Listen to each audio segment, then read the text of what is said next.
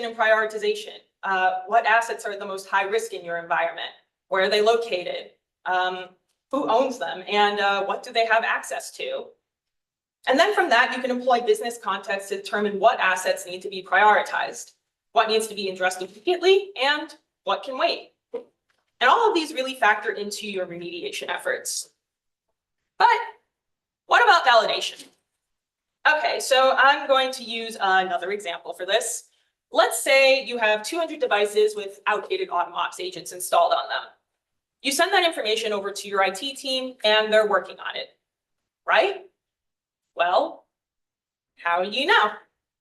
Maybe you can see where this is going, but with an asset vulnerability and exposure management platform, you can actually go directly into that platform and use some of those visualization tools to check on the status of. Maybe only 190 of those 200 devices have had their agents. That's great. What about you talk to your IT team and you find out that those 10 devices belong to employees who are on vacation? And okay, that's good to know.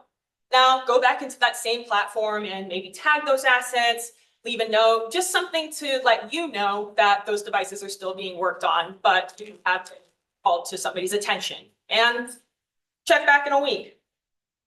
And that's the great thing about an exposure vulnerability. I'm mixing up my word salad sandwich, yay. The great thing about this real-time information is you don't really have to perform another vuln check, or in this case, go into your AutoMox account and check and see what agent is installed on each device. All of that information is just relocated in one centralized place, which is your vulnerability and exposure management platform. Now, let's talk about metrics. There's something to be said for showing your work. Going back to that example that I just gave of the 200 devices, let's assume best case scenario. All of the agents have been updated. Great. But what about the process of getting to that point? With an asset vulnerability and exposure management platform, you can actually go back and see when those agents were updated. You can see that the devices assigned to Holly were updated within a week, whereas Tom, on the other hand, took 2 weeks to update all of his devices. And then you can ask yourself why.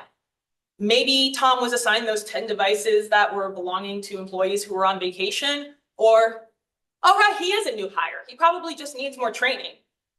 And something I really want to emphasize is the point of this kind of software isn't to micromanage or narc or spy on your employees and their progress, but rather to just observe those patterns and trends, identify gaps, and just see what areas of your security posture can be optimized and improved upon. And let's talk about it.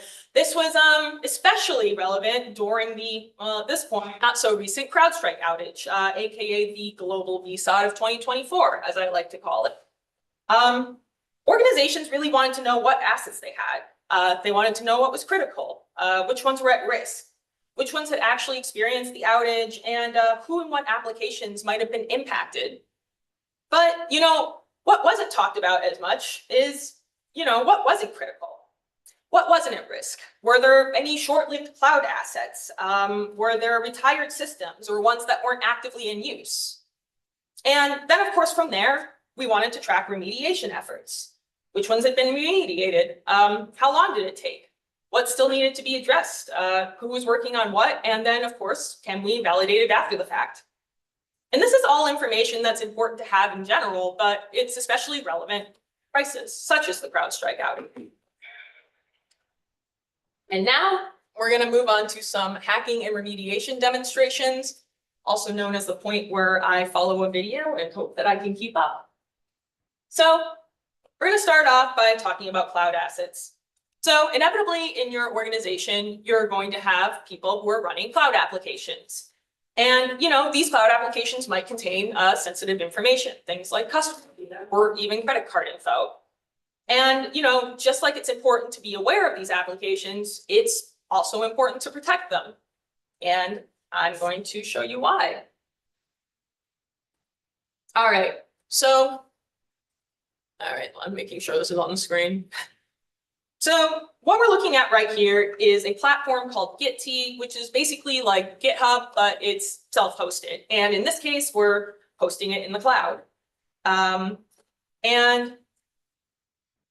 is this moving? Yes, it is. To start, we're just going to sign in using a basic username and password. We use this all the time to access cloud applications. And I'm going to sit down. As you can see, you have your repository and you also have some files. And then we're going to open up Metasploit and run a no exploit for git-t. It's using a race condition, and then we're going to use a reverse TCP connection to set our remote host to an Amazon instance. Boom. And now we're going to use that same username and password from before that we used to access git-t, just like that. And we're going to check and see if it's vulnerable. It looks like it is. It's probably running on an outdated version. And now we're going to set our local host to our IP address and our URI host to our Amazon instance. And show some information. And now we're going to run the exploit. Boom, just like that. And now we can take a look at things like configuration information. Additionally, we can also look at the server username or even network stacks, things like associated IP addresses. And now we're going to take this further and open a shell. Look for things like host names. Ask it, who am I? And now we're going to take this even further and access the root directory and do a little directory listing. And from here, we're going to run a SQL query that is basically going to allow us to download those installation files. And once those files are downloaded, you can basically log into the system and edit, view anything in those SQL files. We can pull up email information or even email hash information. Take a rainbow table and reverse that and have fun. You can see where this is going. So all of that is to say that, well, this was entirely too easy and also pretty bad. Using a publicly accessible system, just using a simple username and password, this is something we use to access cloud applications all the time. We were able to access system credentials and really modify and pull up sensitive information. And all of this is because this was a system installed on the cloud running on an old exploitable version without any security tools to block the hack. Which is to say that when we talk about asset intelligence, we really need to consider what cloud applications are running in our environment. They do have vulnerabilities and they can be exploited. I needed to read what was on the terminal screen. All right, now we're going to talk about some industrial robots. This one's my favorite. It's really cute. All right, so the robot we're looking at here really falls under the category of operational technology, or OT for short. And the fun quirk about OT and IoT devices is that they typically don't support EDR or patch management solutions. That being said, they can be quite vulnerable to an attack.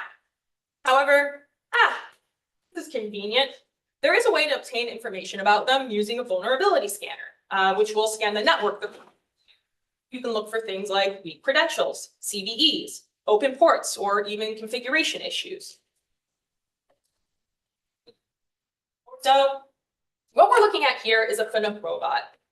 And it's a multi-purpose robot that you're typically going to see in manufacturing facilities, maybe a pharmaceutical facility, car manufacturers. It can do a lot of things, but my colleagues decided to program it to touch the top of the Coca-Cola can. Yep. That's what we're doing with this $50,000 robot.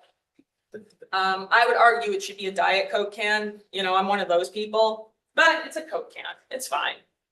And as you can see, it's being controlled with a wired controller, but it can also be controlled with a PLC controller. And additionally, you can actually ping this because it has a web server and also access controls to control this FNUC robot from the web server, which we're going to get into in a minute. All right, so we're just going to type in that associated IP address in our browser, web server, and immediately we can see that it's very Web 1.0. Very demure. Anyway, let's see what we can find here. Let's start with looking at some version information. We can see that this version was installed in 2023, very early in 2023 at that. And all right, let's see what else there is. I just realized I can look at this screen and it is so much bigger. We have active programs. Let's look at that. And specifically pay attention to our can.ls file, which is actually the file that my colleagues wrote to allow this robot to tap the top of the can. Pay attention to that Z variable because we're going to come back to it. All right, we're going back. And now, yeah, let's access those remote controls. Look at that. And now we're going to go into our menus and we're going to go into our setup and our host comms, and we can see different protocols we have. We have a TCP, for example. And also, ooh, okay, FTP, but oh no, what's this? Anonymous FTP? If I'm recalling correctly, I'm pretty sure that means that I can access the server with no credentials whatsoever. And according to the Finux documentation site, that's exactly what it means. This $50,000 robot is extremely insecure out of the box. So what are we going to do? We're going to take advantage of that naturally. So we're going to take in that IP address from earlier. As you can see, there is no username or password needed. Boom, we're in. And now we're just going to do a directory listing. And there we can see all of those files that we saw on the web server, including that can.ls file. Something about it being in the terminal just seems so ominous. And now what are we going to do? We're going to download that can.ls file. And just like that, super simple. And now from here, we're going to take it a step further. Let's edit it. Why not? All right, so we're going to start by changing the program name to can crush. That is some foreshadowing. Keep that in mind. And that Z variable from earlier, we're going to change it from 205 to 305. And now we're just going to save it. All right, we're going to save it as can crush with the ls file extension. All right, that's saved locally, but now we're going to go and we're going to upload it back to the Finux web server. All right, it's back, but let's do a directory listing just to confirm.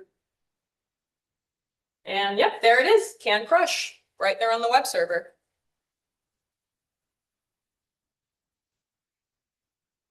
All right, so now we're going to go back to the web server in our browser. And we're just going to check again. We're going to check our active programs just to confirm that it's there. Doesn't hurt.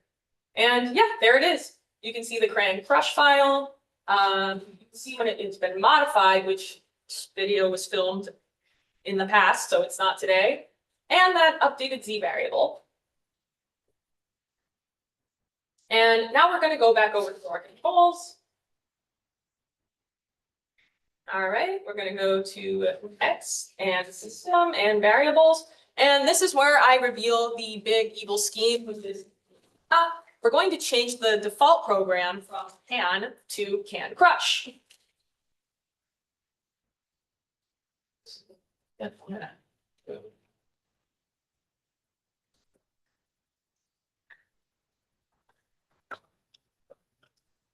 All right. We're gonna offbeat a saying goodbye out of the terminal. And all right, so now the Finux is rebooting. This doesn't take too long. And it's worth noting that now that we've changed the default program, anytime this Finux is booted up, that's the program it's going to run until we change it. So it's just loading, and you're all a bunch of smart cookies. I bet you can assume what's going to happen next. Is it gonna tap the top of the can?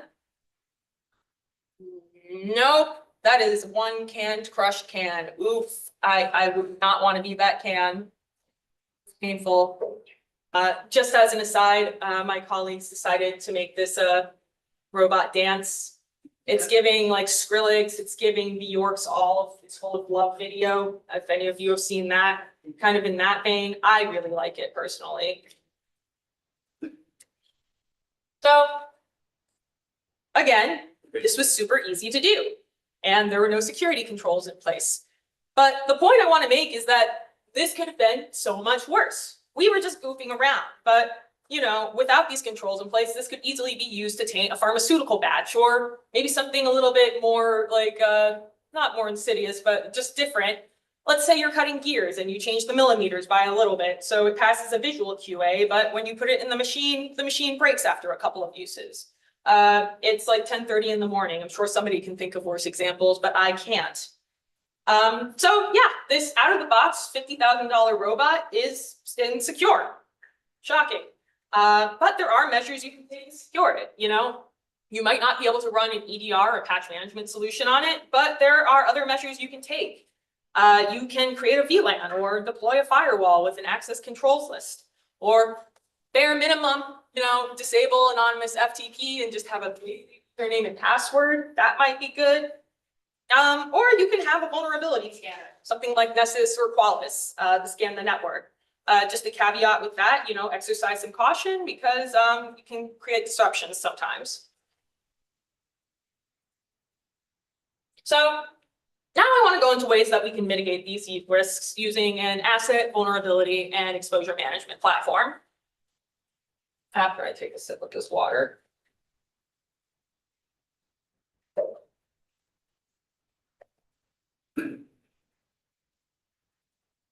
All right, so right here, we're taking a look at about 10,000 devices that are all running Microsoft AD. And to be fair, you could just see this in Microsoft Active Directory. But we're, of course, going to do more than that. So, all right, our cursor is idling, but let's filter this. I just want to see Linux devices, Windows Server devices, and Windows. All right, so now we're down to about 9,500 devices. And once we add CrowdStrike in, we can see that about 9,400 devices have both Microsoft AD and CrowdStrike installed. But what's concerning is we have 90 devices that don't have CrowdStrike installed. And CrowdStrike isn't going to tell you that because CrowdStrike only knows what CrowdStrike has. And vice versa, you know, CrowdStrike won't tell you about Microsoft AD. Anyway, let's add our patch management solution. So fortunately, everyone seems to have patch management. That's good. But let's switch this up and go to Windows Server 2008. Immediately, we can see that we have 15 assets that are missing both EDR and patch management solutions. They also don't have a segmentation program running either. Let's see if the old EDR Malwarebytes has something. No, nothing at all. So basically, in a couple of clicks, we were able to find that one, we have 15, you know, end-of-life operating systems, and that additionally, they have no security controls and no IT management controls, leaving them just extremely vulnerable to a cyber attack. And, you know, I venture so far as to even say, like, maybe compromising other assets in the environment as well. And yeah, that's kind of the power of visualization, you know, rather than going through spreadsheets and looking for these, you could just in a couple of clicks really see what devices you had that were at risk. And now I want to add a vulnerability and exposure management to this on top of that. So here you can see we have about 13,000 devices. And when you break this down, you can see where all of the source records are coming from: CrowdStrike, Automox, Tenable, and that you have about 34,000 source records processed that are ultimately aggregated down into those 1,300 or 13,000 devices. And now let's look at this from the live image, which really gives us deeper insight into those devices and what we need to know about them, such as when they last communicated with their sources. This one hasn't communicated with Automox ever, apparently. We can see information such as when it's last communicated with the source in general. We also can see that there's no patch and configuration management on it.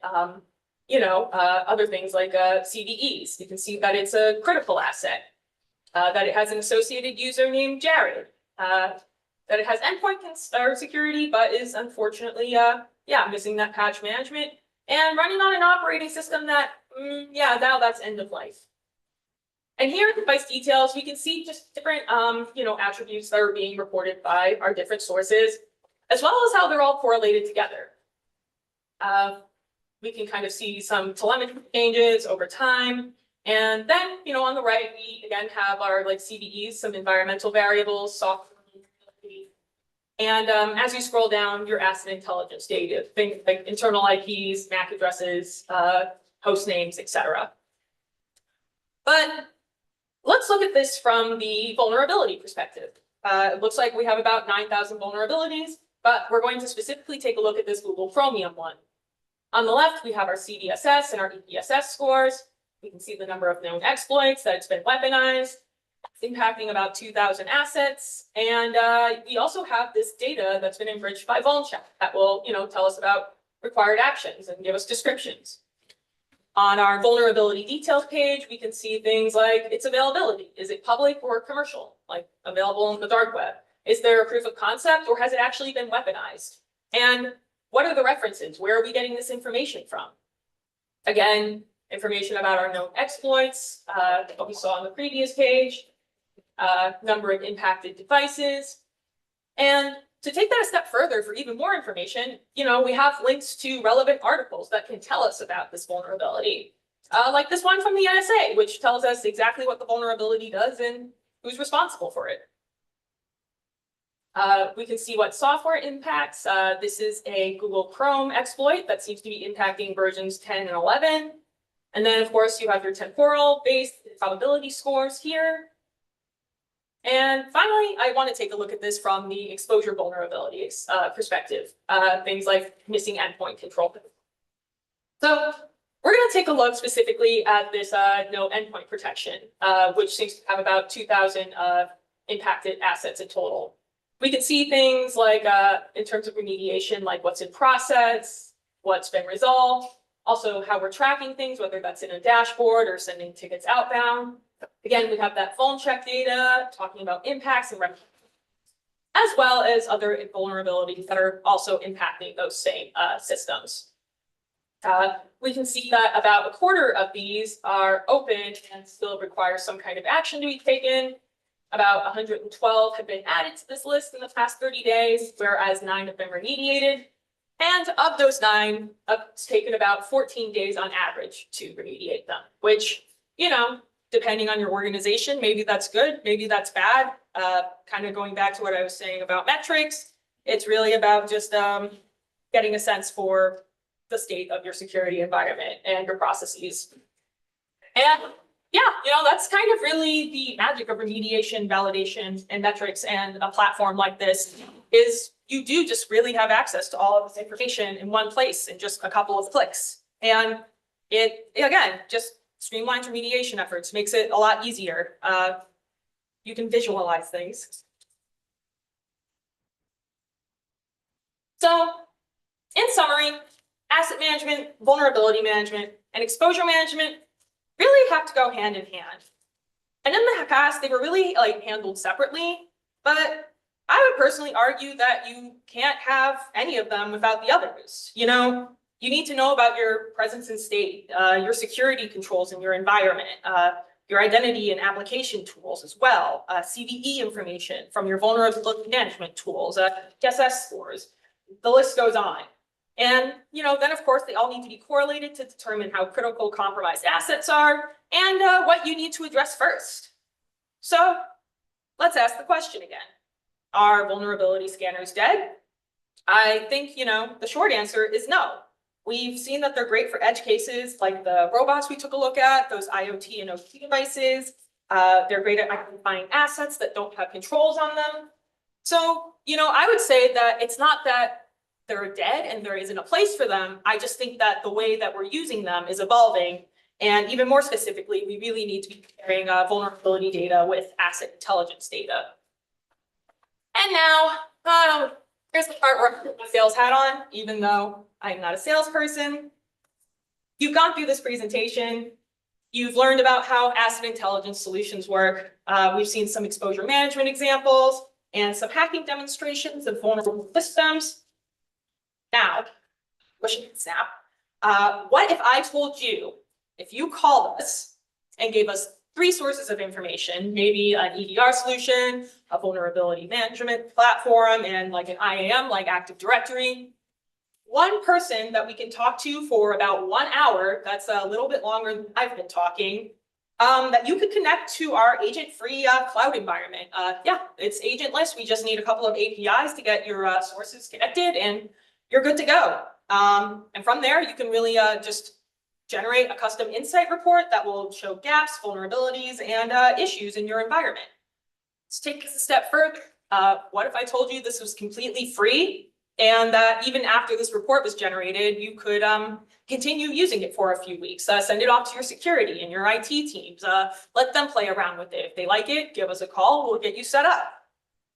You know, we really think that you'll see the value in both the asset intelligence and the exposure and vulnerability management sides of our platform.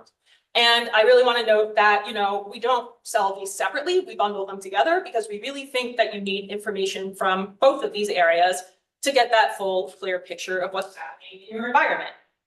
And with that, you know, there's a little QR code at the bottom, a bit.ly link, and this concludes my presentation. Thank you so much.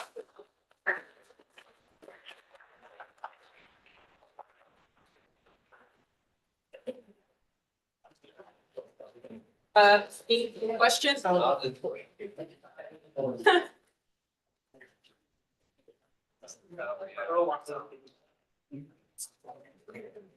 Thank you very much. Yeah, thank you. Good. How you doing?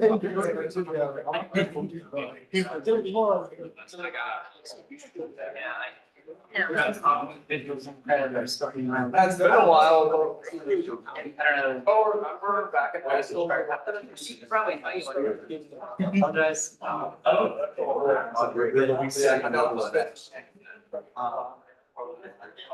I'm so sorry. My name's Robert. Oh, you know what? I do remember. That's what I was saying. You live down there? Yeah. I'm a photographer. But, Oh, that's fine, I that's took fine. you for Harris. There's anywhere specific you want to go summer? Can you just? Having what? Okay. Oh, that's the Company, I think they did this one. underrated. Like. Okay. It's called. Your brand so. It's in this building. Gotcha. Yeah. You're working on Austin still? I apologize. I took a lot. Oh, that's fine. Basic, but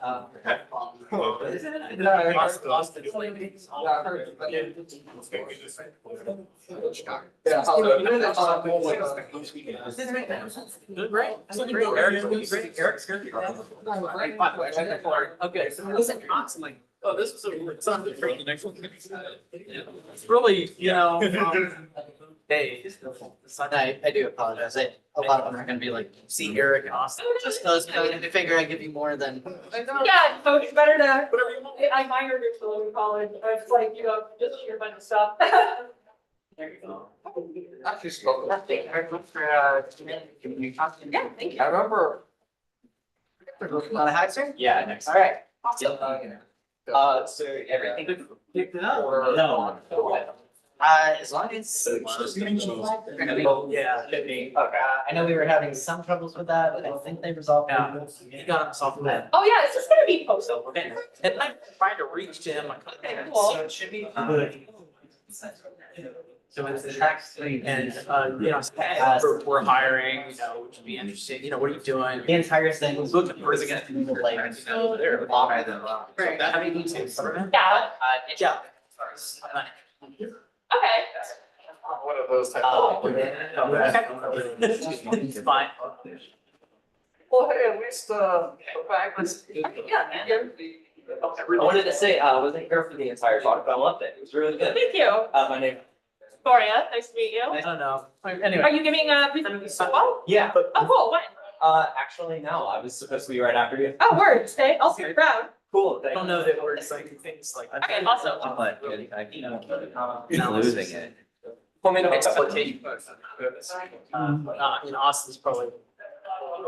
If. From what I understand, it's gonna like French, I don't. Absolutely shouldn't. You should not. for lack of a better term, like routine service. Oh, big. Yeah, do a lot of hardening, a lot of vulnerability assessments. Oh, okay, that's actually a Stepco's platform. Yeah, yeah. Yeah, no, yeah, we have like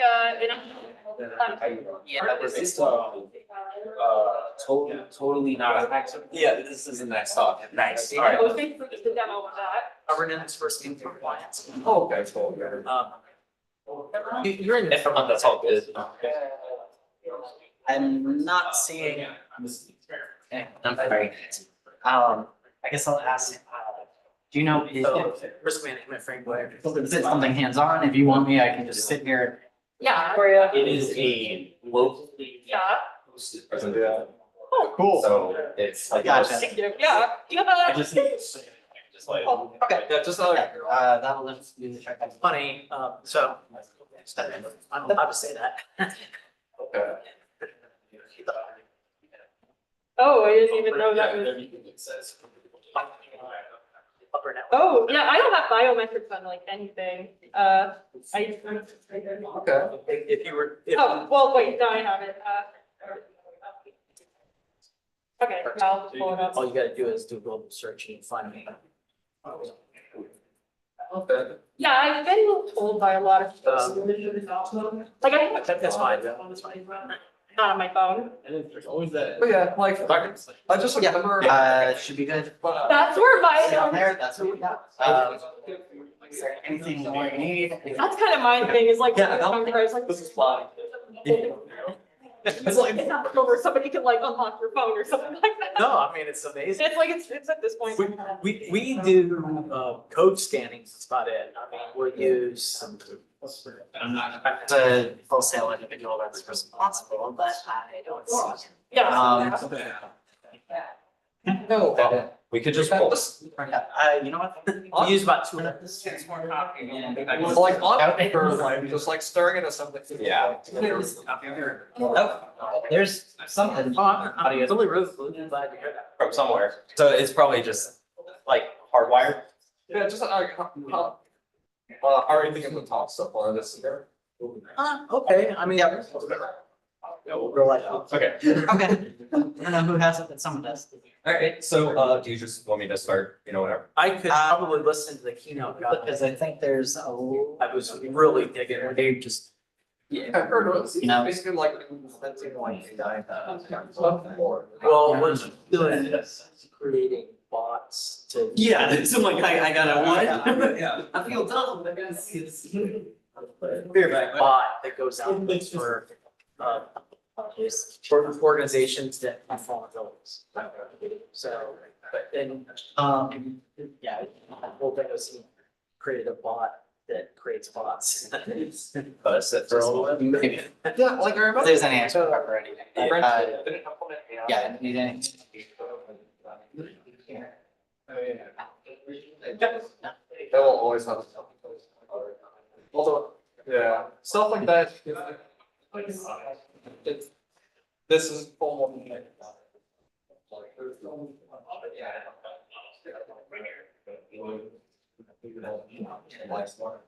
About breaking the thing. Wasn't quite optimized. Yeah. I got my Oh, nice. Okay. How's it going, Austin? Topic longer. Yeah, here we go.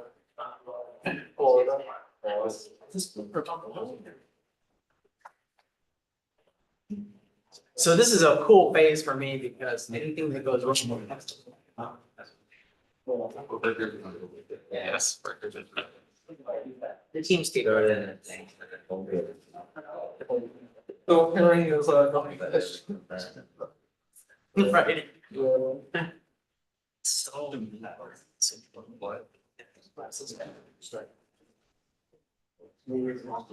I already talked about it. Responsive. Appreciate it. Yeah. He's doing pretty good, yeah.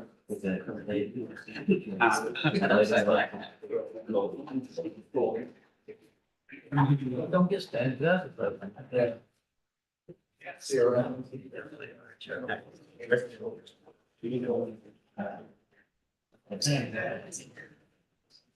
All set?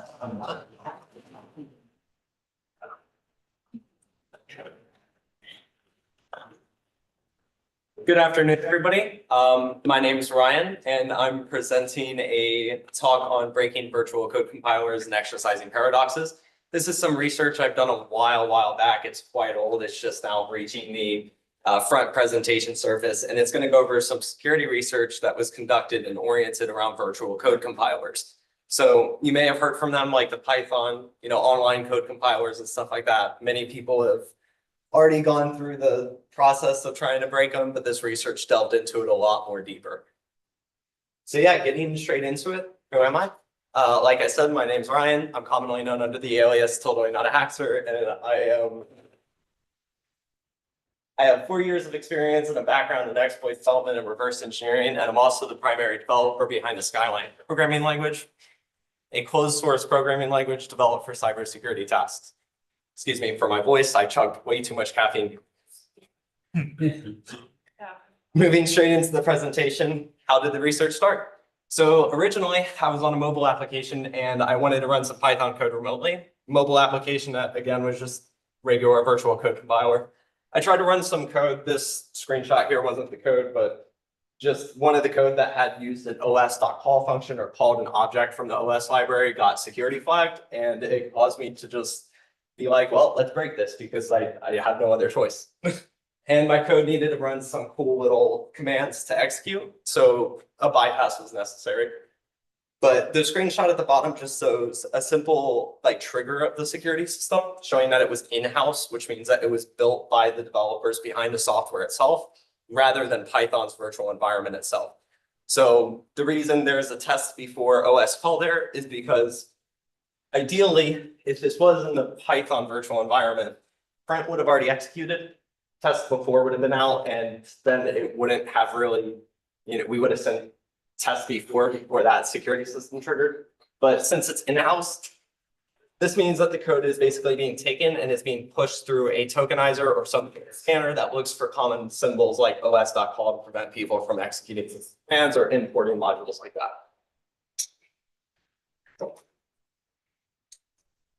Moving forward from it, to break it, I had recalled a very funny piece of information I found when overviewing the pickle library. Something that if you're a Python developer, you might have already heard of. It's just using data. It's built by Python.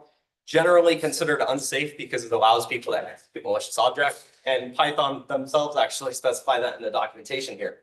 Additionally, they give you the bypasses as well, or the injection methods that you can use for the serialization vulnerabilities and the functions by telling you how to protect against it.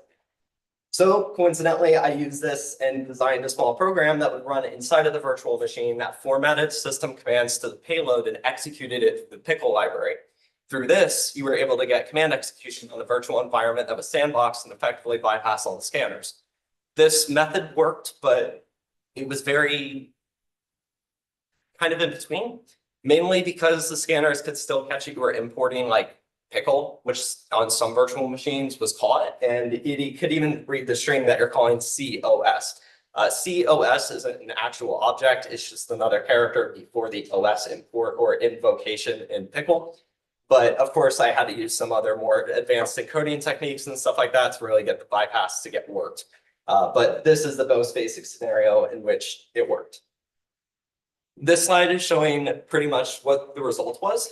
The actual test and implementation on the first compiler that was tested had shown that when executing bin bash, we got this really long string of blurred out text because I can't leak vendor names. But the text there is basically just saying we actually got a stable shell on the virtualized environment. From here, I decided that maybe you could execute ls or something since we have bin bash, but the machines were limited, so everything like ls just wasn't usable. So you had to create everything from scratch, which is the sort of hard thing about virtualized environments that are a little bit more strict like this, which this one was one of the more considerably strict environments.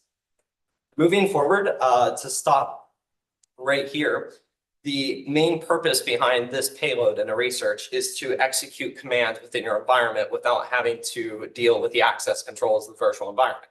But of course, this can also be used to explore the misconfigurations of the virtual environment itself, which we do here. And it can also be used to show how hosting systems like these literally gives hackers a direct access point into your systems. Moving straight forward into like the whole exploration process, I built out a much more larger process, and my apologies on this end. This graph is a little bit messy and clumped together, hard to understand, but basically this is just a checklist of some of the things we went through when looking inside of the virtual environments. There were many more different connections, different conditions and files, relics, and other things we were looking for. Whole map, but this was just a summary of some of the things that we went over. Checked if it had standard tools. Does it allow an interactive code console, because that changes the payload or the bypass we were using. And when I do reference we, I mean, there's a security researcher brought in further that was used for this research that I don't explain here just yet because he never really popped in at this part. Moving forward straight into the actual testing, when we started to go through that list of tests, we figured by this point, I had obtained enough information, and then the security researcher had also obtained enough information to successfully replicate all the tests across different platforms and, of course, machines. This is what changed a lot of the payloads, the way we bypass the security mechanisms, and so much more. But this replication pattern or graph here pretty much shows that we were checking for if the platform was either cloud, mobile, or if it was a web-based one, just like a standard web-hosted one, mainly because this changed the way we were going to look at the internal virtual environments. If it was cloud hosted, we were going to be looking for cloud specific relics, maybe a Kubernetes service or something you could, maybe detect that you're in some sort of cloud environment. And of course, if it was mobile, we were going to check, is it iOS or is it Android, and follow different steps to reverse engineer APKs or different files part of these virtual code compiler apps.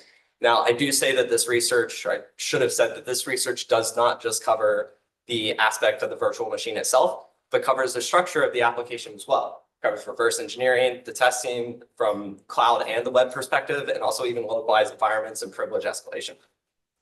So by this point, I actually had mentioned a researcher or brought in a researcher called Starks from the Martian. Very small community, but really, really powerful community filled with some amazing practitioners. And Starks helped me here with the local privilege escalation portion of these machines. Though we weren't able to find a valid one that was able to be disclosed within a recent, like this time frame, but we did find a few that were somewhat exploitable. Pausing right here, by this point, I stopped the research, encapsulated all the information, make sure documentation was set. And I was originally just going to submit this to a CFP, to UC Berkeley's Center for Long-Term Cybersecurity, mainly because I had gotten a heads up that they wanted a CFP, and I was like, oh, well, this research is at a great time and it can be tied up and talked about. But when I talked to the public interest fellow at UC Berkeley, shout out to Shannon Pearson, she's an amazing person. When we talked on call, she gave me a perspective and thought that maybe I should find a public interest with this. What would be the key impact on public, just any public system? And of course, this caused me to dive deeper and go down a 3-month-long rabbit hole of research. From here, I decided to, from exploring the virtual environments and going further into the research, I decided the first thing I was going to pick on is the lazy session structure. The most immediate and universal thing in these systems was the horrible lazy structure design. And it was lazily implemented because there was no way that files were named, tracked, logged, or separated. There were no systems of saying even paid users having their own unique sessions. Everything was pretty much just logged and mashed onto the server. At this point, I started executing the commands, looking at different files on those systems, seeing what we could do, seeing if there was any maybe personal information or stuff that developers had stored here. And by this point, I started to create an idea of how the sessions work, which is just simple. They just log on anonymously through the website or whatever environment they're on, and the compiler creates a unique session by using directories. By this point, I realized this can probably be leveraged, especially if I'm looking at the environment and you just see a cluster of files. They're not even just separated. They're just from hundreds in one like little session. So I mapped out the design and found out that if the directories were at least writable, we can download it and save local privilege escalation exploits on that virtual machine. Oftentimes, virtual machines had timeouts. So when you did go to save something, you'd have to be really fast. So this was a very fast acting procedure. You had to write a program that would download it internally onto the virtual machine, save it, reload, launch back into the same session.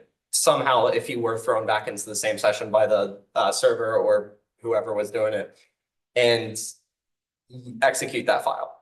So in this case, that's what we did with a few Docker scanners. There was one machine where I ran linpeas, but linpeas is very, very noisy. So I didn't really want to do that from a research perspective. And I felt that for where this research was going, that was a little bit unnecessary. But yeah, we can pretty much save our exploit code and rerun it. And of course, off of this, I built out a purposeful scenario. Oddly enough, from the same school I go to. My school used a virtual code compiler, a third-party one, mixed with the standard Python, REPL. And they had told me an assignment to write about my house, my address, my phone information, and just show a picture of my house. Just for I think it was like a government assignment or just a general programming assignment. But they had us go and upload the file to the virtual machine. And I was like, that's weird because if you get a shell on that virtual machine, you can see every other user's and student's information. So considering that everybody is a threat here, even people who aren't authorized from outside could possibly hijack those sessions, change their directories simply, and just view the files, since they're just not even access control, which is something that we found was a huge problem with these virtual compilers. And of course, the problem is, again, we consider that everybody is a threat here. In this scenario, teachers, students, and etc. Anybody that can access or view this environment can be considered a threat. So it doesn't even matter if they have authorization. The fact that they can still view and change their directories into other user sessions, because sessions are directories and there's no access controls on them, they can just blatantly view all the information. And of course, despite being anonymous, the sensitive information will still be shared, and it can be changed by everyone and actively modified. That design can be further abused in a more logical scenario. So in this sense, I built out a little graphic here. It's might be hard to see, so just walking right through it. It's a bridge that shows a hacker session who runs this little exploit over here, which is our bypass. They manage to pick up on a session number that they can change their directory into, which they use as a bridge to get into another session, which started a child session. When you get into that bridge, that child session would be the student session. And then, of course, because they change their directory into it and they have modded perms, they can just dump the files. Now, from our perspective, I threw a test scenario in here that automated all this.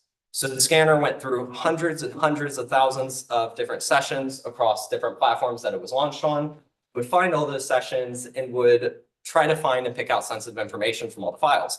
API keys, phone numbers, emails, anything that you could really pull was the purpose of the design.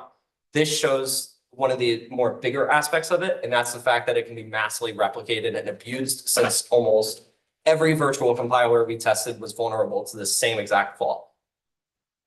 This little test scenario is just a little technical overview of just what we went over. The results of this tool that I ran was just simple. The new directories were created. And in this case, I did create a test scenario. So I created two separate instances, one that was acting as a student and one was acting as an attacker, in which I created a basic script and just threw some junk API key in there. It's not really an API key. It's just one that looks like one that would pick up on the scanner. And I ran the tool, found the directory, changed into that directory, and then outputted the file and got the API key. So that was really one of the main encapsulating points, was that any point of information here that's saved can be viewed, especially if there's no access controls on who can. So from here, we decided to take some other tests. Like I mentioned, we looked for Kubernetes escapes. We looked if we were in Docker environments, tried Docker escapes, local privilege escalation. And of course, Starks came in at the point of network testing, which he was really helpful with, in which we got some pretty interesting leverage that I sadly can't share because it's just undisclosable right now.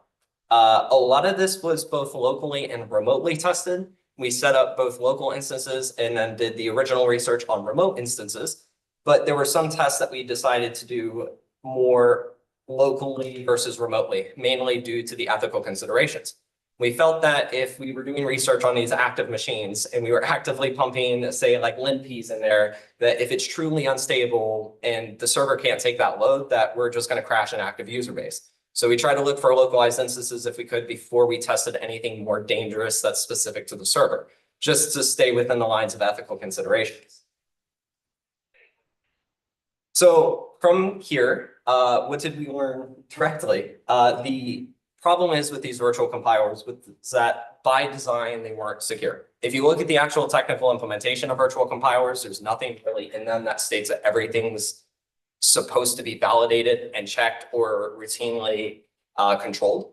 And that's mainly up to the developer that's implementing that technology. But in general, just by hosting the systems like this, you can give an attacker an entirely new entry point to your system. There were many instances in the virtual compilers that we tested where they weren't really isolated and they were tied to the main environment. So when you bypassed it and you got shell access, you were on the actual server. So when you're running root processes, you can imagine how that would go. Not so good for those who are not new to cybersecurity. In many cases, they were. The huge impact here that we discovered was education systems, primarily because there were many other education systems outside of my school itself that had also used third-party systems or used their own implementations, which is the problematic portion. When you're building your own virtual compiler and you're not thinking of security first by design, you're going to have stuff like that happen. And very, very simple stuff too. There were many different security and system bypasses that we came across. Like I had mentioned, that the system bypasses will alternate depending on the implementation, depending on the version of Python or depending on the version of language. Oftentimes the bypass was specific to Python because I used and leveraged the pickle library, but the actual other bypasses for say C++ compilers and stuff like that were a little bit more different and constructed a lot more complex, which I didn't want to cover over here. There were ways that we found to prevent this. We came up with 4 to 5 different security solutions, all of which seemed to decently work. They weren't the best, but they prevented a lot of what we were doing. And we found that one of the best methods was just access controls on a virtual environment. W3 schools did it best because when you did get a shell in the environment, you couldn't move anywhere. You couldn't go into your home directory, you couldn't go into the temp directory, you couldn't do anything. Couldn't make files, couldn't make network connections, there was no interfaces, there was no tools. Basically the most isolated and sandboxed machine in the world. And they pretty much did it pretty good. There was a few other things that we did consider with them though, that was outside of the realm of the spyware itself, more or less with the way they configured the networks and they deployed the machines, but that's more deployment security than the sandbox security itself. So concluding, this research was way longer than this presentation did and did not do it justice. We tested over 24 implementations, both local and remote. We concluded that it was a design-specific flaw, so it was dependent on the design of the virtual compiler that was being implemented and deployed. And we successfully built multiple bots that were able to exfil data on a mass scale, which further proved why the replication portion of it is dangerous, especially if you're just letting anyone openly connect to these sessions and not have any form of authentication guards or anything, or even login sessions to manage on. Even in mobile apps, it was still a problem.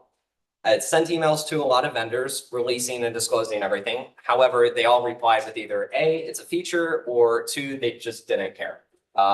We sent a few reports to CVE. CVE never got back to us over the matter of months, so we weren't able to properly publish the CVE. And everything that went as far as communicating with vendors never really went so well. Mainly because the vendors weren't so receptive to us and they didn't really understand what we were trying to get across, even despite breaking it down and having a few other people from communities help us break it down for them. Of course, we gave them 90 days before we actually talked about anything, the standard procedure, and of course, here I am now talking about it. Our biggest thing was, is this a rabbit hole? Are we just hacking virtual environments, virtual compilers, or are we actually just deluding ourselves and thinking that we did something and we really didn't? The reason why is because many people have made CVE reports on this before, but they were using os.system calls. I mean, that's something and that's forming the proof of security, but there wasn't really any technical in-depth security research that was done on the environments, the configurations, the Dockers, anything. So this whole research covered all that. And through that, we found out that the virtual compilers are a lot more of a stronger entry point than many people think they are, especially when they deploy it. Just because you're in a Docker container, just because you're in a virtual machine, just because you're on the cloud inside of a Docker container, doesn't mean that that Docker container isn't breakable. And that's not your only point of security. So finally, thank you, Bsides Orlando, for hosting this presentation. This was a little bit shorter than I had thought. And I did have another presentation. There is an extended one on this GitHub repository here that goes over some of the other graphs that I had more or less for the program design specific of the tools that we used. And of course, if we have time. Definitely. Cool. Any questions that I can answer about the research? Yeah, I got one. So for, what do you mean by virtual compilers when you say that? Right, so the virtual compilers, more or less, I'm talking about online hosted compilers. The lab. Yeah, exactly. CoCalc, or one of the bigger ones out there is like Programize and all the other. So your scope was on the virtual compiler itself for the research, but once you did get shell access, did you guys just stop there and do serious stuff and see if I could move laterally within their systems to try to bolster what you would attack them, or did you just keep it scoped what you were doing just to the ethics of it? We tried to keep it scoped. There were things that we did that we got too far and we got scared and we're like, we're not gonna, cross that boundary. But yeah, we mostly had to stay ethical with it, especially with the amount of systems that we were targeting and in the public interest portion of it. Any other questions? You said there was a third party that these schools use. What third parties, like, for example, were you saying that they were using to maintain different system? I can't give one for my school specifically because I'd be just leaking the vendor, but just one massive example of a vendor that's commonly used, Trinket. Trinket was pretty popular vendor that was used as like a framework built for other virtual compilers. So if other systems, like some of the education systems that we explored outside of my school, they had basically used Trinket as a wraparound and then built a front end around it to automate some of the processes in Trinket and just use their API. But when they did that, they still intertwined, with the design flaws, so it was still accessible. But yeah. All good questions? So you said that, I think you said the biggest example of these virtual compilers being used was at your school for whatever history project you're talking about. Is there any companies or industry or careers that use these virtual compilers in which there's sensitive information, in which this could be like mass for database? Yeah, so we actually came across a scenario. There was one machine where it seemed like an employee was testing code, and it was a closed sourced nonprofit organization that was doing artificial intelligence. And they were doing machine learning. Won't leak the name because we reported it. We didn't get a response back, so I'm just not going to leave the name out there just to save myself the issues. But there was a file that contained all of their database information, all their source code, all their training algorithms, all their documentation. And when we Googled dorks, we could not find anything. So that told us a lot about the information and stuff we were looking at. I even used my own scraping engines to try and find that, and I could not find it anywhere. So that was one of the examples that was probably, the code base was around 30,000 lines. So it's a really heavy code base that we were able to get a hold of. But that was kind of like our, hey, this is a big problem.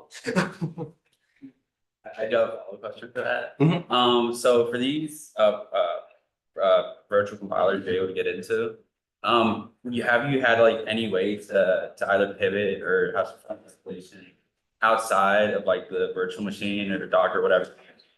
Yeah. Oh yeah. So we, when we initially got shell access, we got a stable shell. We took the scanners. We took, deepseek.sh is a good one for Docker scanning. We launched that and we found some Docker scanner vulnerabilities that came from the Docker scanner, and we exploited them from there, or tried to. Some of them failed because some of them were weird, as they had vulnerabilities, but they weren't exploitable due to certain conditions. I tried SUID binaries sometimes, which were old and very outdated methods, but I mean, it worked on some machines. So just to show you how outdated some of them are. But yeah, there were many other methods we used, from local privilege escalation, Docker escapes and stuff. Cool. Anybody else? Yeah. Do you have an idea what the CVSS score would be on an exploit like this? We calculated it and we went through it, and for one of the exploits, we got critical on the information disclosure part. Yeah. Because that's what it was, but when we went through a lot of the other ones, we had to separate like 13, 14 different core flaws into their own CVSS scores, but the one I talked about here was like a 3.5, I think. But yeah, pretty critical. Any other questions? All right, thank you.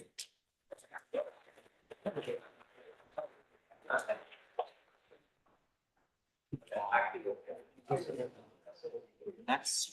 I don't know. Good. Thank you, I appreciate it. Yeah. That's okay, take around for the rest of the conference. I not probably. Yeah, talk to a few people. Right. Yeah. It was fun. Did that over, that did not. Oh, Did this one. How far was I? So. I'm trying to think about whether or not I go You did good. for the digital portfolio Cause that, I was like, holy shit, dude, that was scaring me the most because it was like. or Ska. I don't really. Yeah, I mean, you. Props, that did great. I'll be honest, others. I'm not particularly in that like vulnerability type. I'm down. 12:15. No, I mean. that's all I can say. I appreciate it, dude, thanks. Yeah. Thank you for coming in. I think I can already stack my. Just spam bug bunny. Every like buy. Alright, gonna.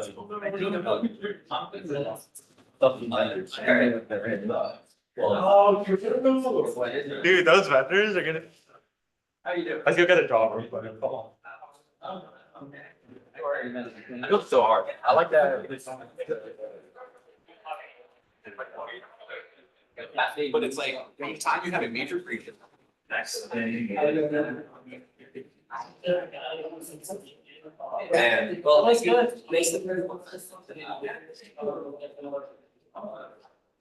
where it's like, yeah, their stock went up because of another unrelated thing. Yeah. So thank you guys again for coming. Yeah. Thank you. Yeah. Figure out like, that's the whole. Yeah. Oh, board.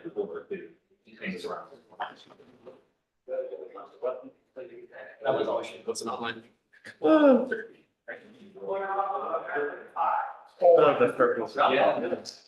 Oh, shit. Yeah, I did that. Go to Russ, she's got your own. You basically could. Literally. No,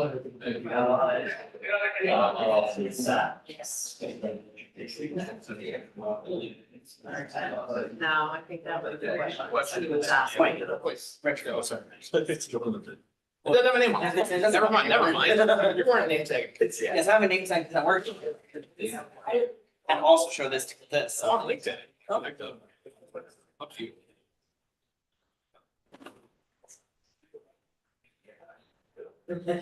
Actually, I'm doing it now. And then who did you say you worked for? And I said, Sean. I was for a company called Get Curries, actually. That. Go really shitty. Thank you. That, I was here for. Yeah, that's what it became.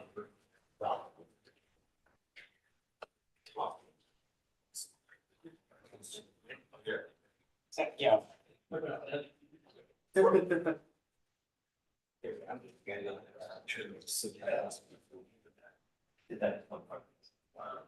Leave this year. Yeah. Bought it, wanna go, two next week, 3, 4, 5, yeah, 5 months ago. And then I go to my personal shipper. Nice. Very fun. I'll walk around, it's like, I want to check out the numbers and stuff like that, so. Know where it's at. Oh. Work here and no. Actually, you guys throw some stickers out. Thanks, man, I appreciate it. Wow. Bag at home, this is all I brought. I'm gonna be here, I got here Thursday night. Mm-hmm. And yeah, this, I need to stay for the last session. Oh, okay. The next person in here, actually, I just kind of want to say hi to him. Oh. Sammy. I know him. He's talking about war, like cyber warfare. I mean, Finland and Russia right now. That's on this talk? Yeah, that's his next talk, like cyber war.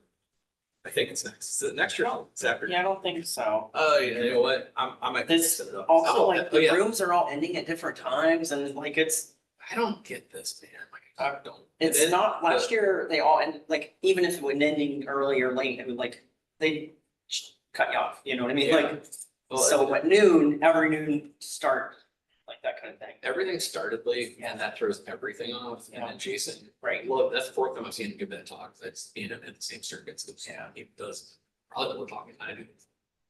Be keynotes with than I do. It was the But first yeah, day. they didn't trim that down. They just started on time. Might have been future. All that was overall this morning. It's like, I get it. You're excited, but also you push the schedule. Yeah, so it started working, like even including that, the first guy to get up there wasn't until after 9. Yeah, that was. And that's what I'm saying, Oh, like, the hello was way after At 9. 9:08. I Yeah. wrote it down. It's like 9:08, and then Jason was supposed to start at 9:15. Go to 10. And it was just enough time to run over here for Yeah. exposing coordinator tabs to your which I wanted to see. And I'm kicking myself for seeing the other one, though. Honestly, that one I saw was like, dump everything in data lake. That makes total fucking sense. Right. Why are we doing this already? But I'm also. Well, I think I'm gonna go to the track 1, this one. No, it's 2:15 to Sammy. Oh, Yep. All right, well. it was nice meeting you. Yeah, nice to meet you, man. I might see you around, might not, but nice meeting you. All right, well, I'm just defending this place. 'Cause- You guys actually get targeted a lot. I guess this is a university. Get some, we get a lot of fishing, to be honest, a lot of that kind of targeting. Yeah, we get a lot of the, tests, you know, hey, go do this for my boss, you know. Oh, I hate that so much. We produced that content. I don't remember what school we used. It was, Well, the other day, we had somebody that got into the personal phone.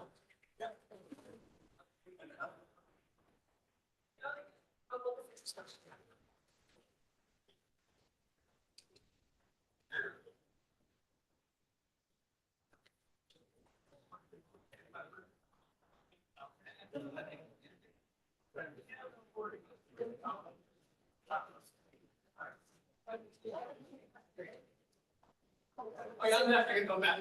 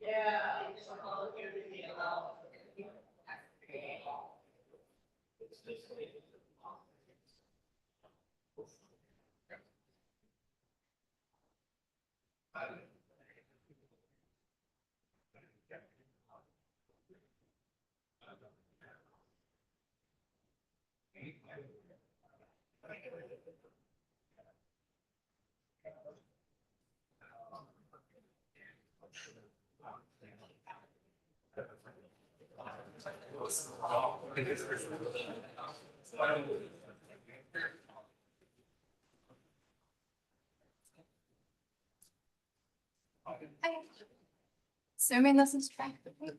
Yeah, this is track 3.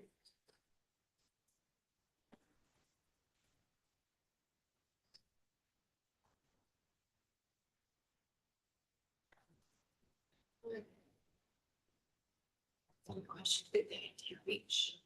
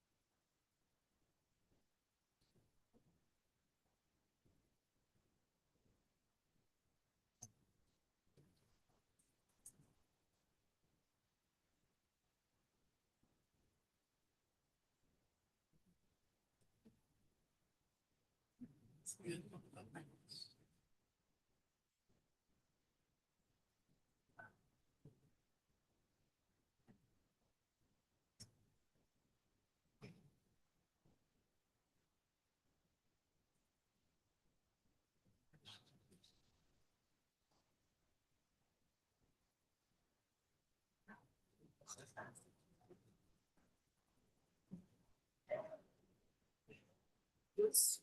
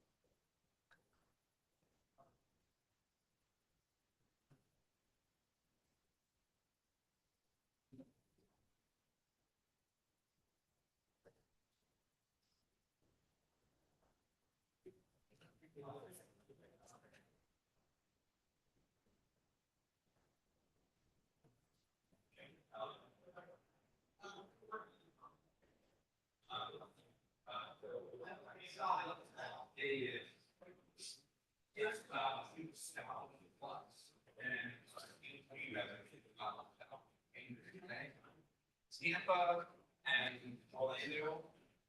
Go back.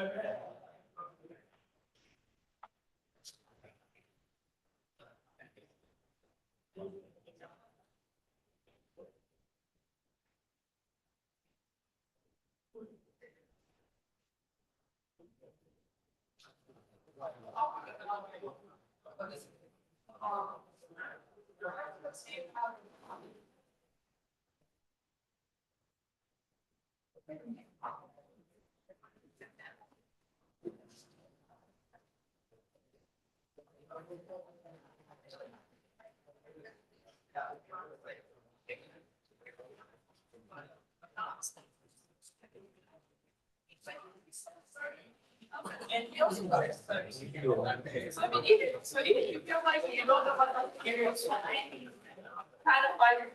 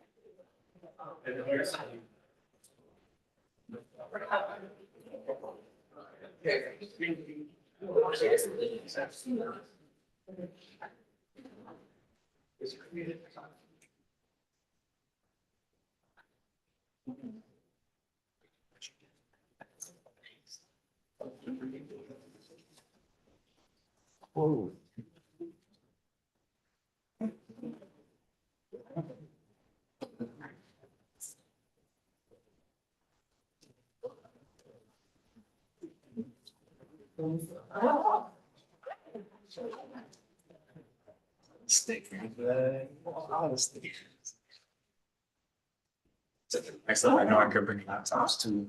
Let's make sure you turn up your. Yeah.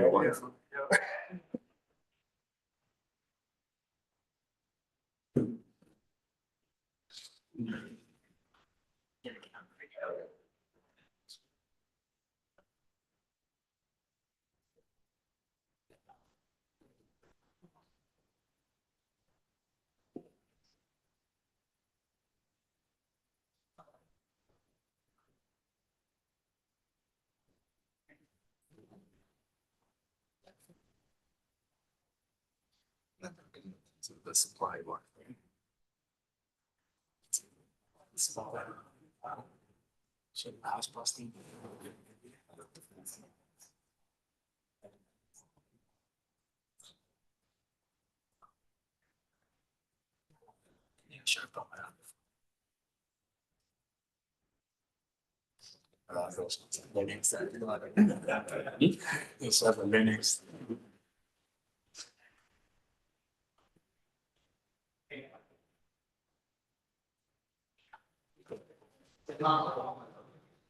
There's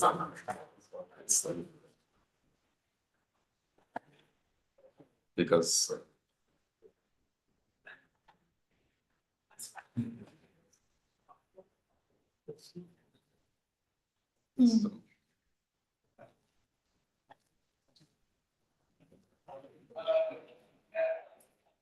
the machines that help.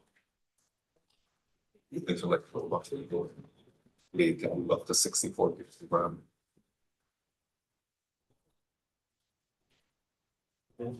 It's because this line, they are out of warranty. So it's actually machines from people, and then they wholesale it out.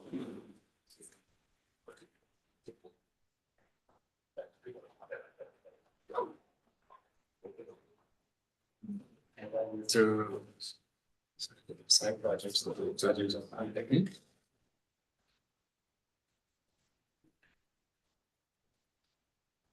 Y'all have a piece of paper or a digital device that you can just write for the first part of something. I welcome it. If not, you can do.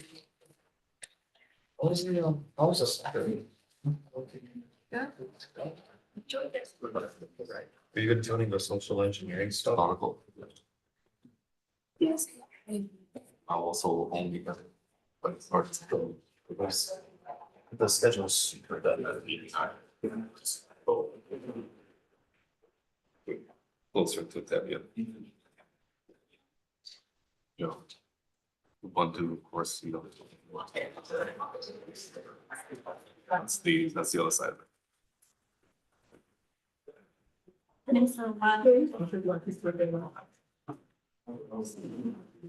But that's what I mean.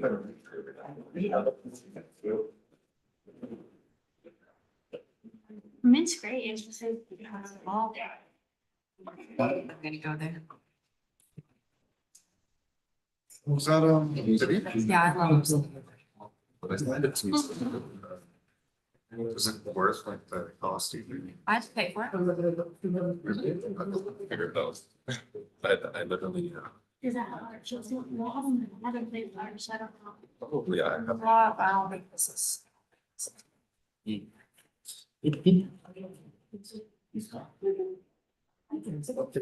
Zoom into it. Seen on Discord. He's. Yeah, it's.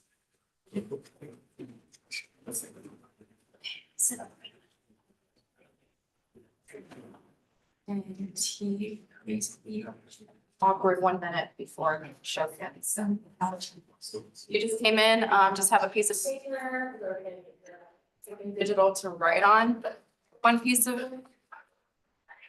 You're always welcome to take the activity home for yourself.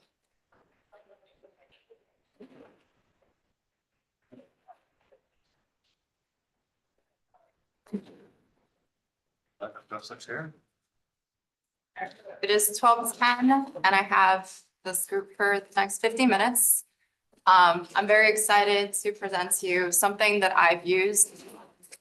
I started off at Taco Bell, worked at a corporation down in South Florida called Ultimate Software, now UKG. From there, I went over to Red Hat, hence the Red Hat on Tux. There's a full story. We'll get to that later, maybe Q&A. And worked in the Linux Foundation.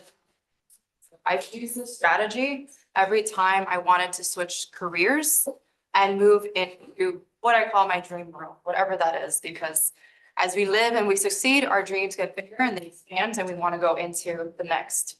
So the whole purpose of this is to be your own visionary of your own desire, of your own desires. So thank you today for choosing this, and I don't have a clicker, so we'll have this awkward walk over. If you want, I can do. Oh, That works for you. I got a manual question. Oh, thank you. Absolutely. Appreciate it. So you're in the right place if you're ready to navigate the cybersecurity or tech maze. Who here is in the tech industry? Okay, in cyber and wants to go into cyber? Nice. Wants to go into tech. Has no idea what they want to do in their life. Right, yeah.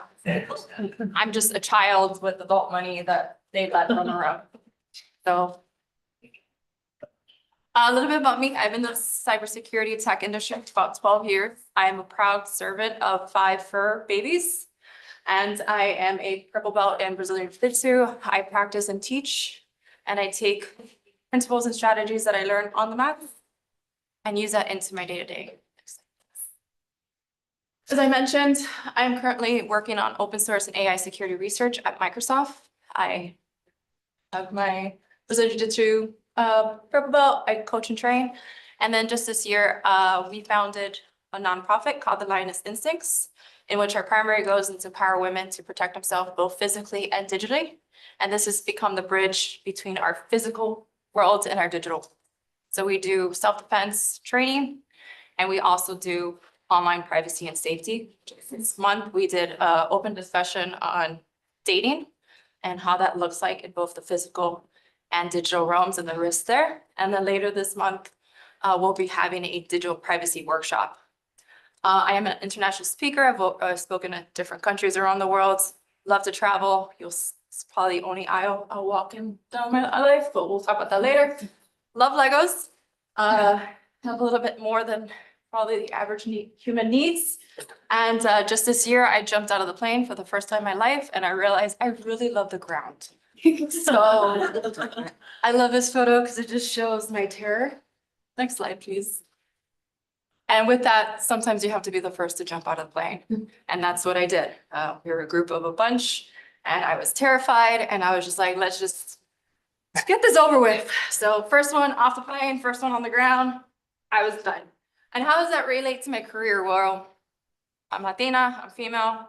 The rooms never looked like me, so I never really cared. I grew up with boys, and I was just like, this is more power to me, because now you're all gonna listen to me, right? They didn't listen to me for a while, so I had to learn how to get this. Next slide, please. Just a little bit about me, some information. The top 2 links are some blogs that I released. I'll be releasing a series of this workshop that dives into the different sections. So this goes from job hunting, resume, LinkedIn tips, how to portray yourself and do what I like to call social media remodeling of your brands. And what we're going to work on for the most part of this, or the first part, is going to be the elevator pitch. So I'm assuming a good portion of folks here are looking for a job. Okay. We are in a networking event, and it always hurts my heart when folks introduce themselves and either they go too long, not getting to that bread and butter. Like I don't know about you, but I love bread and butter. I've been on a lifestyle change. Bread and butter, right? I just quick and easy. I got ADD. I need it in 30 seconds or 45 seconds. Okay. After that, I'm sorry, my brain just goes somewhere else. And it's not you, it's me. For the nonprofit, you could go to those links and check out our upcoming events. Our website's very case sensitive, so a lot of that is going to be. And then we do offer career development, and I do offer one-on-ones. So around the room, what's a key factor in showing someone success? Got it. Reason, experience, perseverance, good. Passion, discipline, willpower. I'm looking for a letter word that starts with C. Skills. Courage. Courage, confidence. There you go. So, next slide, please. So, interesting story. I was dating somebody who was transitioning into the vet career. He has no experience. All he had was sales. He had a sales background, and he took maybe a couple hours online course and went and looked for folks, vet areas that were looking for people. And he walked in. He didn't call them. He just walked into the vet office, knew that the hiring manager was going to be there. And within 20 minutes, he walked out, he had a job. And I was like, what? No high school diploma, no experience. He walked out of the job. I was like, what did he do? And it was the way he carried himself, the way he presented himself, the confidence that he had to walk in there and know that he wasn't leaving until he had that job. And I started studying this, even after we separated. Started studying this, and I was like, huh, there's something to this. You would say charisma, confidence, and courage. The courage to walk through the door, the confidence to know that that's yours, and the charisma for that personal relationship building. Next slide, please. So it all starts with visualization. And there's a great book, The Invisible Power, very short audiobook. Welcome to download it, buy it, read it. But it is your Aladdin's map, Aladdin's lamp. How do we say map? Aladdin's lamp to what your willpower will have. See some phones out. You're good. It's a great book. It's definitely one that I'm going to be reading every year. Next slide, please. Oh, go back. Oh, wrong. The other arrow. There you go. Okay, sorry. Just about the nonprofit, our mission is to empower women and digitally through Brazilian Jiu-Jitsu practices, self-defense, martial arts, and cybersecurity training. We are a physically sponsored nonprofit, thanks to Hack Club Bank. And then you can follow us on socials. Next slide, please. Our vision is to awaken the word fear. Some key aspects that we do is self-defense training, digital privacy, career development, and financial health, because our main goal is to work with women in shelters, women that have gone through some terrible things in life, and bring them into a place where they can have some form of stability. And these are some of the key factors in today's life, in today's world. Just ways to get in contact with us. We're on LinkedIn, Facebook, and Instagram. Instagram, LinkedIn is probably the one that is kept up the most date. And then we have more information on our website. And then the bread and butter, why everyone's here. So thank you for listening to that first piece. We're gonna go over our elevator pitch. And for anybody that's walked in, just have a sheet of paper, your laptop, your phone, just something to write on. We're gonna talk about what a digital portfolio is and how this presents when it comes to open source projects, or how you can use this to leverage yourself into the next role that you want. Talk about some job tips, resumes, and then LinkedIn strategies. Next, please. And then elevator pitch, next slide. Key things when it comes to elevator pitch. If I came up here and was like this, I spoke very softly and like not even looked at you, and this like was not AI generated, it wasn't, I did this, took me hours, but nobody would listen to me, right?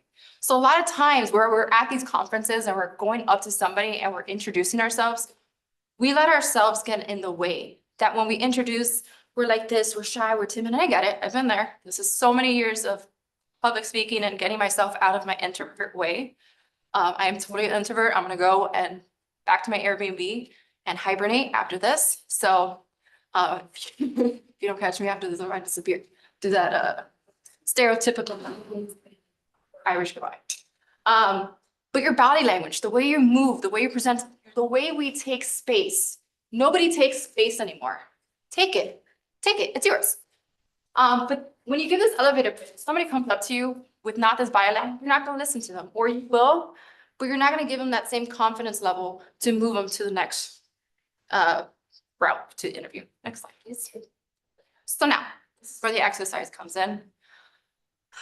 I know some are writing, so it's gonna take a little bit longer. But let's say you are on your dream interview, right? You're sitting in front of the person, digitally, physically, and they ask you that very question we all get. Or maybe you find a recruiter outside. They're like, tell me about yourself. So on your piece of paper, on your phone, on your device, write out your elevator. How do you present yourself? What were you gonna say?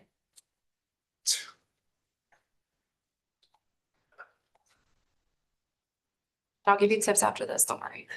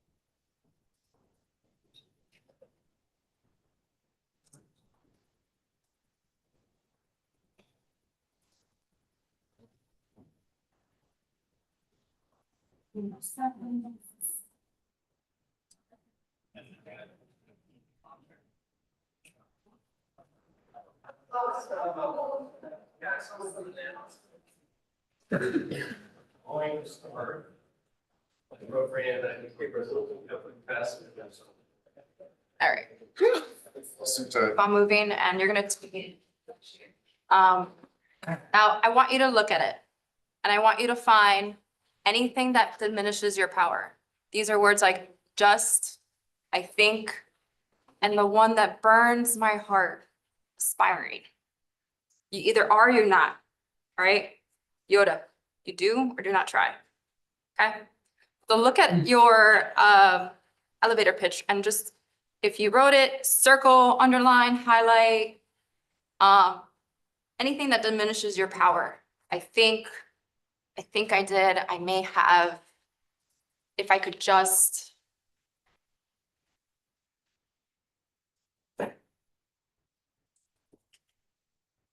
if you're not sure and you have a friend or you want to make a friend, swap. Let them find. Or at Bsides, let them find your vulnerabilities.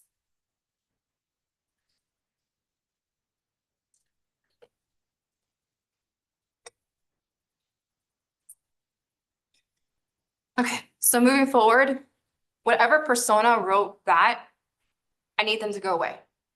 So whatever self-doubt you have, whatever limited beliefs you have, whatever is holding you back, I need them to leave this room. Okay, next slide. And think about what characteristics your highest self has. And these are soft skills. I'm not looking for technicals. If you want to include technicals, cool. I love technicals. But we can shout it out. You can write it down. What are qualities that your higher self has? Anyone? Observant. Observant. Resilience. Resilience. Helpful. Helpful. Ethical. Very good one. Adaptability. Yes. Empathetic. Empathetic. Okay. Accountability. Accountability. Yes. For the love of God. Yes. Next, please. This one not many people think about when we go into jobs, right? We're so hyper-focused, and I'm very big victim of this, but we're so hyper-focused on this one rule, one thing that we don't think about our non-negotiables. Just a quick sidetrack. I want you to think about what your non-negotiables are when it comes to your new role. There's gonna be the non-negotiables that you're gonna be very hard on. Like, I need a remote work job. I need it to be flexible because I got X, Y, Z going on in my life and I can't sit through 9 to 5, right? That's a very hard boundary, non-negotiable. Now, when it comes to salary, when it comes to benefits, PTO, you might be able to be more flexible, but right now we're building that dream list. So on the sheet of paper, on whatever digital device you're writing, think about some of these non-negotiables. What are you looking for? Remote, hybrid, if it's local to me, think about that for a second. And these are just some of the examples. What does a team look like that I'm going into? How do they interact with me? How are they going to treat me when I'm lost and confused? How are they going to treat me when I up? How do they handle failure? What kind of education trainings do they have? What resources? Think about all that when it comes to your non-negotiables, and you can take a picture of this. And like I said, you can come back to this later. I will have a link for you to download the slides too.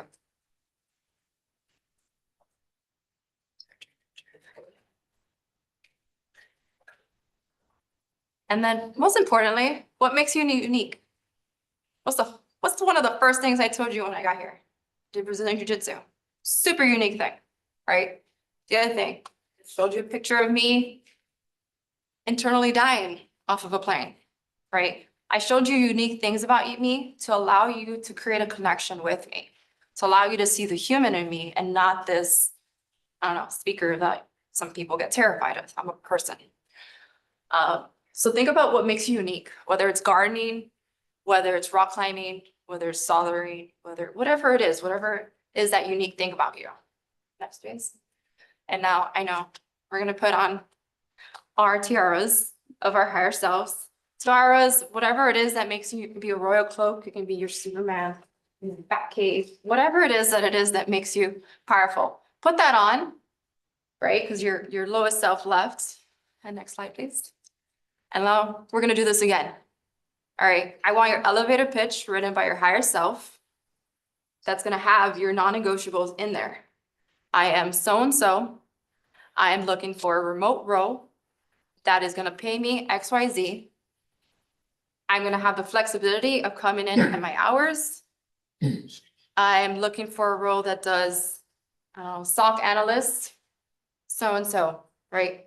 I don't do this now because there's other fruits of labors in this, but take these ideas at home and rewrite this. And when you go out and speak today and introduce yourself to recruiters. Hello, I'm back. Hi. You're good. You're here. Take that into consideration when you're introducing yourself, especially what makes you unique. Majority of the times when I got roles, I started talking about jujitsu for like half of the conversation. They're like, oh, we gotta talk about this interview. I'm like, yeah, we do. You don't want to talk about my competition? Next slide. And then this is just more for the visualization piece. I like to put an index card on my bathroom mirror. So when I brush my teeth, I read this to myself. It can be short and sweet. It can be long and heavy, but it's just something to kind of get your mind visualizing that next step. And I know it sounds crazy. It sounds witchcraft or santeria.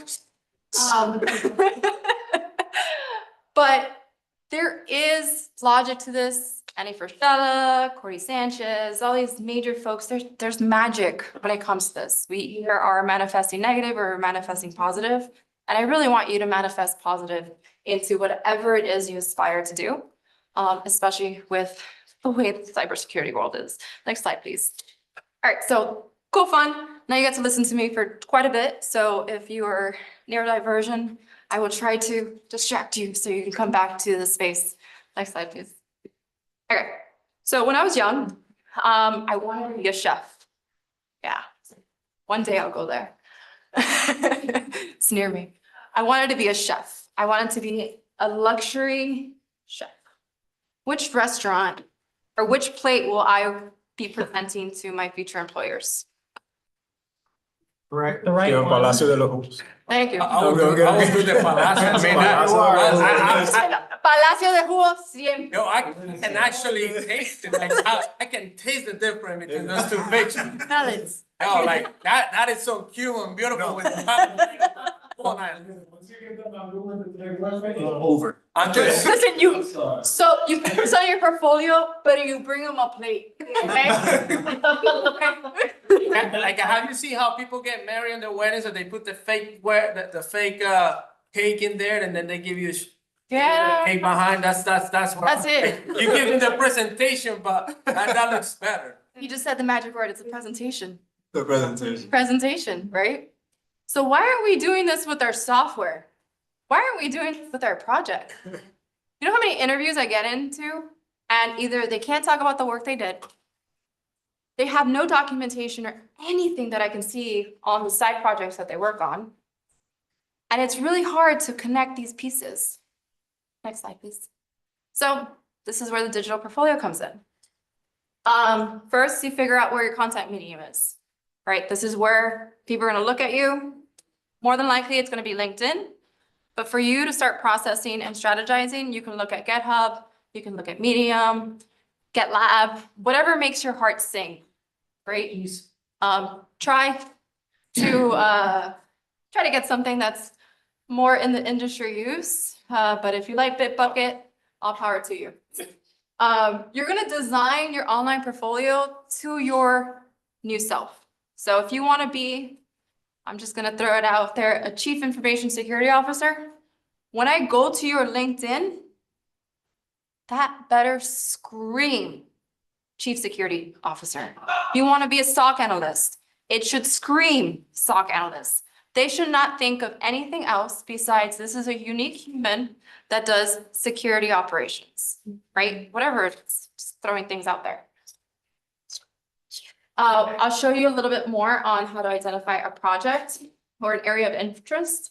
Once you do this, this is usually where you are missing those key skills. All right, we're gonna have stories and we're gonna have our study plan. Our study plan becomes number 3 to 4, or 3 and 5, right? You're gonna identify a project that's gonna help you leverage the skills that you're missing in the piece, or even in the soft skill piece. And you're gonna just do what all the influencers do there, just spam vomit into the social media space in a productive, healthy, educational way. How is this beneficial? As a recruiter, when they go to your LinkedIn, not only does your LinkedIn profile say, hey, look at me, I am a security engineer, but they can now look at your posts and be like, oh, once a week they post their, like, I call it weekly stand-up blogs, and it's 4 questions. What did I do this week? What did I learn? What challenges did I face? And what are my next steps? It could be something as simple as answering those 4 questions. But not only do they have now historical data of things that you've done, where you are, your mindset, your knowledge, your education on that, they can go back to historic, but now you have talking points for your interviews. Understanding media, social media, we're in a security conference, just think like a hacker, figure out how it works, play with it, ethically do things, and then if you do unethicals, take your path. Just some talk. I disclaimer, I did not tell you to do anything. And then there's the content creation. So this is writing your blogs, your videos, and so forth. Next slide, please. Types of profiles. You can just, if you don't like your face on anywhere online, because deep fakes, I'm past that point. Who knows what's going on? You can go written articles, blogs, so forth. You got YouTube streaming. Once again, if you don't like your face or your voice, you can record your desktop, do your cool nerdy activities, and then have an AI voiceover, right? Your website, personal website, and this becomes also your digital portfolio. We're on LinkedIn, you can redirect people there, SEOs, fancy optimization, and then of course, GitHub pages and GitLab or the cloud. See some pictures. Pictures are okay, it's okay. Next slide. So where does this go? Here are some of the open source communities that you could leverage to start your project. So if I want to be a security engineer, but I haven't written code, I can go into an organization like OpenSSF, which is one that I kind of preach a lot about. Go onto their Slack, go onto their online public forums, start connecting with industry leaders that are in the space and help them with projects. These could be projects and activities as simple as writing documents. My favorite, herding cats, which is just getting people together and connecting them. That's probably one of the hardest jobs that people have to do is herd cats. Not physical cats, but just digital presence cats. Testing, whatever it is that you want to do in the open source world, there's work for things to be done. You connect it to your digital portfolio, you're making an impact to our open source, which is an 80–90% of the source code that we use anyway. You can now point to your recruiters to these works and efforts, let them know, look at all the cool things that I did, right? And now in your interview, you have, job that you signed an NDA and you can't talk about all the cool stuff you did in there. Now you can talk about your open source stuff and they can go look at it, right? So see, these are some of the few, if you like a specific language, if you like cloud, you have cloud native, if you like, containers, You just have a plethora of different communities that you can join that connects with organizations. When I was at the Linux Foundation, we worked a lot with the big companies, the Red Hats, the Microsoft, the Amazons, the Googles, and you just build your network. And that's something that nowadays people are missing the idea of doing, is building your network, because your network is your network. Next slide, please. All right, cool. So you're like, all right, that's all fine and dandy. How do I find a job? Next slide. So not to do this right now, we'll do this later. This is kind of like workshop / presentation. But we're gonna look for your dream role, right? Fine. And who here has heard of Google Dorks? Very cool. I don't know if this one's correct. I always think it every time, but you're gonna use Google Dorks in the very slight, interesting way in searching those jobs. You can change the LinkedIn.com to Indeed, to Monster, to whatever. If you're on LinkedIn, the cool part is a lot of hiring managers and recruiters use that hashtag hiring on their thing. So you know, with Google Dorks, you can do site, LinkedIn, hiring, the role you want, and you're gonna pop up with anybody that's been hiring that has the hashtag. I will highly recommend that you do put your time limitations, because you might get things way in the past, right? So this is such a great way to search for jobs. Even if you're on LinkedIn, they algorithms and fancy computer stuff, it's gonna limit what you view. But if you do this, let Google index it based on your preferences. You have your own adware around that, but at least you allow the search engine to find you that. You go in and I usually recommend 10 to about 20 job descriptions. Next slide. Now we search for keywords. We have this great thing nowadays called generative AI, ChatGPT, Gemini, I gotta say Copilot. You go to these. Don't knock it until you try. Don't knock it. I like it. I use it for work. But you can go there and give it a prompt, search using the following job description links below. That's where you paste it all below. Give me the top 20 soft skills and hard skills. Generative AI is gonna go ahead and vomit out those skills. And now, next slide, please. Now you have your stories and your study plan. Separate them. What have I worked on? What have I not worked on? Not worked on should be your study plan or your potential project. What I have worked on, now I'm gonna take that and I'm gonna write stories. What are these stories? These stories are when you're on the interview and they ask you, how have you used Kubernetes? Well, I don't have to think on the spot. I already wrote these down. I have it as a script. Okay, one thing that we need to do as engineers and security and tech folks, as much as we hate it, we need to put our sales hat on. You are selling yourself. And what do sales folks do very well? They have their scripts. They have their scripts for when things go wrong. They have their scripts when things go right. So why are we not doing this? I'm not a salesperson. I used to work at one of those IT selling things at FIU, and I kept telling people the real websites to buy it for cheap. So I'm not a salesperson. But when it came to interviews and watching what my ex did, I'm like, huh, this is the sales. He had a script. He was ready. Where you're like, no, we're not interested. We want to do the hiring. He's like, no. So why aren't we taking advantage of this? Right. So you'll have your stories, script them out. So when you're in those interviews, even if they diverge somewhere else, you have your stories and a way to bring it back to the content that you want to share. And very important, this is something else that we don't do outside of the non-negotiables, is we don't assess the company. You know how many interviews I've gone in? I've done a research of their financials, their security, especially those that want to go into security. You come in and you can give them the company history of their security breaches and things they could have done better, recall. It has that conversation, has that power. We need to go in when we job interview and make sure that we actually want to work for this company. The same thing that they say that whoever you're dating is a representation extension of you, whoever you're working for is a representation and of you. You know, I was at a grappling retreat when the whole crowd strike happened and they knocked on my door. They're like, what did you do? And I was like, I was sleeping. I don't even have internet. Like, it wasn't me. Maybe my AI did it, but it wasn't me. Time check? Okay, sorry. You're good. Like, they're coming for me. What did I say? What's the company's mission and vision? In the beginning, I said, or I actually didn't say it here, but one of my catch lines is, I am empowering the world. I'm empowering changes in AI security and open source software at Microsoft.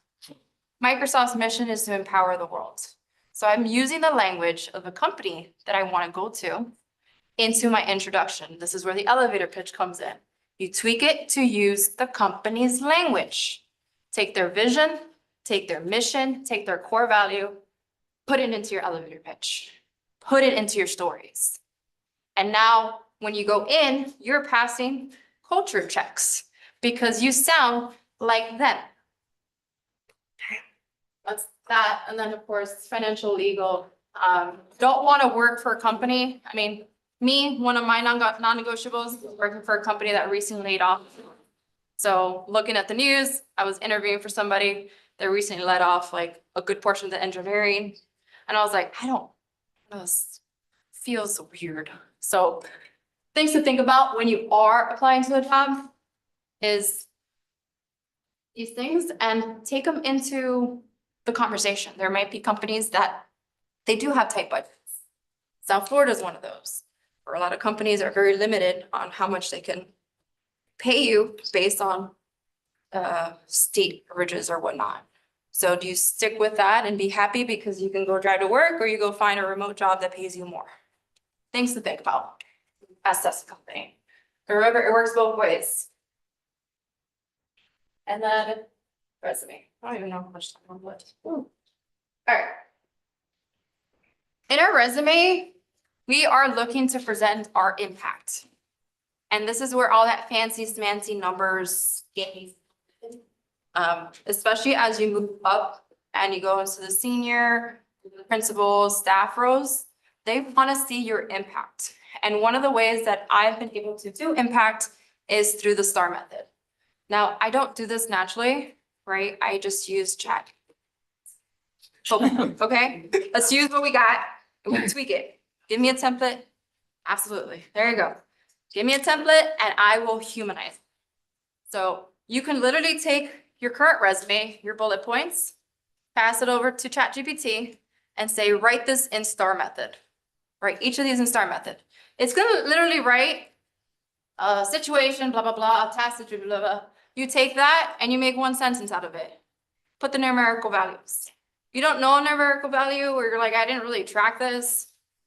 I'm not saying make up a number, but let's be realistic with a number. Okay, it could be a percentage, it could be a range, it could be number of like those stories. No one, this isn't your like college transcript GPA. No one's gonna check. I mean, nobody checks that anyway. I know. Additional tips for your resume. We talked about your digital portfolio. So on the top, have a link to your digital portfolio. Have a link to your GitHub repos, your articles, and please make sure they work. Tailor the summary to the roles, your skills, experience, tweak that for the role. I personally don't like summaries just because like I said, I'm neurodivergent, ADD. I don't like reading big blobs of text, but some folks like them, some use it at your discretion. I don't know what you whispered. Audiobook. Audiobook? Audio to test. I don't read. I got ADHD. I'm horrible at that, but the phone enables you to read it. Huh, today I learned.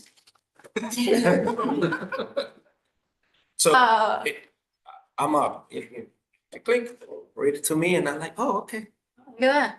I'm gonna use that for the next hiring cycle, which is not gonna be anytime soon. I'll stay away from that. Good point. Very good point. I'm gonna look into that. Use the tools. I got documents. I got I got white papers. Under your experience, we have our bullets. One thing I recommend is having a skill section where you highlight probably 5 to 10 skills for that row. When you have that blob section of skills in your resume, I don't know when you used it. I don't know which role this was relevant to. It just, for me, just feels like you took a bunch of words and plopped it, which is what I do. Cool.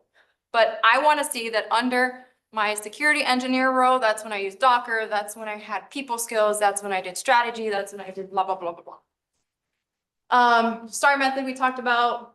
Your two most recent, I would say 3 to 5 bullets. Anything after that, say 1 to 2. If you have a very lengthy resume at the end of relevant experiences, if you have decades of work, and you don't want to pass 2 pages, I have gotten away with saying prior experience, any experience prior to your blah, blah, blah, go to LinkedIn, right? LinkedIn is your capture. And that way you bring them to it and your LinkedIn goes up a bit, right? Use qualitative information, and things that I've seen lacking on resumes is show your volunteer work. If you volunteered at Bsides, write it. If you volunteer for the kids shelters, write it. If you just volunteer and help people get into cybersecurity or tech or just talk to people, write it. These are relevant skills. It shows the uniqueness, and especially for those that are coming into it and don't have that professional experience, it's showing that you're doing more for your community and who you are as a person. And you don't want to work for a company that's not going to support who you are as a person outside of work. So that for me is a red flag. And then if you have any publications, your blogs or videos or public speaking, white papers, cool websites you've built, badges you've created or soldered, why not? Or just link it to your digital portfolio. Okay, my steps in. All right, LinkedIn, some tips for you. Please, if there's anything you do today, anything, remove the inspiring, remove the incoming, remove any of these words that limit your power on your LinkedIn. You are now going to present yourself on LinkedIn as the role you want, right? What is it? Fake it till you make it, or dream it till you become it. I like to dream it until you become it, right? We're manifesting ourselves in that role. And if we don't put it out there into the universe, it's going to take us longer or may not happen. Keywords, your job is not your identity. If your job is your identity, I don't know what to tell you, but adding these personal interests where you come in, if anybody goes into social, you might see people that have multiple things. The cool part of this is that I've had recruiters just talk to me about Legos. I've had recruiters talk to me about Deadpool. Like they just messaged me and they're like, oh, I saw this. I'm just connecting with them. They're humans. We're humans.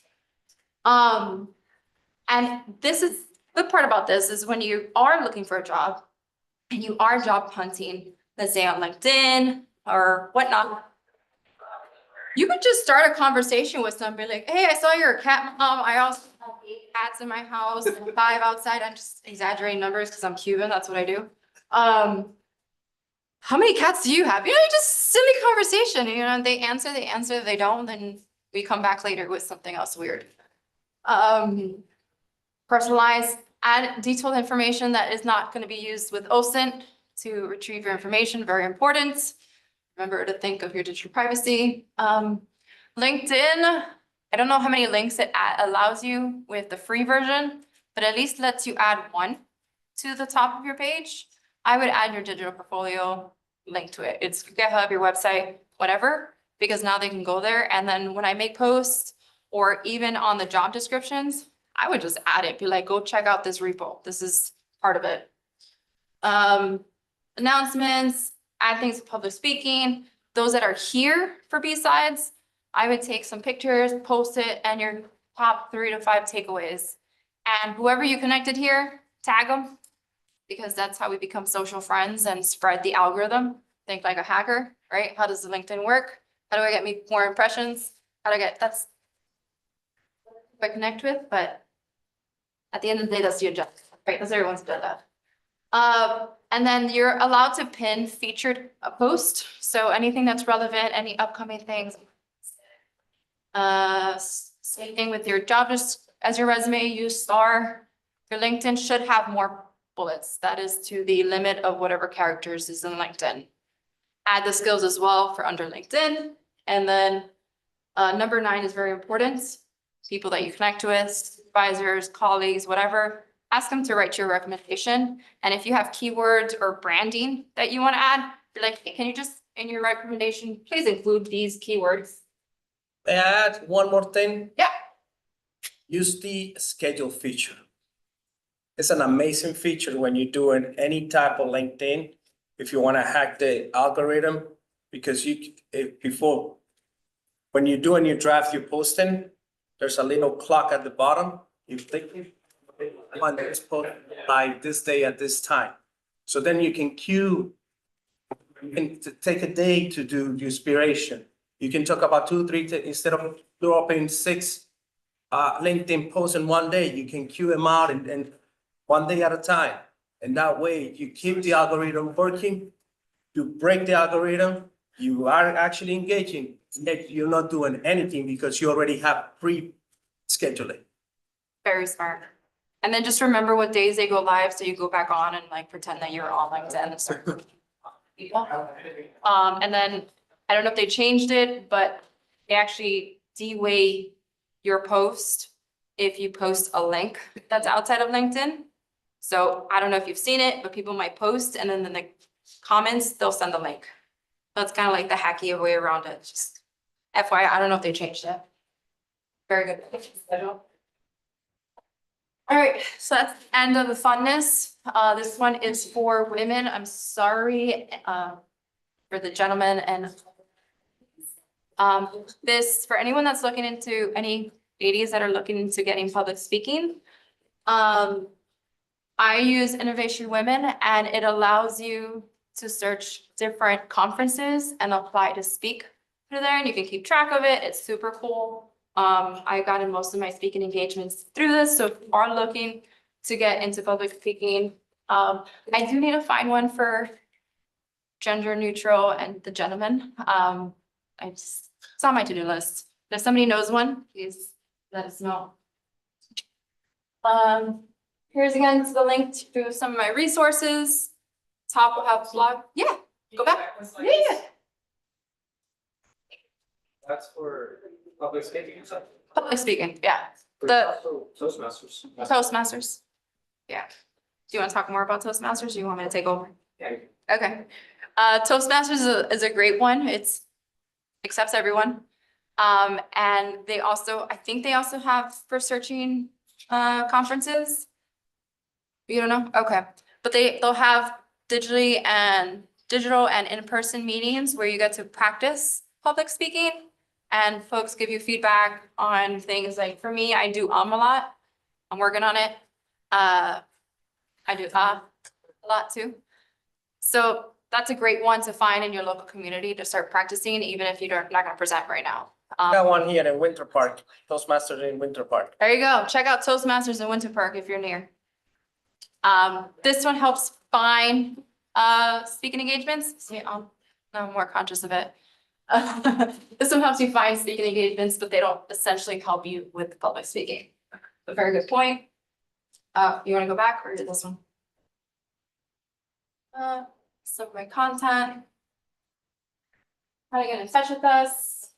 And then for those that want the slides, website is case sensitive, so digital portfolio, all lowercase, if not 404. Hey, bro. Opa, there you go. Careful with that. Don't take it to we break it. You break it, we fix it. There you go. That's it. That's all I have for today. Any questions, comments, feedback? I'd love to. I've been doing on my LinkedIn, this, say, like cloud security engineer, and then that, GitHub, or experience on GitHub. Do you think that's a good approach of doing that so people could see that as my subtitle on my LinkedIn? I would not put As a pipe, yeah. I would not put experience in GitHub, your job description. Your experience should show that you have GitHub experience. You can say, No, not that I have GitHub experience, that my experience is on GitHub, like my portfolio is. okay, I would reword that because just hearing it, it made me think that you have experience in GitHub. So meaning you may have worked there or you've done something for them. So I would say portfolio on GitHub. Good point. Is the lioness instincts based somewhere particular, or is it online that anybody can incorporate? Do you have a physical presence? So I am the physical presence. That's wherever I'm at. No, but most of the in-person events right now are in South Florida, and we have done throughout the US. So California, Austin, and Philly, we're done this year. A lot of the digital privacy events are digital. And then if they're brought up in some conference, then it'll get added to these guys.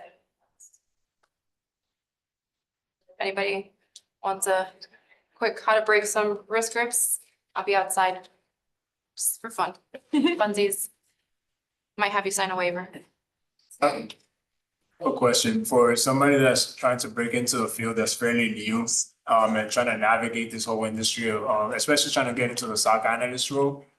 There's a whole bunch of Einsteins in this field, right? So with somebody that's trying to break in, how can that person stand out against the rest of that competition that's out there that's very, very like knowledgeable, especially when it comes down to like detecting?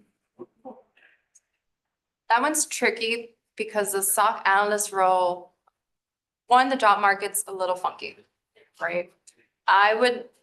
One thing to note is usually in the new year, January and February, the fiscal years of the majority of companies starts fresh. So that means they have a fresh budget. So January, February are probably one of the best times to go extreme hunting. That's what I call it. Extreme, just find it, chase it, become obsessed with it. Also look at when that company's end of year actually happens. Like Microsoft is in Q2 of the year, right? So understanding that means that when that fiscal year is over, they got fresh budget. They're gonna hire, right? At the end of the fiscal year, it's a little bit tight. So that's one thing. Two, I go in with the mentality that nobody knows what they're doing because I have no idea what I'm doing, right? Nobody that's doing anything knows what they're doing. We think we do, we're just working, we're figuring this out. So I wouldn't put too much emphasis on what everyone else is doing, but what I'm doing and how I'm unique and how I'm different and how I'm gonna solve the problem that is presented. When, let's say Target, a couple years ago, when they had their huge breach, they hired a bunch of security professionals. I'm gonna say with a confidence level of 70 because I was not on that board, or hiring crew. The ones that probably stood out were the ones that understood what happened and had a solution to their problem. People want problem solvers. People don't want folks that are gonna come in acting desperate, saying like bringing up their personal issues. They want people who are gonna come in and be like, this is your problem. This is a solution to your problem. And this is how I'm gonna solve this problem. Your digital portfolio is another, getting that spread out into the interwebs and algorithms. And then the other one is your own personal salesperson hunting, right? Using your Google Docs, finding those hiring managers. Please, and I say this with the kindness of my heart, do not message recruiters immediately asking for a job. Do not message recruiters immediately asking to be interviewed. Message recruiters for some cool stuff. Like just have them casually have a conversation with you. I have a recruiter from Facebook that we just now send each other weird, random techie stuff, right? Now I know in my back pocket, that's the person I can connect to if I ever need something, right? So start building those relationships and those connections with folks first. Attend events like this, stand out like this. There's a reason I'm in a dress today. It's not that I like wearing a dress. But I bet you walking around here, I stand out besides the fact that I got red hair, right? I got big shiny earrings. I got pink shoes. I am here to stand out. So when you go into those job interviews, stand out. I have a Deadpool chair too, that what I do is for interviews, everything's blurred out, but it doesn't blur out my chair. So I'll walk away so that then when we sign in, they see my Deadpool chair. And it's a 30-minute conversation on Deadpool, right? If I wanted it to. But it's things like that to connect to the human to stand out. Your digital portfolio should overtake your concerns for your technical skills. And it's interesting with the SOC because it depends on their technology, it depends on their tech stack, depends on their threats. I would come in with previous and ethical accountants. Have you seen, which ones would you recommend? Like a name? So I don't have events, but I'm live. Okay.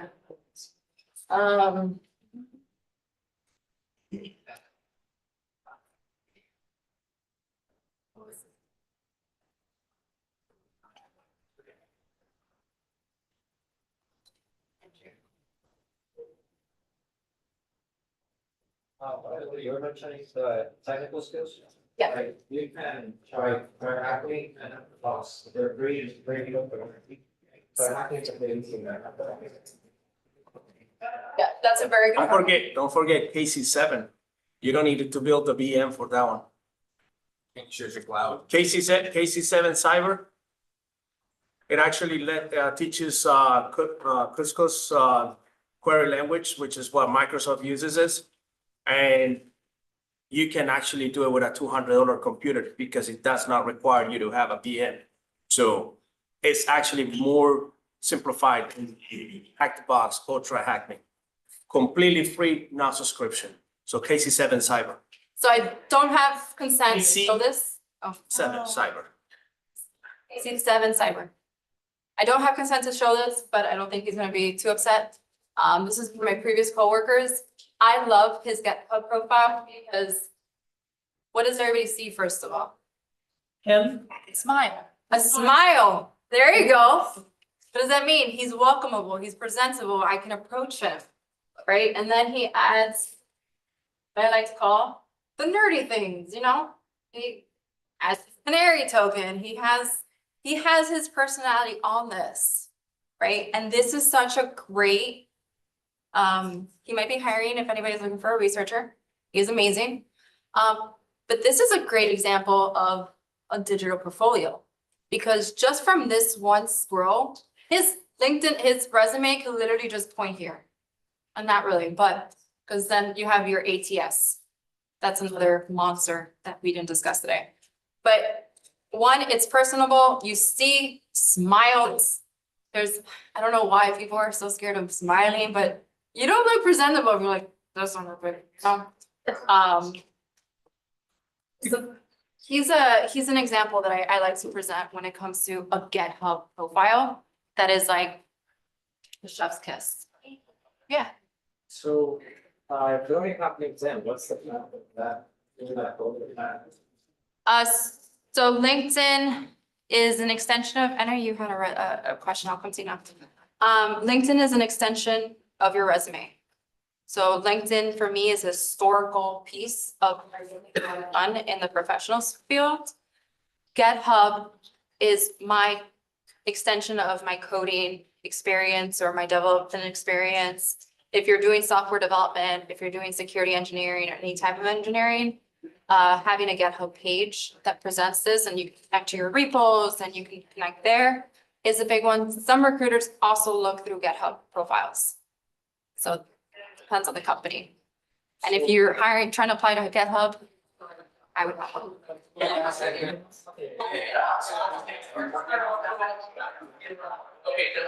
So GitHub has GitHub pages that is user-friendly, that allows for, like, you can get a Squarespace, a Wix website. You can keep it simple and just do like a Medium article. And just add there. On LinkedIn, you can do articles as well. So you can even just do LinkedIn articles, which does very well with the algorithm. You can just do LinkedIn art and you can just have your first one as, this is me, this is my person. And then you just update it to link to your future articles. And then question back here.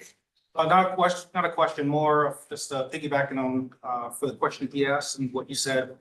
Just keep in mind for security positions, sometimes the vetting process within the company may take a while, so you may do an interview. If, depending on what kind of position, if you have to get a public trust clearance, or if it's working with something government related, it may be a longer clearance process. So your interview may take place, let's say in January, but they may not contact you till for another 2 or 3 months, because that's how long it took to get through just the security clearance process, for whatever kind of clearance you may need for those positions. So just keep that in mind. So if you're doing interviews, don't just do one. Do as many interviews you're gonna do, and just be ready for when you're vetting the company also, that you can say, okay, hey, this company is in line with my values. It took 3 months to get the phone interview, and it may still take another month and a half to get through the physical interview and the onboarding process within the company. So this may not necessarily be a quick thing. The whole process could take you 3 or 4 months sometimes because of just onboarding procedures within some companies. That's just reality. How it is, so. Or, yeah, if you get into the phone.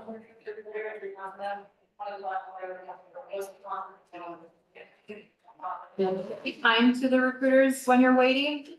Don't be rude because you're not gonna get it. If you're rude, if you're kind and patient, you are more likely to get approvals from them. And they're like, oh, yeah. I've had recruiters just be like, really like working with you. Yes.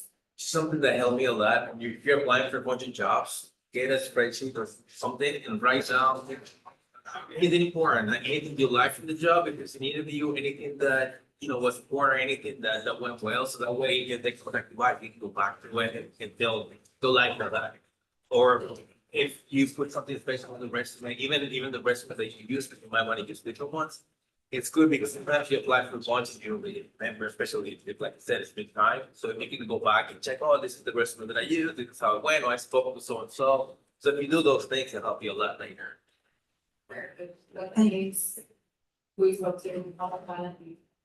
I would also add that even if you don't get the job, I think to that recruiter goes a long way, because you might not be the perfect candidate for that job, but if you make a great impression, you might be the perfect candidate that he looks for another job that he thinks you fit in.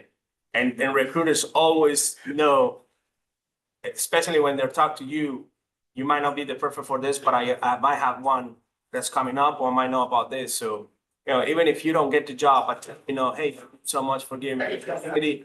Let's connect, or let's get the conversation, or something that goes along the way that you're still interested in open mind. Last tip. Add on, do your own scraping of LinkedIn. For a lot of times when you get the time that they say, hey, we're going to interview you, a lot of times they'll tell you who is going to interview you. We've got a list of, let's say, 3 or 4 people. For one of my last positions, I went out. I'm a military veteran. 2 of the 5 people that were going to interview me were Army veteran, Marine veteran. So that was something to talk about. What she mentioned regarding the Brazilian Jiu-Jitsu and that taking up most of the conversation. Out of the 5 people that I interviewed with, 4 of them were more interested in the fact that I was stationed in Japan during the Fukushima incident than anything. And we spent probably 25 of the 30 minutes with each of them talking about what Japan is like and what it was like being over there during that time. So sometimes the skills that you have get bypassed completely, and you spend most of your interview thinking about something interesting that you have on your actual resume. You get hired? Yes, I did. There you go. There you go. I'm sure I'm way over time, but thank you, everyone. I will be defrosting outside.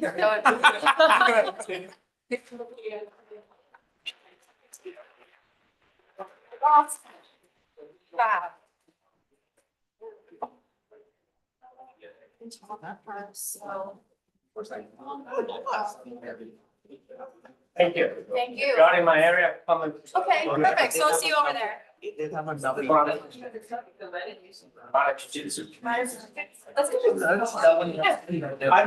sent you the request. I just did. I just did. But I want to stop.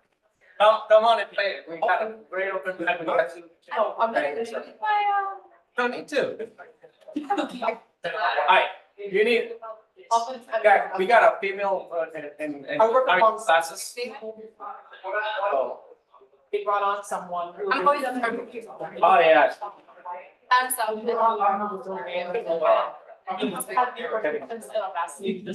Come over, right around the, literally around the corner, we got. And right next to you. I'm covering. Cold plunge, EMF. So like, I'm telling you, raise it up. I'm gonna come up to any. Just keep it alive. I am. I'm a volunteer here, but I And I value. FedEx. But great, go by FedEx. Oh, there you go. Look at that. It's got a good question. This says might be some of last. Yeah, I've been using it right now. I guess I'll join the crowd over here. My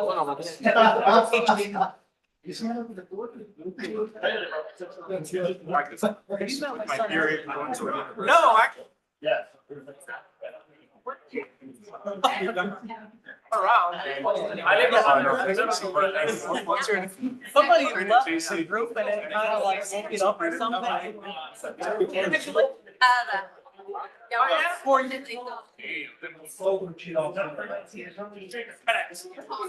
Yeah, my name I'm a son. I can put whatever I want. I can put whatever it says. That's Orlando, then my name. Tampa? Nice. How do you guys think my store? It's pretty solid. Honestly,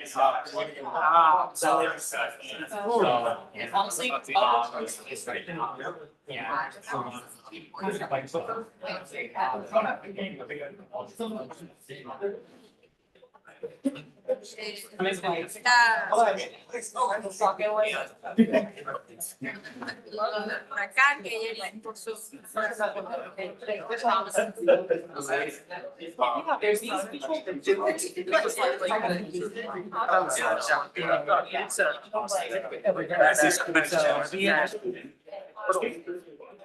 It's networks talking with them. Or someone they have like 15 years of experience. 15 years of experience. So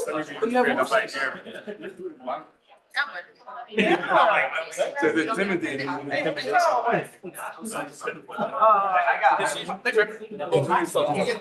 sorry. Alrighty.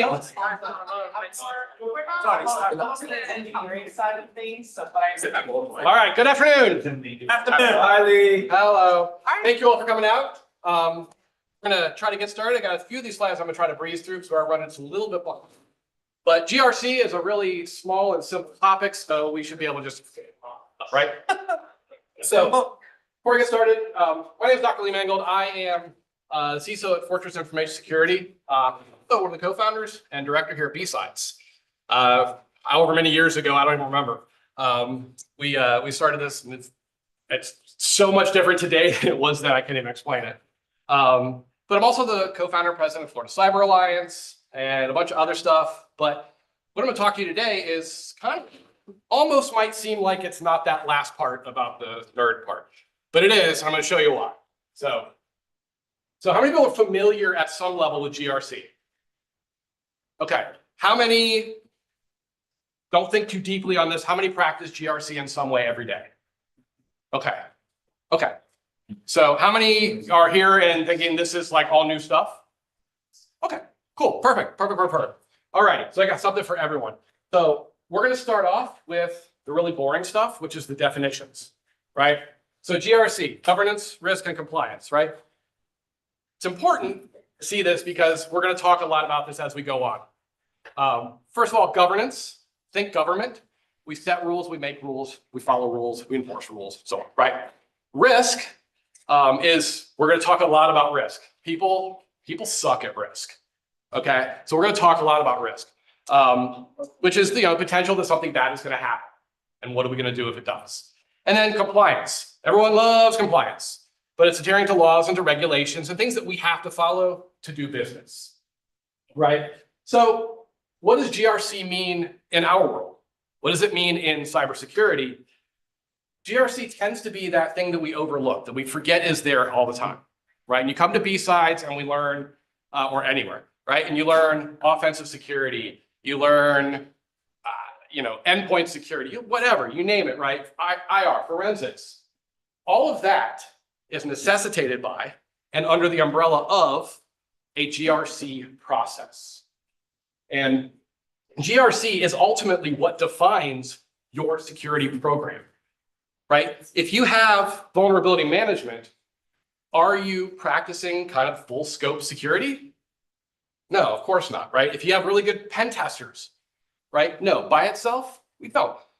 So we're going to talk through a little bit about the hows and whys of why we do that and how we decide, well, where do I put my money? I've only got so much I can do, right? So we're going to talk through some of that. So let's start with governance.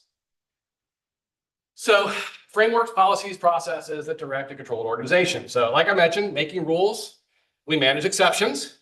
There's exceptions to every rule. By the way, the phrase rules are meant to be broken is not true.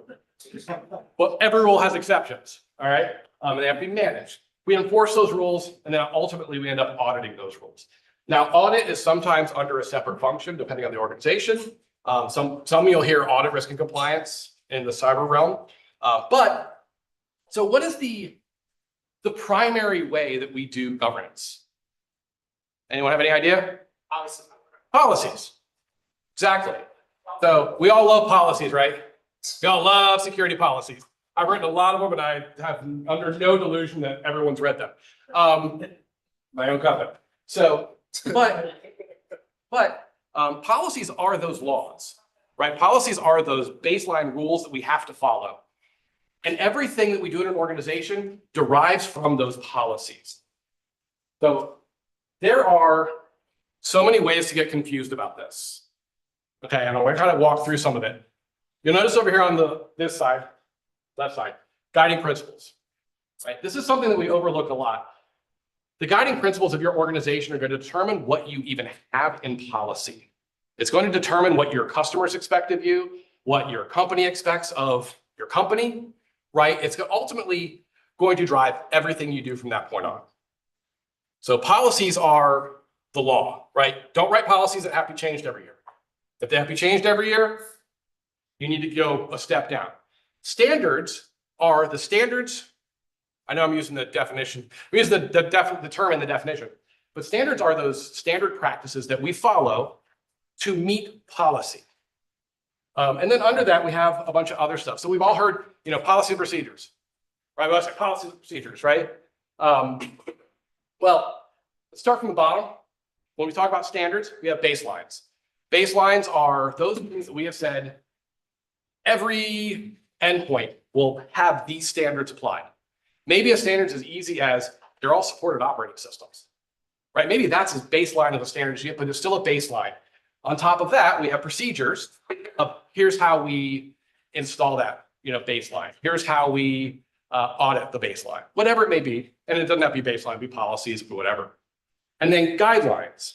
So guidelines is a very broad kind of generic term here. So guidelines can be things like handbooks.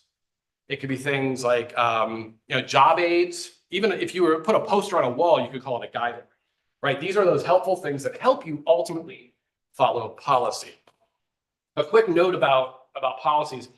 There are tons and tons and tons of templates you can get out on the internet. Like, oh, I need an information security policy. Download it and you use that. Probably not going to get the desired result, right?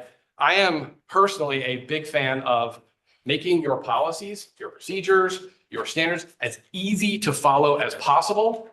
Because in my world, I need you to do that. I need you to follow those policies. They're not there just for legal reasons. They are, but that's not the only reason. I need you to follow those.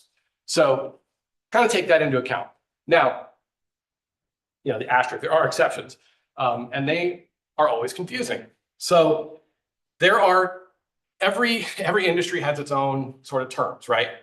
How many people have read? Okay, how many people know of like their HR handbook at their company, right? So does the HR handbook, where does that fall in something like this? Right? The HR handbook is kind of all of that, right? So there are sometimes you have those terms. So if I asked you, another example, if I asked you what your password policy is, are you going to tell me that we have to follow a standard to have a secure password policy or secure password standard? See, I even did it. Or are you going to say, oh, our password policy is we have to have 12 characters, 2 upper, 2 lower, right? That's actually not a policy. And if you put it in your policy, then you end up having to redo your policies all the time. So what I will say is those aren't wrong as long as you understand that they aren't exactly right. That makes sense. I will tell you from my organization, we got asked all the time, what is your password policy? So I literally took our standards for passwords and I made a policy called password policy. It shouldn't really be a policy, but I call it a policy because that's what everyone asks. So, you kind of have to play with some of those terms, but I wanted to break that down because quite frankly, there's not a lot out there that will really tell you exactly what these are supposed to be, what they're even supposed to look like. If you go download one of those policy packs and you look at the procedures they give you, yeah, not sure whose procedures they are, but yeah. So that's generally governance, right? So we're setting our policies, we're setting those standards that we live by as an organization. We're going to audit them. We'll talk about audit a little bit. We have exceptions to those rules. We manage that whole process, right? So let's talk about risk management. So you could go through several full 16-week courses on risk management. So we're not going to get to that level.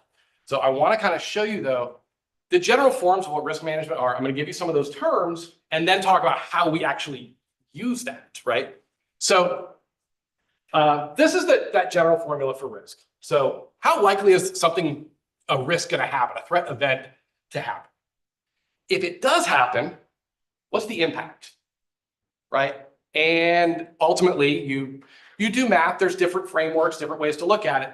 Ultimately, you come out with that total, what's called inherent risk, right? The risk that this happens, this is what it's going to cost, or this is what the impact will be, without any kind of controls added to it. Okay? So there's 2 big ways to look at it, quantitative and qualitative. It's not really that important that you understand that too deeply. Just remember quantitative is like quantities, there's numbers, right? This you will see much more in larger organizations. Qualitative is going to be usually if you follow like the NIST 830, 800-30, you'll see like very low to very high. I will tell you that if you look at the literature on what is better, quantitative or qualitative, it's usually split roughly down the middle, but frankly, it comes out to being about the same. The decisions that are made, they'll do them, the whole quantitative risk management process, the decisions that end up getting made are the same you get out of the qualitative.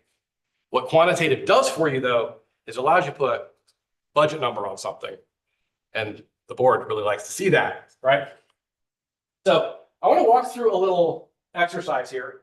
Oh, I forgot that. Well, anyways, I have the answer key already in there, but so wish I didn't do that ever. All right, so this is kind of a good idea, a good example of how we look at risk, right? So let's talk about business email compromise. And this is kind of what you saw earlier, but what's the likelihood if you do nothing that someone that a business email compromise will be attempted on your organization? 100%. 100%. I could guarantee that, right? Now, what's the likelihood if you do nothing else? Still 100%. That it'll be successful? I would say like 99%, a couple decimals, right? Yeah. And then, let's say this is a healthcare organization. What's the total impact if that event is successful? Yeah, bad. pretty bad, right? So your total inherent risk without doing anything is obviously going to be very high, right? You see where I fall on that quantitative versus qualitative scale. So let's just add one control. Let's just add MFA, right? What's the likelihood it's going to be attempted? 100%. 100%. Still going to be in the environment. People are still going to try. What's the likelihood it'll be successful? We could argue about this. This is where qualitative versus quantitative can kind of get in arguments. I would say moderate, because you can still fall victim to exhaustion attacks. There's the SMS attacks and stuff like that. So total impact, if it's successful, probably moderate as well. Okay. So because now we have limited how much you're going to get access to. Let's think about like Office 365 environment. We're not talking about business email compromise alone. We're talking about compromising a credential that also give you access to SharePoint and to OneDrive and to everything else. So one control mitigates that risk pretty substantially. So what is interesting about this is how you start making decisions about what makes sense for your organization. If I told you, so how much, okay, so if you're using Office 365, how much does MFA cost you? Nothing. $0, right? Now, there is a cost in trying to get the entire sales force to know that they have to click the button, right? There is a cost to that, and they will be upset about it. But ultimately, it cost me $0 to implement that. So if I told you I have a very high risk, I could drop down to moderate, so it just becomes normal business as usual, and it's going to cost $0 in tech costs. We don't have to worry about whether we're going to fund that or not. We enable it, right? If I told you that this risk was going to be, if I go back to that previous slide, right? If I told you that we expect on the quantitative one, we expect $1 million potential loss, right? We're gonna average it out, right? If I said that, and I said, but here's the good news, for $3.5 million, I can reduce that risk down to like moderate. Are we going to go for that? It's going to be a really hard sell. Really hard sell. You might, right? Because we are still talking statistics. Those are 9 millions and 9 millions and right? So I mean, they'll see numbers. Right. So you have to make that case, right? The closer those numbers are, the easier that case is to make. But when you have those disparate things, yeah. And of course, we're not looking at one item. Right. We're looking at hundreds of items. Right. I've got $1 million to spend. Now what am I going to spend it on? Exactly. So exactly. Thank you, Scott. So when you do these, and I'd recommend to everyone, it's the NIST 800-30. If you haven't looked at it yet, it's actually pretty consumable. There's a lot of really good information, pretty easy to follow. And go through and create a risk register, which is a bunch of these lines, right? The way I do it is I'll have, everything up to here, what controls are in there, and then what's my inherent risk or my residual risk. Residuals after you apply controls. Your risk register looks like a whole bunch of lines like that, right? Sort it, because the number one tool in security, Excel. Sort it high to low, right? And then figure out, okay, am I making the right decisions? What decisions could I make? Or if it's a new start, hey, we're going to start with this to begin with. So it's not as big of an issue. So how do we reduce risk? How do we reduce is the wrong word, because again, I use the definition and determine the definition. 4 primary ways. You'll find a lot of different breakdowns of this, but these are the 4 primary ways. Avoid the risk altogether, reduce or mitigate, put a control in place, MFA, transfer, or accept. How do we transfer risk? That's one really good way to transfer risk. But also think about in terms of risk management, when you use something like AWS, right? You are trading off some different risks, right? You are transferring some of your risk in that shared responsibility model, right? Are you satisfied with that transfer or not? Right? A lot of considerations to be made in there, but yes, insurance is one of the primary measures, assuming you have a good policy and you've actually really worked with the policy and you've actually really figured it out. Like I said, again, the 800-30 is an invaluable resource. I use that. I would love to say every day. I don't use it every day. Like once a month, I'm going through and actually creating and updating my registers. But there are lots and lots and lots and lots of opinions on that subject. This isn't, what's that? Well, hold on. Where's remediate? I swear to you. This is what I get for not having the rotten tomatoes here for everyone, all right? So yeah, so many opinions on this that, pick your favorite. I will say, as far as quantitative is concerned, the FAIR model is the one that you're gonna see probably the most, at least in commercial space. But yeah. All right, and then the third part is we're gonna talk about everyone's favorite thing, compliance. Love compliance, right? So we all know generally what compliance is, kind of, sort of, and we all love it. Oh, the head nods.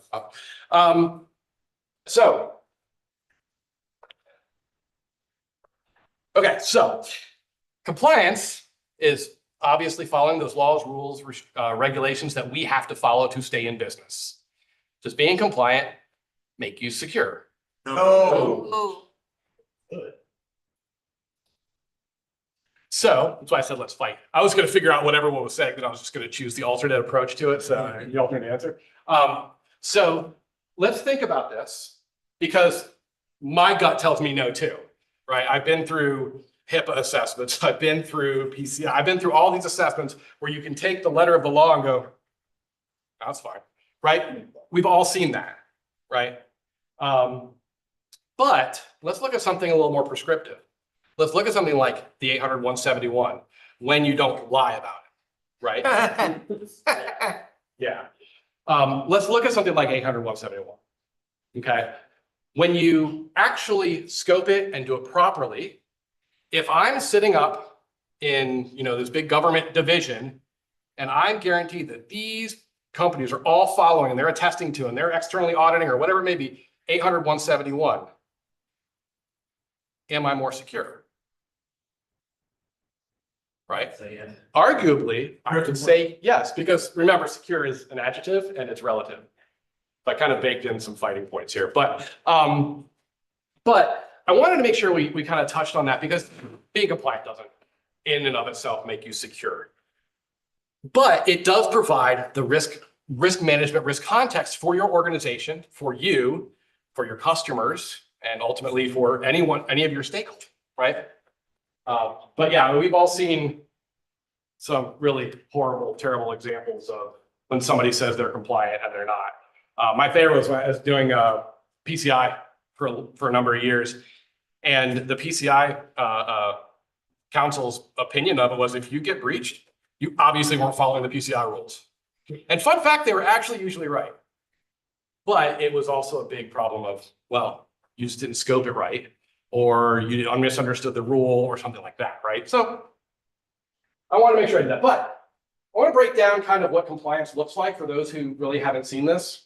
And there's really three big standard areas that you're going to see. Standards, which are those authoritative documents that come out. Sometimes it's like a NIST document. Sometimes it might be an ISO standard you have to follow. Sometimes it's law, right? It may be any number of things. But you have your standard. That's the authoritative document. Under those standards, you have controls that you have to follow. And then under that, you have things that you do to implement to meet those controls. Now, remember that previous slide where I talked about policies? Now everyone calls something a different name. Okay. If you have a conversation about what you do for security, and somebody says, well, what controls do you implement for, we'll just use the same one, for password security, right? Your answer is not going to be store passwords or cryptographic correct form, right? Your answer is going to be more like the implementation. So on the systems you use, depending on the environment you're in, you'll see different terms. Sometimes you'll see controls listed as control objectives. And then you meet those control objectives with controls.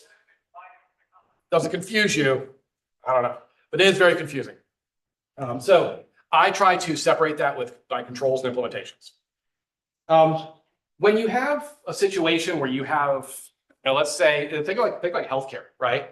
You've got HIPAA, you've got PCI, you've got PHI laws.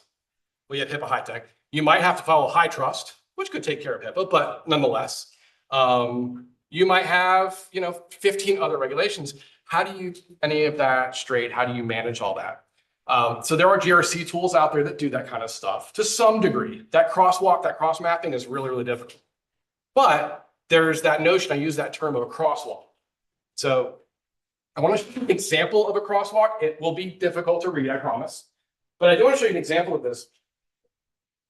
I told you. So what you're seeing here is you've got a control over here, the definition. And what they're saying is if you meet this control, you do this, then you are compliant with this FAR regulation, this 800-171, this 853, that you're compliant with that. Now, I'll tell you the same thing that I tell people about at work, and students, everything that use AI, right? If you rely on that, you're turning in your work, you better make sure it's right. And I will tell you, these are not always right. What you'll end up seeing is this description might match up to this ISO 27001 standard, but not exactly, right? Or maybe scoping is different, right? But this is a good place to get a start. So I would always advocate looking for those crosswalks. One of the good ways to do it is if you look for the NIST CSF frameworks, there's a lot of good mappings that map up to CSF and then back down. Again, you lose fidelity in that process, but it can help you kind of get started and figuring out where to go. And then other than compliance, everyone's favorite thing, audits. We love audits. No, the guy who's running my audits right now is in the room. I would say I love audits. So audits are that way that you make everyone prove that they did what they said they're doing, right? Or they said that they're going to do. Internal audits, external audits, however it happens, they're usually very labor intensive. They're not always fun. You end up in long meetings and interviews with auditors where you find out that they know less about security than you do, but they're trying to give you a rating, right? So, but nonetheless, audits are incredibly important, and they go back to inform that risk register, which goes back to inform policy and compliance at that level, and ultimately your budget, right? It becomes a big cycle. So compliance audits are those kinds of audits that measure your compliance with a standard, right? So 800-171, for example, HIPAA high tech, whatever it may be. And then controls audits, and there's a subtle difference here, but the controls audits are how we audit our implementations of a control. So, and by the way, these definitions change too. But when we're auditing to a standard, right? I'll give you a good example. I remember back in the day, and I'm sure it probably still is, but the requirement, what's the password? Anybody here in healthcare? HIPAA requirement for password. What's the password length? That's 8 characters. Okay, so that hasn't changed. So. It never will. Yeah, no, well, I know. So 8 character passwords. Well, let's say my implementation is we use 12 character passwords, right? So my compliance audit might be across the board, cool, we're using at least 8 character passwords, we're good, we're compliant, right? But if my implementation is supposed to be 12 characters, and now I find some of my systems are only using 10 characters, right? I can fail my own internal controls audit for that particular control, but still pass the compliance because the compliance had a different standard, a different target to hit. So that's why they're kind of different. And you'll normally see those effective implementation or ineffective or partially effective. And of course, there's also other types of assessments. So assessment and audit are, if you look them up, depending on the dictionary, they can be synonyms of each other. Our term for it typically is an audit is a more formal, standardized, point in time, we're going to do this audit. Whereas an assessment is going to be data that feeds into a larger audit or into a larger process. So how do you, this is a lot of information, right? But how do you get started, especially if you're in a new organization, or do you have to fix an organization? Which, by the way, you always have to fix an organization. The starting from ground up is so rare, and if you get it, hold on to it, or not. That could be worse. But how do you get started? I am highly trivializing this, but plan, do, check, act, right? So figuring out what your organization values and what those standards are that you need to adhere to. What are your requirements to adhere to? Okay.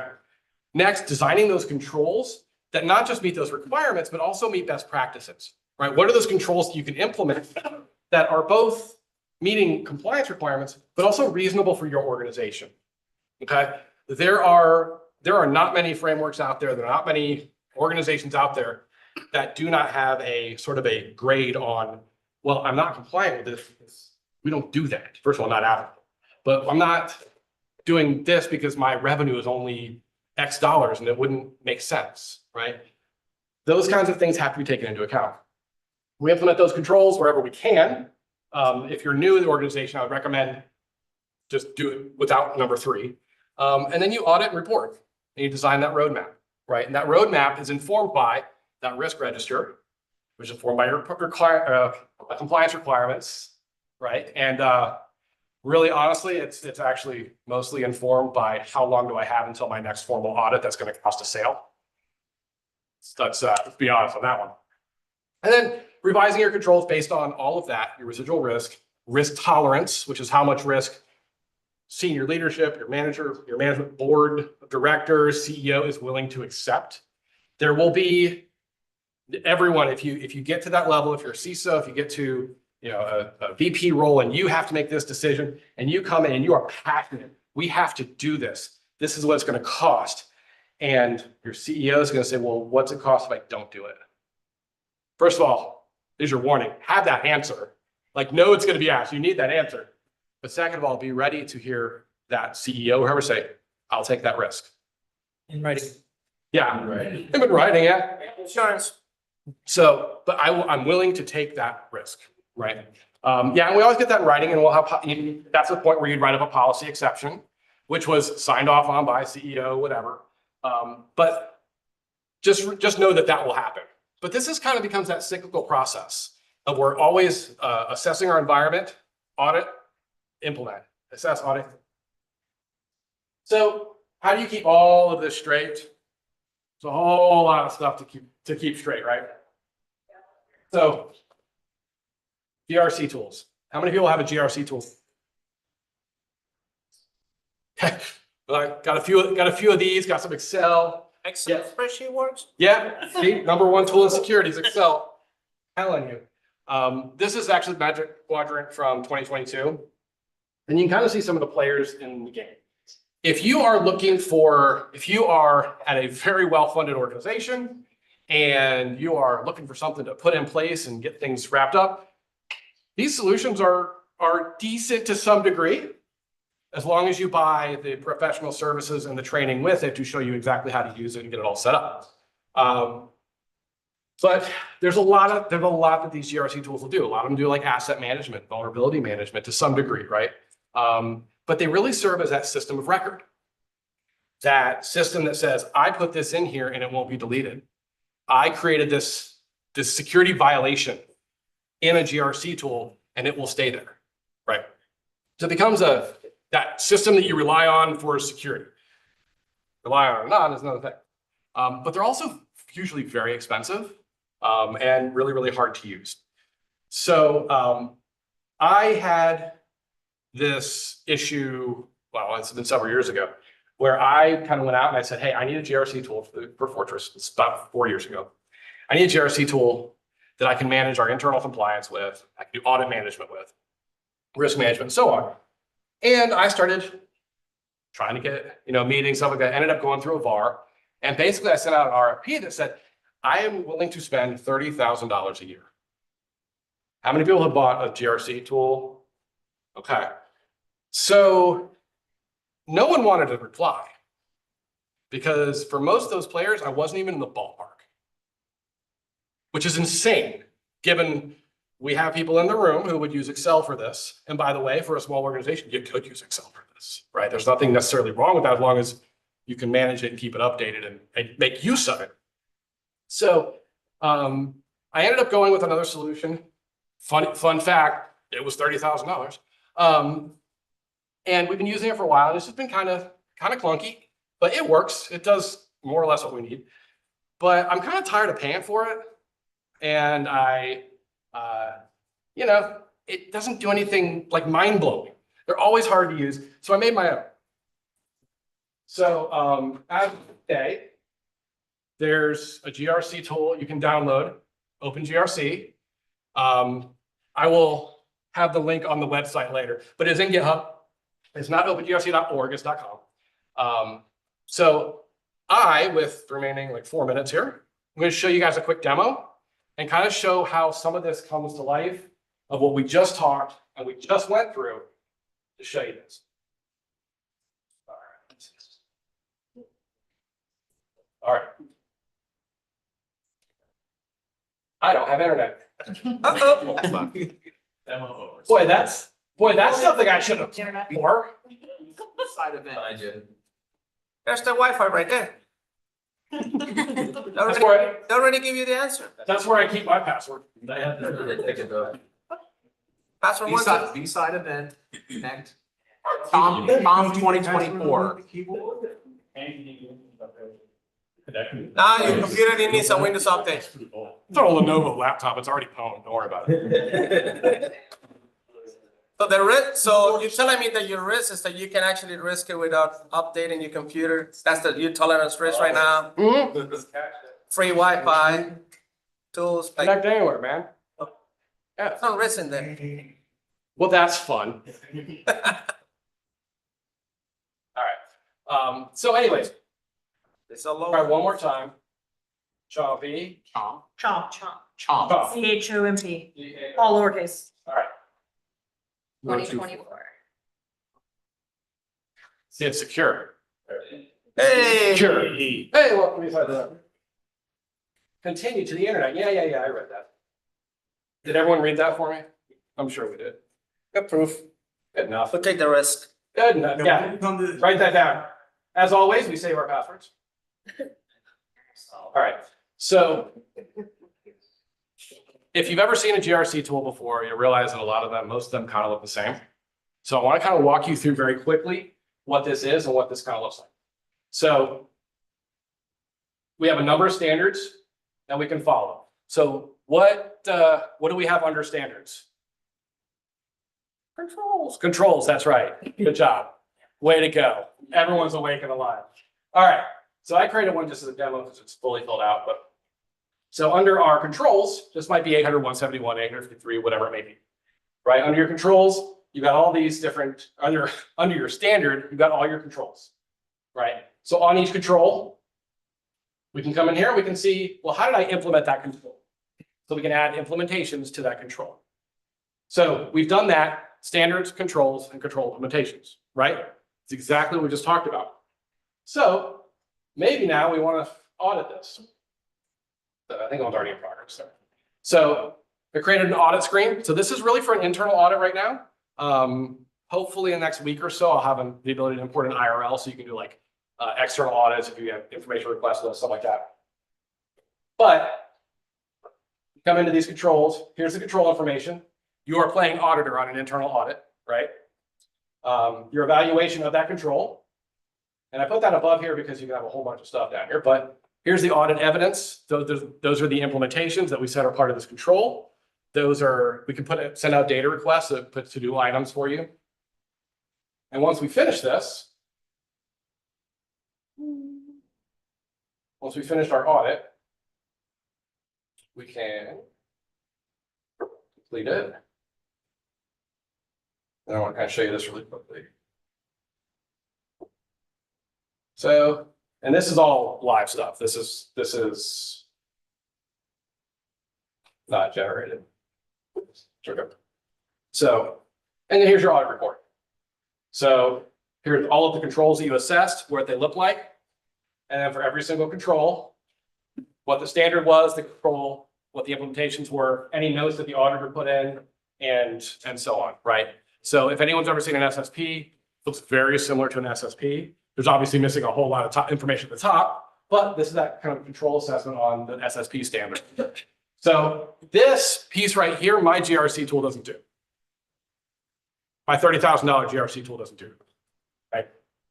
Which is, so nonetheless, and this is still, I will call this alpha software, but it is MIT licensed. It's available on GitHub. Like I said, I'll have the link on the main page. You can search for it. But yeah, so there you go. Easy enough. Yeah, so hopefully through this, you guys have learned a little bit about GRC, kind of why it's somewhat important, right? Somewhat important. If you do it. It's somewhat important. But also kind of how all your decisions that you make in a security program and in a security organization, how those funnel up under a larger umbrella. At the management lead level, the leader level, this is what you play in. You play in GRC all day, right? You don't really get the opportunity to get your hands dirty on Splunk anymore, or whatever you may be using. You have to know that Splunk's being used, that you have the right alerts, and that you're resilient when you have other kinds of testing done, right? So hopefully this has been informative, somewhat entertaining. It is GRC. I showed someone my slides last night. I was like, oh, man, slides are really boring for Bsides. She's like, yeah, it's GRC. I'm like, oh, okay, fair enough. So hopefully that's been fun, entertaining. If anyone has any questions, be happy, but we are at the end of our time.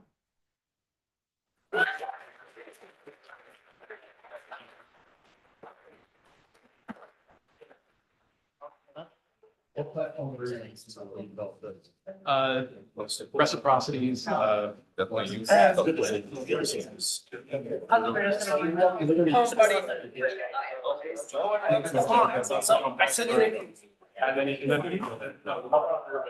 that you, so. Oh, look. I saw your this. Yeah.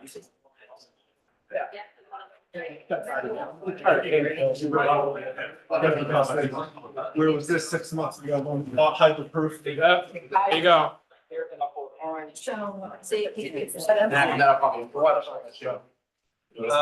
Yeah, fine. All right. Have fun, guys. Best of luck to you. Yeah.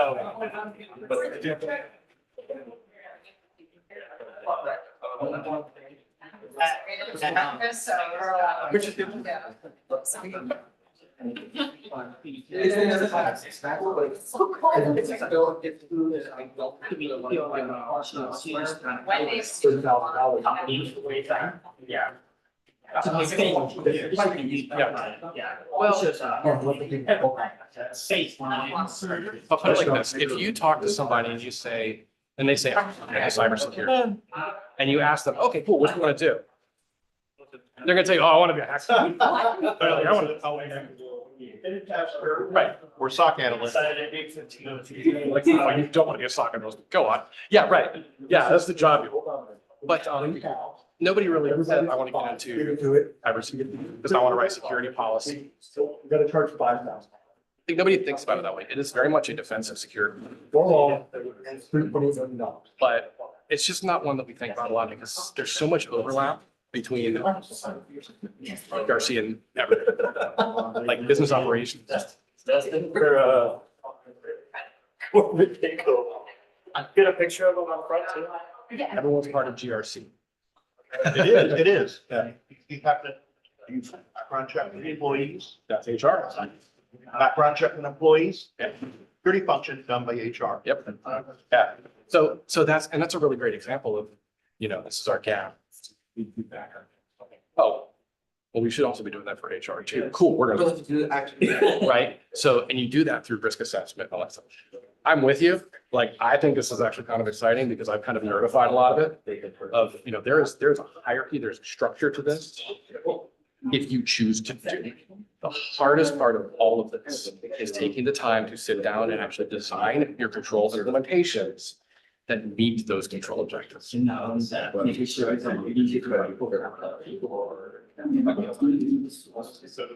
using the right everything. Yeah. Using the right tools for everything.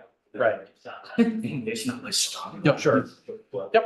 But yeah, but I think it's great. I like it. Stick around for the 310 class and we'll get an implementation. Ooh.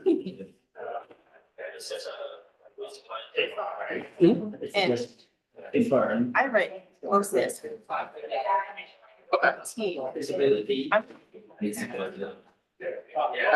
So what would you recommend? I already have that. So.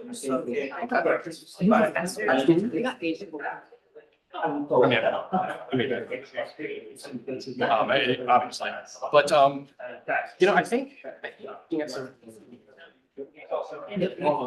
Knowledge either yourself or relayed to you somehow. So you end up at a really good point, really knowing how to work. Yeah. What I would recommend is take that.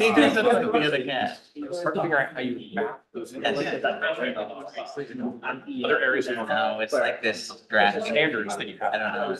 You kind of look at it from that perspective, because there's always that question of, okay, what do we need? We have this SOP, we do this. How they know that this graph. Say you do this thing because of. Box is like. Why do I do this? Right? Because at some point, it will always come around, it wants to cut budgets. And they say, well, so what can we cut out? What processes can we cut out? Software. But what people can cut out, right? Yeah. And being able to see that top bottom is. Function. So that's kind of what I would do. This is kind of a good, like. Just kind of go work backwards up that policy. I kind of just. Knowledge base. And a lot of the policies I started on this. Yeah. Were never written down, they were outdated. Writing everything down and then now. Next thing you know, you're writing all the SOPs. I literally am, Yeah. and now like. Yeah, that's a story that's been told over and over again. The manager of our team the whole new ER system earlier this year, and I wrote the and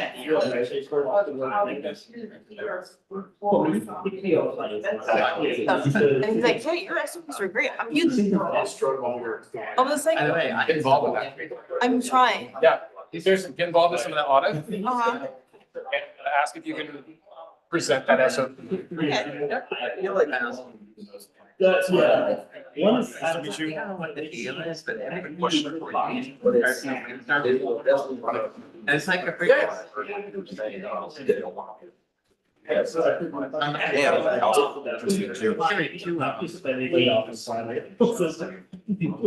The next day, you appreciate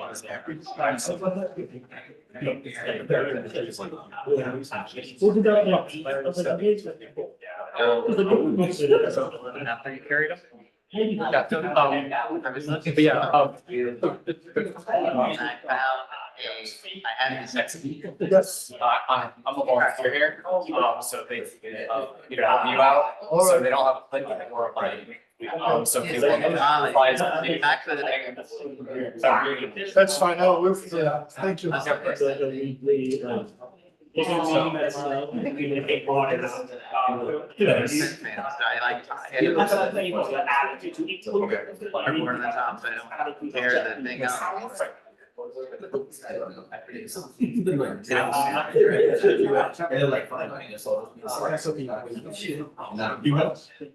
And like one is that has got wheels on. See that, yeah. So there's that. My daughter's taking some from.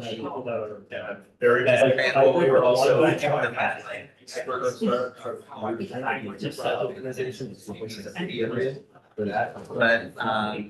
Yeah.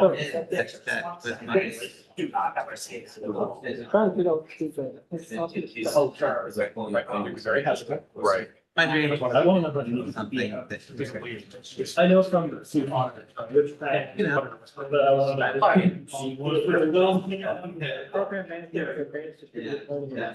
Right for this piece, my previous roles. Yep. I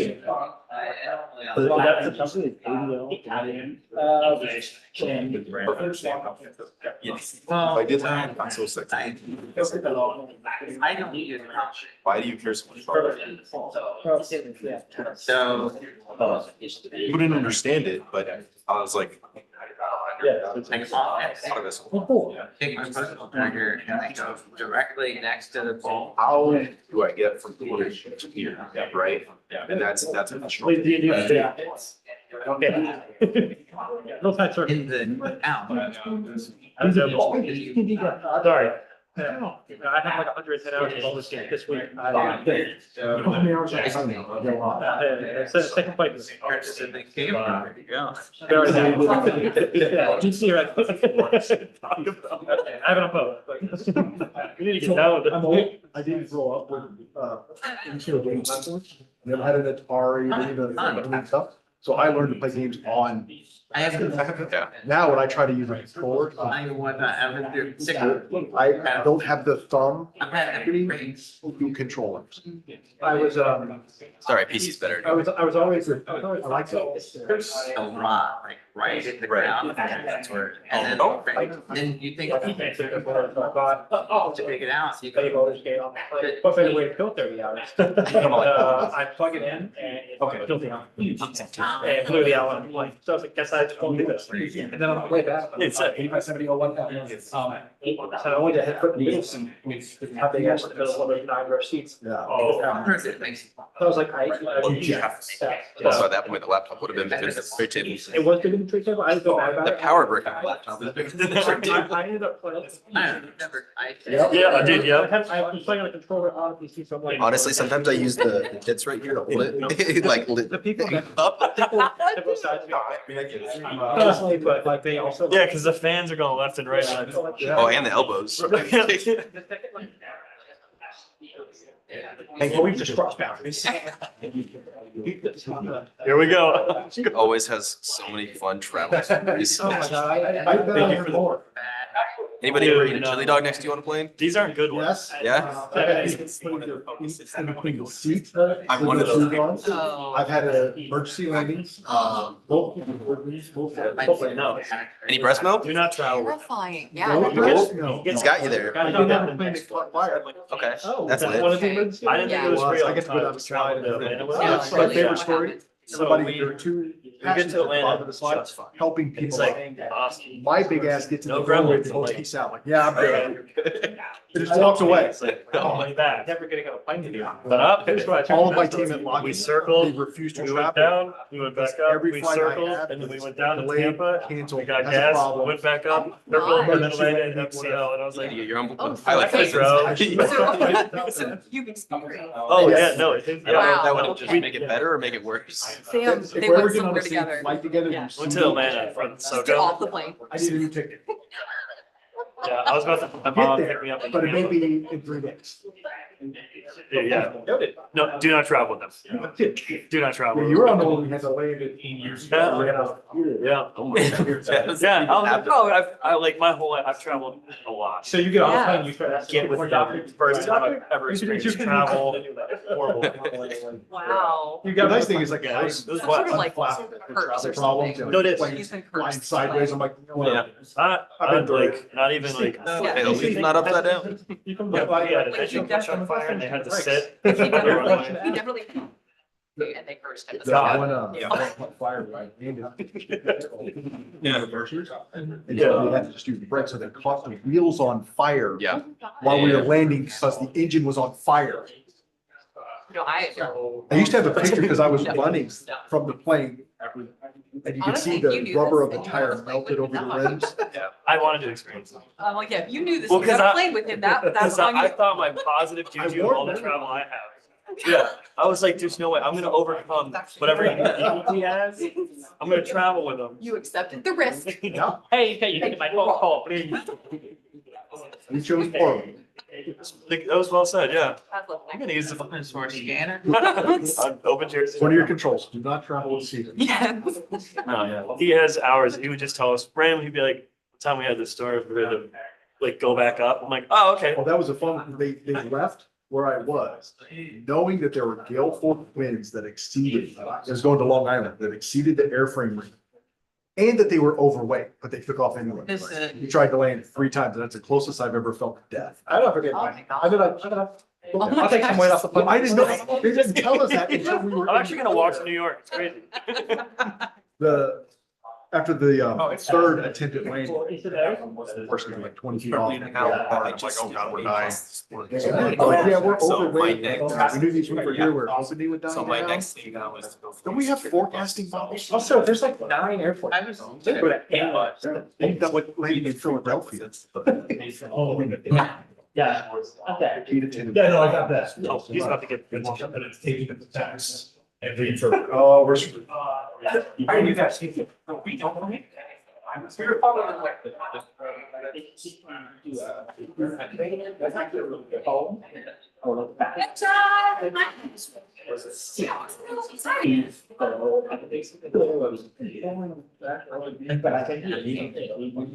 Three at 0.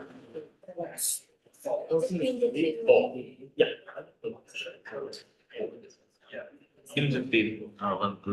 neat.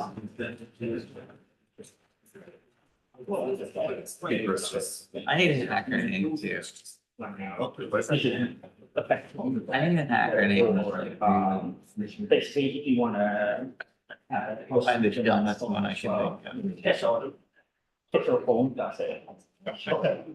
Who makes the phone? Google. It's a Google. Okay. Is there a special adapter? Is there a special adapter? This is just.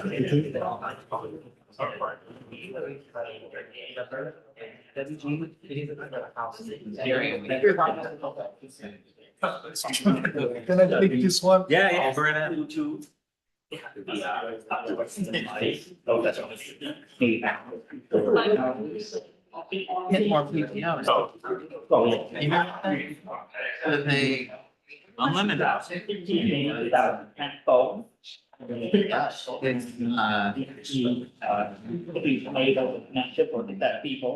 It is enabled. I'm like, Is there a special service required? These are all done at the end. so,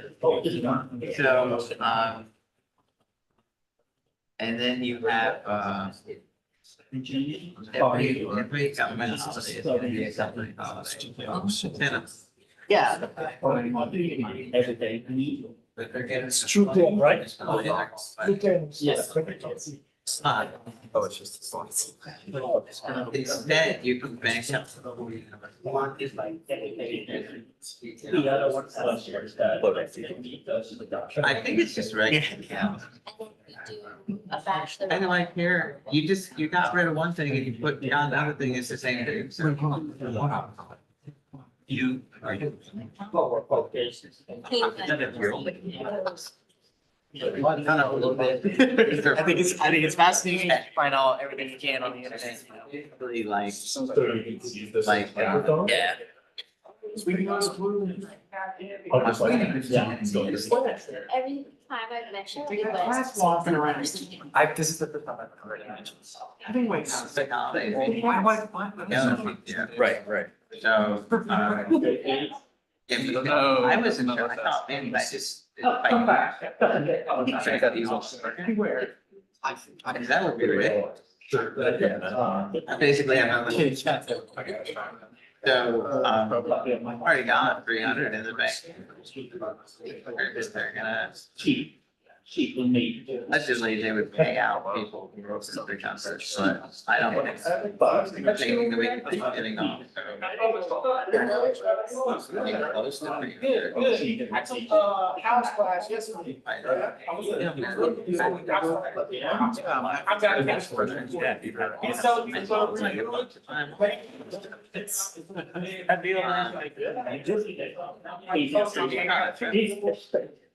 The way I explain you. I mean, you gotta take a mortgage. Yeah. I mean, I'm similar. Oh, it's just where I see it. Praise God.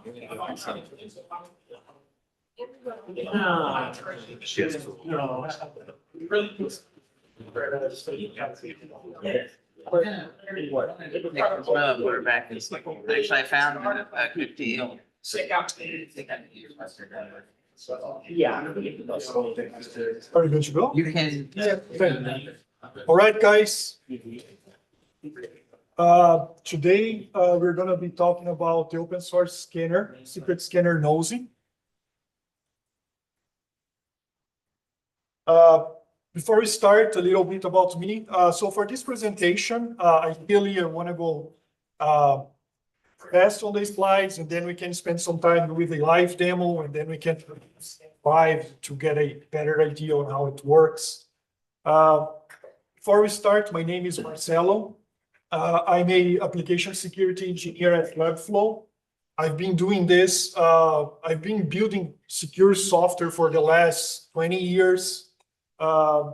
Before being a product security, application security engineer, I was actually a software engineer trying to build secure software. I also I also do some independent research. You can find some white papers I write on my Medium page. And I also like doing open source.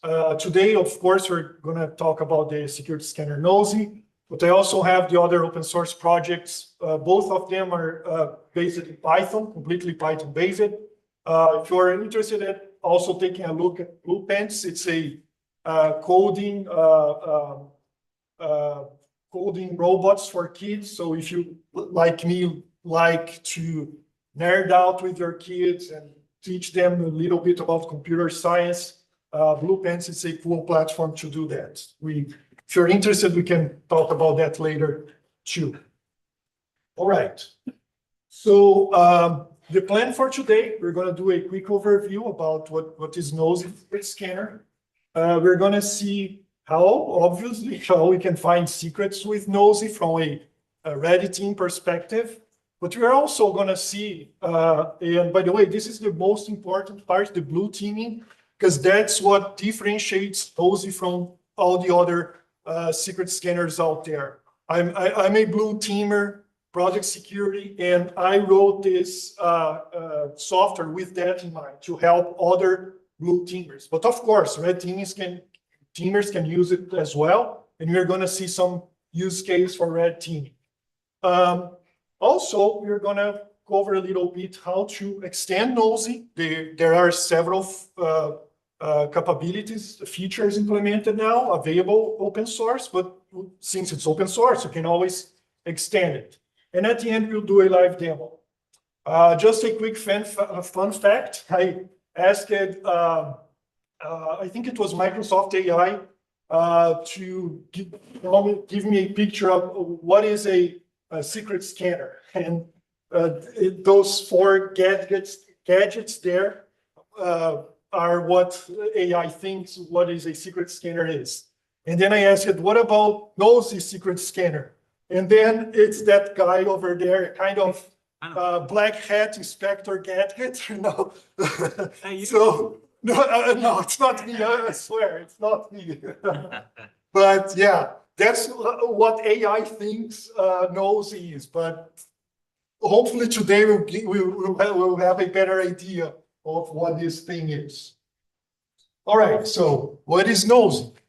As I said, completely open source secret scanner, completely written in Python. It's regex based, and by default it looks for access key, SSH, private keys.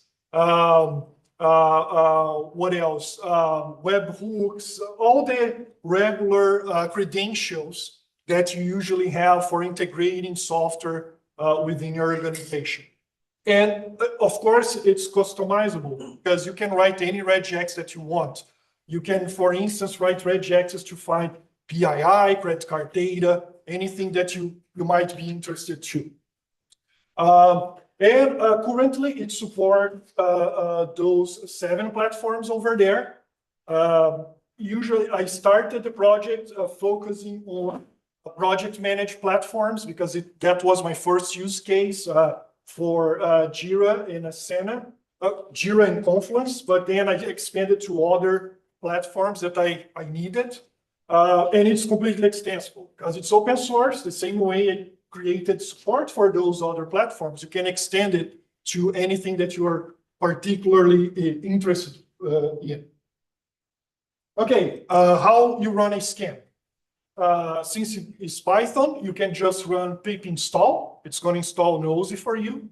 And then you're going to need an API key. For those 7 platforms there, either Slack, Asana, Confluence, Jira, whatnot, you need to generate an API key, and then you run nosy, then the target platform that you want, and you provide the API key. It's gonna go over all the tickets, or if it's Slack messages, and try to match the regex. And when it finds something, it will generate an alert. Here's just, I'm gonna show it better on the live demo if we have time, but this is how it looks like when you run from the CLI. The most important thing here is that it will give you, so when it finds something, it will give you some preliminary information about what was found. In this case, a AWS access token. It will give you an idea about the data, but the data is sanitized. And the reason is you don't want your secret scanner to make your leak even worse. You don't want it to leak again, because that's private data. The AWS access token key shouldn't be at this linear ticket. Linear is a software, it's not as popular as Jira, but it's very similar. So linear Jira Confluence is not a proper place to have AWS access tokens. So Nosy flagged that. It gives you some context where it was found. And then you have the leak source. You can just click that link and go to the source, and then you can triage there at the source. And here is the screenshot of that specific URL for the linear ticket. And here on the bottom, we have just a sample I myself just created for testing. But as you can see, it's just a fake AWS key, but yet it matched the regex. And that's another thing about regexes, right? You have to think about false positives and things like that. You want to customize that to prevent false positives. As I mentioned, it covers other target applications other than the linear that we saw. You can run nosy help. You're going to get a list. And then for each specific customized scan for each specific target, you run nosy, the name of the target that you want, and then help, and you're going to go through the documentation, and it will help you to customize your scan. Here are just some examples, just to give you an idea. The important thing about this slide is the very minimum you're always going to need is the API key. But some platforms such as Jira or Confluence, you will also need the email and the server URL, because that's the way the API for those applications work. Another thing, if you don't want to run Python, don't want to have Python on your machine, or you don't want to install Nosy as a Python package on your machine, you also have the option to run via Docker container. The important thing here is the same CLI arguments, the same thing that you had to run your scans directly in Python. It will be the same thing in using Docker. Just add Docker run Spark One Nosy Security, which is our open source Docker registry, and then it will download the container for you and run the very same scan. Cool. So now that we have an idea on what is Nosy and how you can run a quick scan, let's see how we can help Red Team.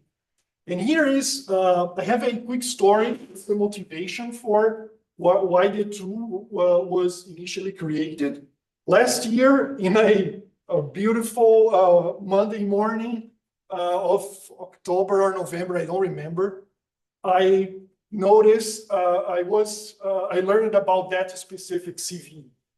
That specific CVE affects Confluence directly. And it's a very nasty vulnerability, because if you have Confluence running on-prem, guess what?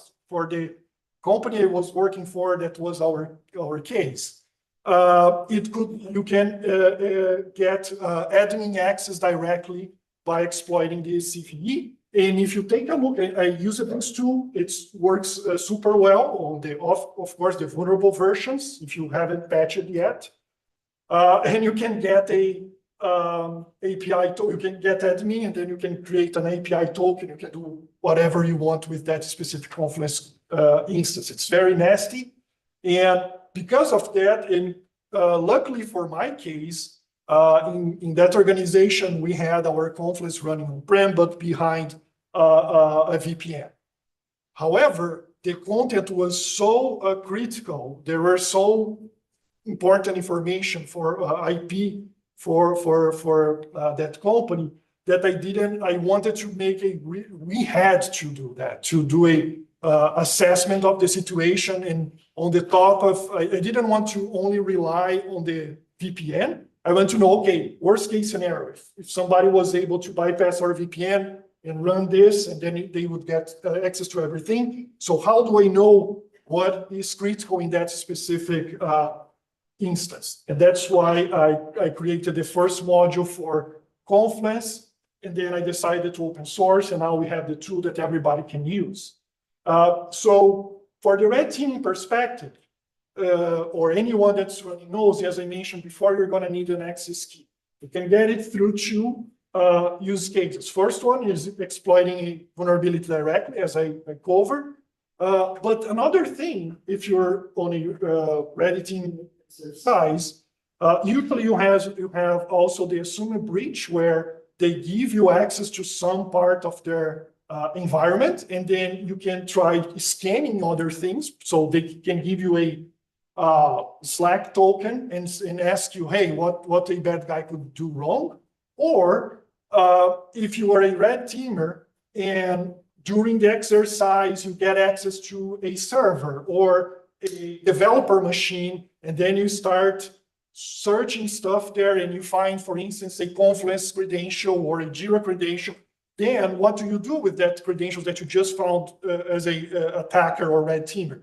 Use Nosy to do lateral movement or to start harvesting data. You can customize regexes if you're interested in credit card, PII, whatever is critical for that engagement. You can use Nosy to get that information. Okay, so how do we do that? As I mentioned before, by default, there is a set of regexes. That's the one that we saw that matched on the previous screenshot.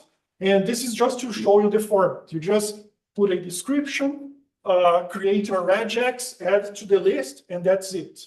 So this is the open source default configuration, but of course you can customize it. And here, just a very simple example. Let's say you want to search for plain text password. You just add this new rule to your regex, and now it's going to match password, spaces, equal, comma, more spaces. So if somebody in a Jira ticket or something similar types, hey, my password is this, Nosy now is going to catch it. And here, just an example. On the first tab was the first thing that we saw. And now we are also matching the password string. But again, you can match anything that you want. Cool. So we saw how we can find secret leaks, but how we can prevent them. And again, this is how where the focus of the tool is. And the idea here is if you have a mature product security, application security program in your company, you're already probably running static analysis scanners, SCA scanners, infrastructure as a code drifts, you name it. You already have a process and some controls in place to scan it. And they can behave exactly like those tools because we have the container that I showed before. I also went a step further and created a GitHub action that you can use, of course, for automate schedule scans on GitHub, GitLab CI, or you can get the container and create any automation that any way you want. You can use on Lambdas, Docker, webhooks, whoever you want to automate the scanning to get a coverage. Okay, but then I'm going to find a lot of findings, hopefully. But and what do I do with that? You're going to need the same thing you do for the other scanner that you have, you probably have a dashboard centralized where you have all your findings. And because Nosy natively supports serif, which is, forgot what it means, but SA means static analysis, report, interchangeable format, something like this. It's a standard for reporting, which means that if you have other tooling that already supports serif, it's natural to integrate Nosy with it. So you're gonna have your findings for static analysis, software composition analysis, and secret leaks at the same place. It's easier for you to manage the integration on your existing DevSecOps process. And another thing that is very helpful is the scalability.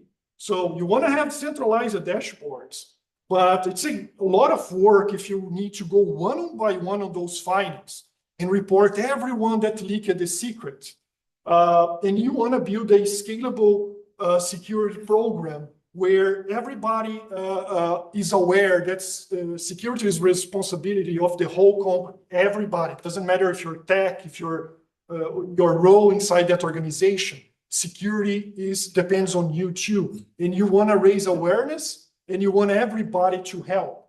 And we're going to see how Nosy decentralized alerting covers that, that feature. Okay, so here is how it works. As I mentioned, those are the 7 current supported target platforms or target applications. In the center, we are going to have a schedule scan.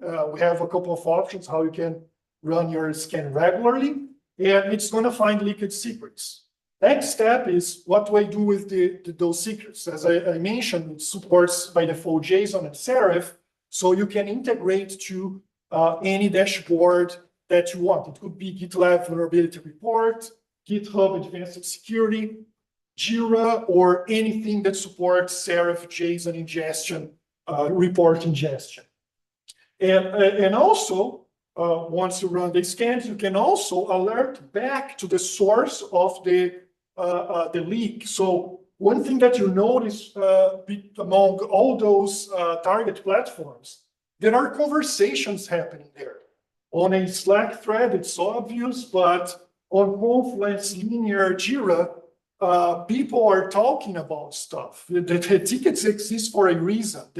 People are taking action on that. And if a leak happens there, nothing more is more natural than you join the conversation. By the way, that's why Nosy is the name of the tool. There is a conversation happening, it's gonna be Nosy and say, hey, by the way, there is a leak here, you might need to take a look.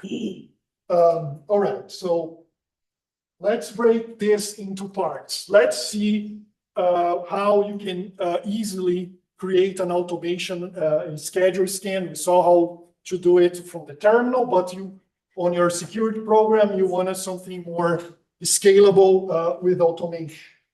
So let's see how we can, some examples on how you can run scans. As I mentioned earlier, I have another open source URL there. If you're familiar with GitHub Actions, you just use it. And then you integrate your other existing actions on your site CI workflow. And there you have it. You're going to target to a specific platform. In this case, we are talking about Confluence. And then the same way we saw from the command line, you can create a schedule for your action to run or any other trigger that you want to add. And it will regularly scan your target, in this case, Confluence. If you don't want to use GitHub Actions, you can use, for instance, GitLab CI. That's another option because since Nosy is also containerized with Docker, you can easily create a GitLab CI. And same thing, in this case, that schedule scan on GitLab CI is scanning Jira and finding leaks there too.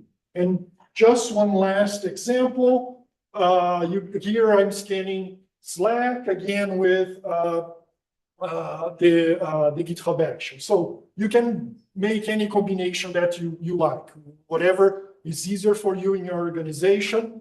As you can see, the behavior of the tool is always the same regardless what you are targeting and how you're scheduling the scan. So the experience is gonna be very similar. Okay, so now that we see how we scan the secrets, let's see the reporting. How can we send the reports to a centralized? Oh, by the way, one thing that I forgot to mention is those reports are also generated locally. So when you run even on your CLI on a local computer, it's going to generate a local file for you with all the findings on the top of what is showed on the standard out. But how can we better use those output files? So here, one example, by the way, if you're running on GitLab CI, as I already showed, GitLab has the vulnerability report. Unfortunately, you have to pay a license to get access to that dashboard. But again, all the findings are going to be found, are going to be added there, and then you can consume them the same way. Here I don't have any other SAST tool or anything on that specific repo, but if you had other findings from other tools, you probably already have a process to consume them. And the secret leaks from Nosy, it's going to just be another source of vulnerabilities that you now have oversight to. Another example on how to use Nosy. As I mentioned, it supports Serif by default, and GitHub Advanced Security is based in Serif. So you're going to have, again, all your findings here: SSH private key leaked, WS access token, with in the same dashboard that you have your CodeQL reports or any other native GitHub Advanced Security tools that you have run. And one last option that I'm going to give as an example is, since it's generated Serif, you can rely, and by the way, this action here is open source and it's not even related to Nosy.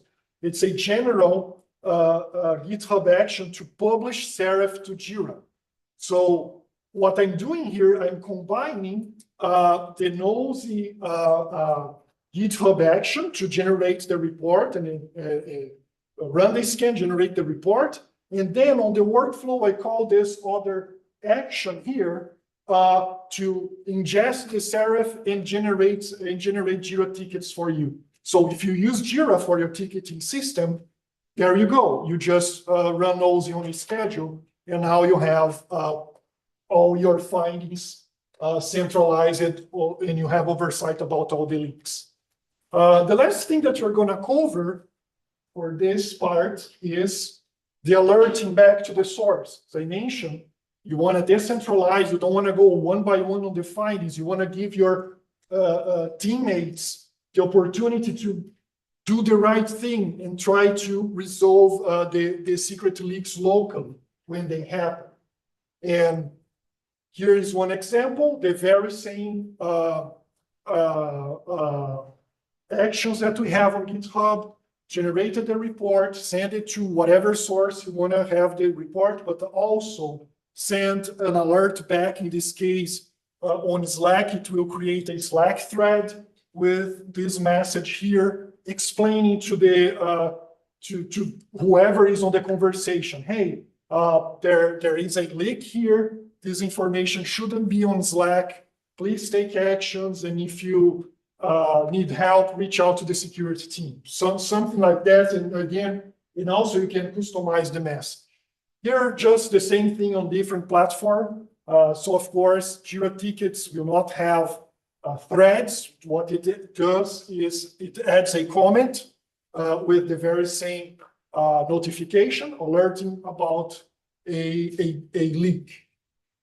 And here, just the same, here's the original leak, and here the message added. And by default, this option is not enabled. So if you want to know it, to post a comment back to alert back your the leak source, the owners of the leak, you have to add the option post comment.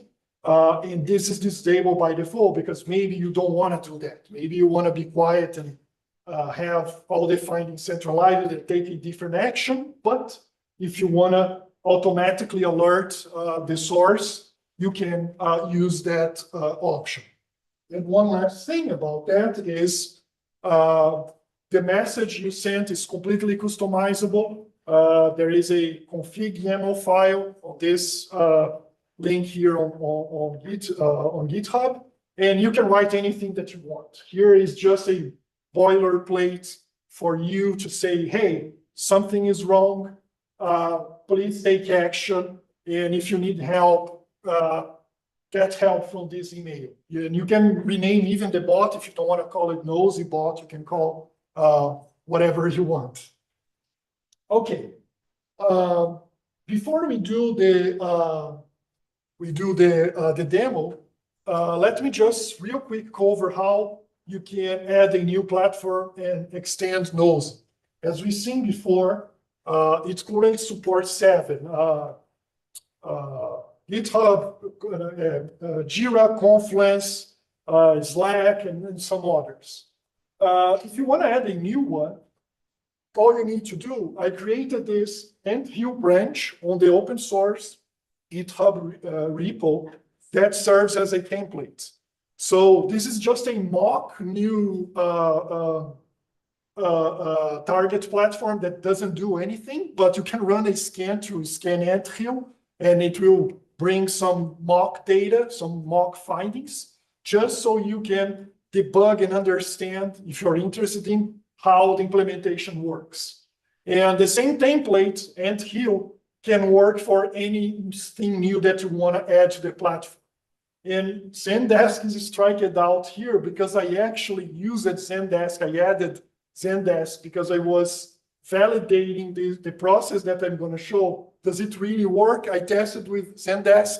It's super simple to add a new platform, especially Zendesk was simple because the Python SDK for Zendesk is very, very good. And kudos for Zendesk team for creating a very good SDK.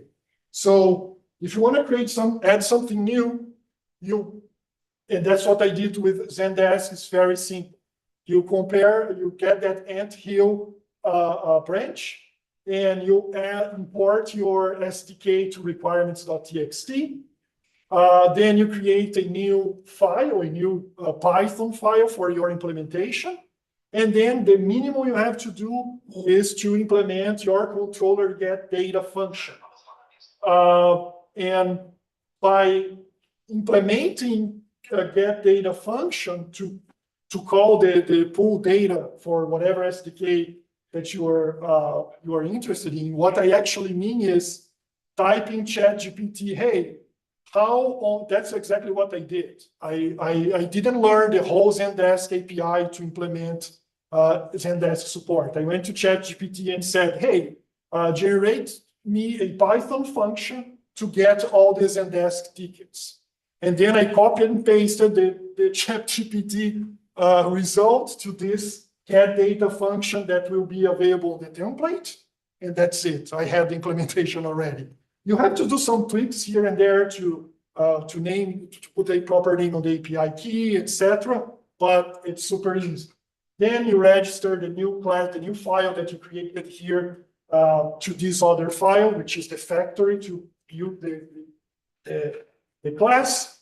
And then you're probably going to have new CLI arguments that you want to show on the help, and that's it. You have a new platform. So if Nosy doesn't support something that you wanted to support, again, it's open source. And if you like writing Python code, just follow those 5 basic steps, and you will have a new platform supported by Nosy. Okay, how much time do we have? Okay, so let me do a live demo. I'll have to sit there a little bit. I will run just 2 or 3 scans. And after that, I will open to questions. And if you want to see something specific, some specific scan or whatever, well, we can try to do it on the live then. So let me get to the desk here. Okay, so the first thing that I want to try. So before I start, one thing I mentioned that we always needed the API keys. And as you can see, I already have all the API keys here on my environment. So that's why I can run all the scans, because the only thing you need to scan a target platform, as I mentioned, is the API key.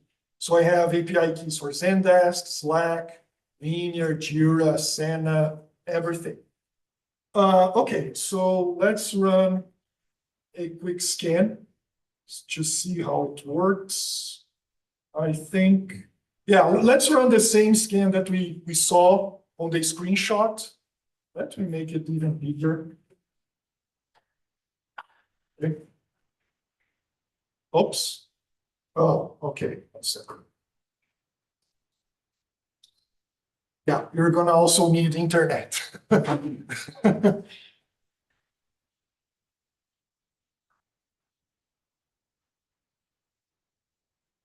Okay, cool.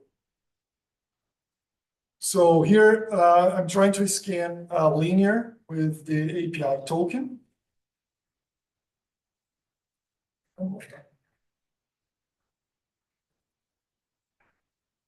Oh, cell phone, 1 second. So we have Wi-Fi here too, right? Okay, let me try. It's funny that I don't see. Okay.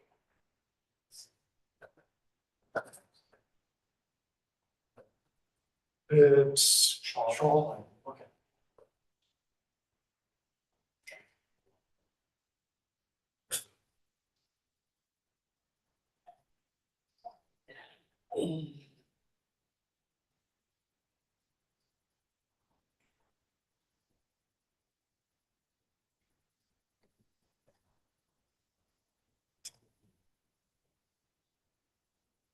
Okay. Okay, so I'm gonna scan Linear. Hopefully it will work now. Okay. So authenticated, so I have a very small Linear instance with just a few tickets. But as we can see here, it found a AWS Access token matched with this specific regex here. And here is the redacted data. And if I click the link here, I can open the ticket. And one hint is, let's say you have a massive Confluence post and you are not finding the leak immediately. So that's why how the redacted data gives you some context. So you can just copy the data and search. Of course, this is a small one, but if it was a big post, you would find the leak source here. Let's scan Jira now.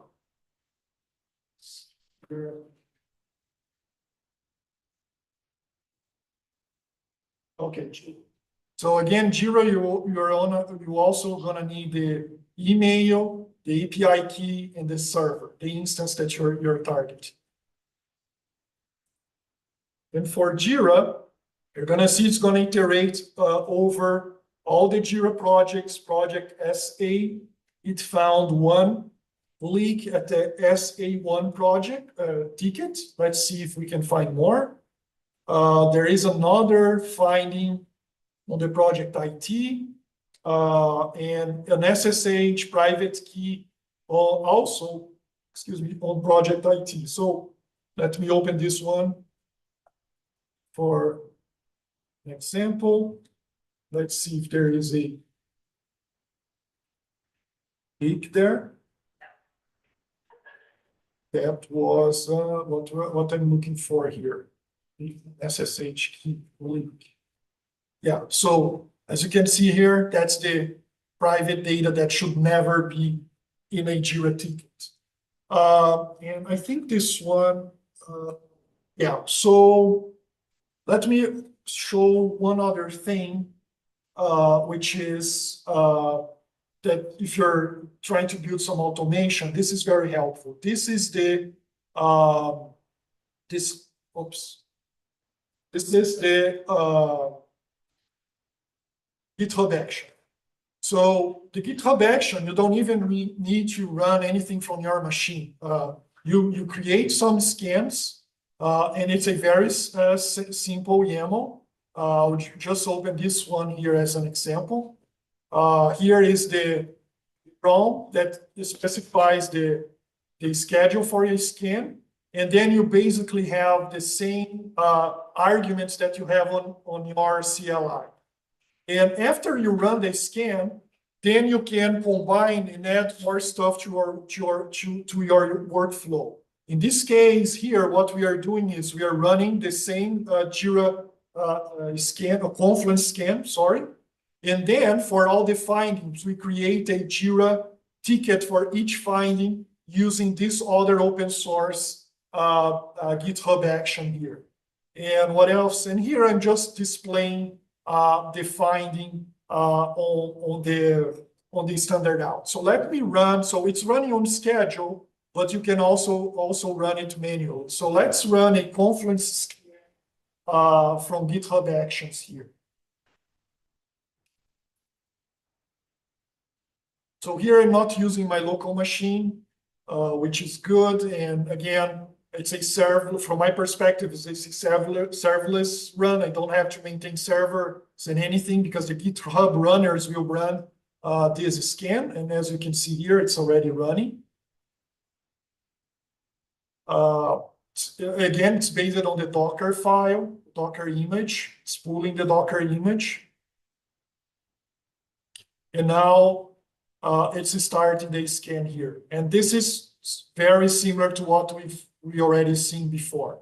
All the Confluence pages being scanned, and it found a leak at this specific Confluence page here. And here is the link. Let me wait for this page to load because I think, oh yeah, for this page, I didn't do it now, but previously I ran another scan with, oops, what's going on here? Sorry. I had ran a previous scan using the alert post comment flag that alerts these Confluence page owners that a leak happened here, and they need to rotate the credentials, and if they need help, they can contact the security team. And let's see what else. I think it's good for a demo perspective. I can do some other stuff if you guys are interested in, but I'd like to open for questions, and thank you for attending my talk.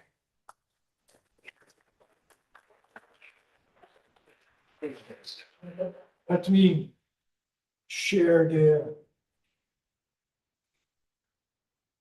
because the last slide I have yeah, and by the way, if you're interested in learning more, that's the URL. The QR code is the QR code for the presentation. All the open source code is on that GitHub repo. Everything open source. And if you want to reach out to me directly, that's my email and my X Twitter handle. Any questions? Yes. Are you able to set rate limiting? I'm sorry? Rate limiting. So for example, Yes. like how fast it's going to be going through. Exactly. Excellent question. So one thing that, remember I told you, Zendesk was awesome to implement it. They had a super cool SDK.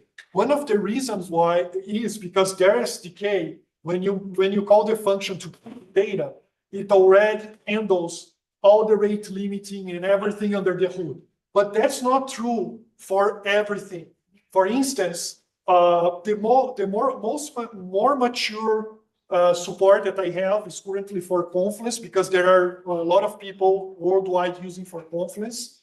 And we had issues because we had a decent Confluence database instance to test, but somebody else had a massive one, and they were being rate limited, and the scans were taking hours. So we had to implement some. We created a flag for Confluence to handle. You can specify the timeout for the HTTP session. That helps. And another thing is, if you have a very, very massive Confluence page, what will happen is you use your API key, you connect to the API, and it will have a session. If that session the scan takes, I don't know what's the limit, but 24, 48 hours to finish, that session will be invalidated. So we also had to implement on the top of the rate limiting. I worked with the open source community to implement also a relogging with the same API key if the scan is taking too long. But very good question on the spot. We already had to deal with that. That's part of the game. Any other questions? Awesome. Thank you, guys. Thank you.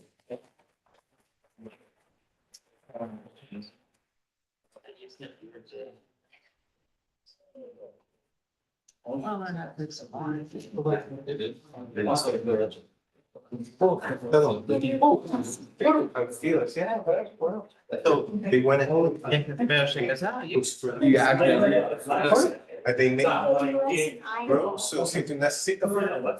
Okay. Oh, yes, your pronunciation is perfect. You speak any other language? Oh, okay. Awesome.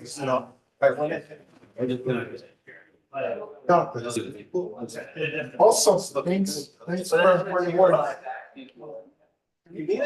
Oh, no, I'm good. I'll just wrap up everything here. I'd like to thank you guys for your work. To present here. It's a very good. It's awesome. I appreciate it. Yeah, this keeps getting bigger every year. You know how that works. Awesome. You, bro. Yeah, that's okay, guys. Oh, meu accent. Olha só, isso. Oh, yeah, that's. Eu sou de São Paulo. That's the whole thing. Yeah, but I, like, all. Obrigado. O que você faz? Eu tenho muita experiência em project management, so Splunk tools, monitoring, stuff like that. It was an unintended solution for. Legal, cara. Muito obrigado. Locally in Orlando. Legal. Eu tô em Houston. Mas eu venho sempre pra cá, é uma área muito legal. A gente se mantém em contato. Obrigado. Thank you.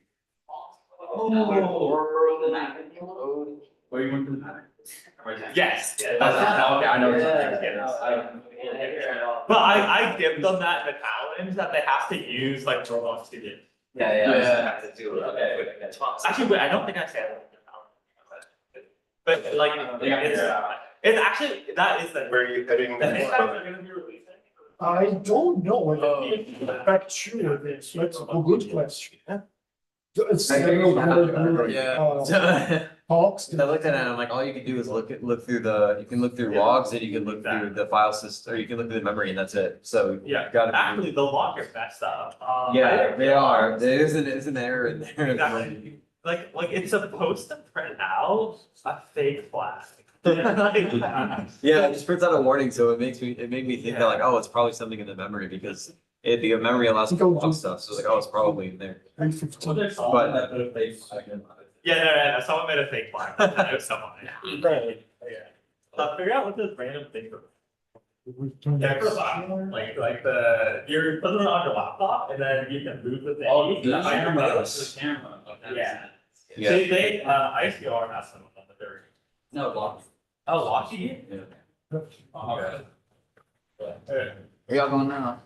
Probably another call. Going in here. Yeah, we're going to the other one in here in 10 minutes. What is it? It's something for small businesses. Yeah, it's like, Developing a security program on a budget. Yeah, that one. Sarasota before, and it's lovely. I had everybody living there, and their favorite sport is vacation. It's just the Caribbean, and that big place is amazing. Yeah. We got hit pretty hard. So. Oh, yeah. How, and two in a row, because the one that affected North Carolina also had some. We went by and loaded it up with. Oh, I thought you were It's right rough. on like the Wi-Fi network charger. I'm like, why are you doing that? You know, what about power and water? Did you have Power start? Oh, Bro, we had no problem there. But yeah. power. I thought you were just like looking through it. Surely. So, my parents got their power like 3 days ago, maybe. Doing that. Everything's a little different, but we're okay. Yeah, it's the worst. Just don't we have fun with some floodings and hurricanes sometimes. It's not fun. No, it's crazy. Yeah. Crazy. I just wanted to thank you for the presentation. Oh, thank you. Thank you for attending. Can I ask you on LinkedIn? Just I got your first name, Marcel. LOSD, the last. That's it. CC. No. Right. What's the I? Yes, awesome. I'm feeling. Oh, yeah. Nice to meet you.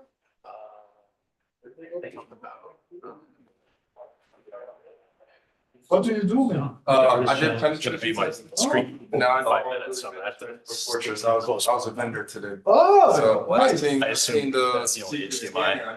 You can't get closer. Yeah, and again, if you're in the middle of engagement, you'll find a key. You can Literally use it. lateral. Yes. Have halfway. Gotta be halfway, not quite so. Let me add some. It says pending. Let me add some to choose. MAR check. Oh, Mark. EN. Oh, it's still connected to That's an insurance. the backspace. EN. Ah. You've been going solid for you so far? See why. Yeah.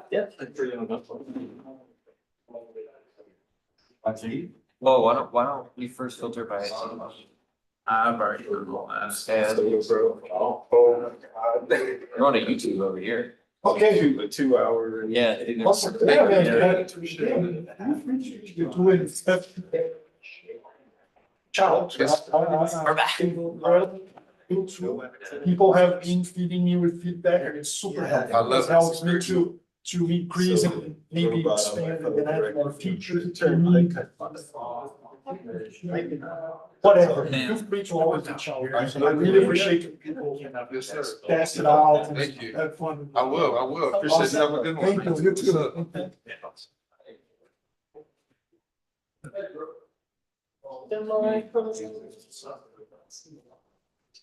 Yeah. I'll take the, No, I'm just looking at the video post. Yeah. Your dog. Yeah. Oh, no, it was here before. I don't know. Wonder which who one is- will be better. Fortunately, it doesn't get to here, so I use the chair. Yeah, you should. Yeah. Yeah, because I wanted to appear on video. Oh, yeah. If you sit on the table, they will not be able They to won't see. see. Yeah. I don't know if I want to be seen. Well, yeah, good point.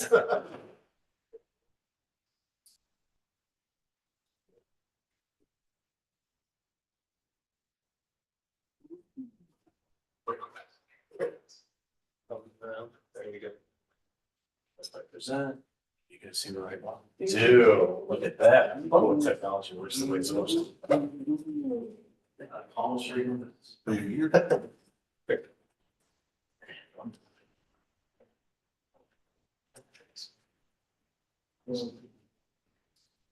Thank you, guys. All right, Marcel, have a good day, bud.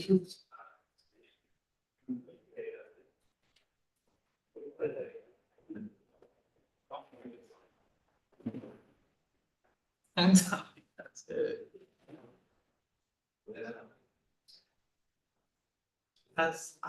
Oh, it's not that much though compared to some. It's not, they're usually like 20,000.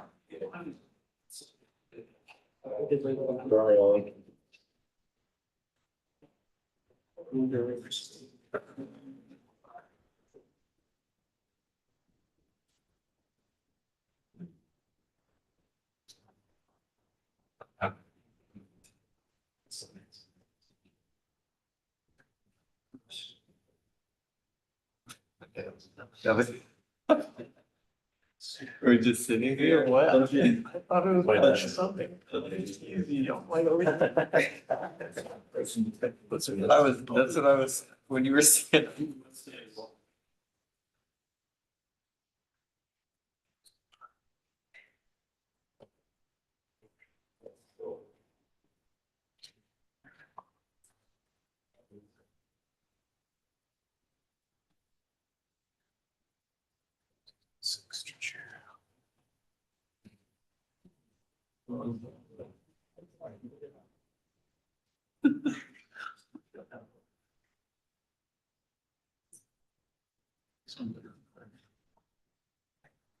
Yeah, I heard there was a good amount of love between the Orlando Bsides crew and the Jacksonville crew.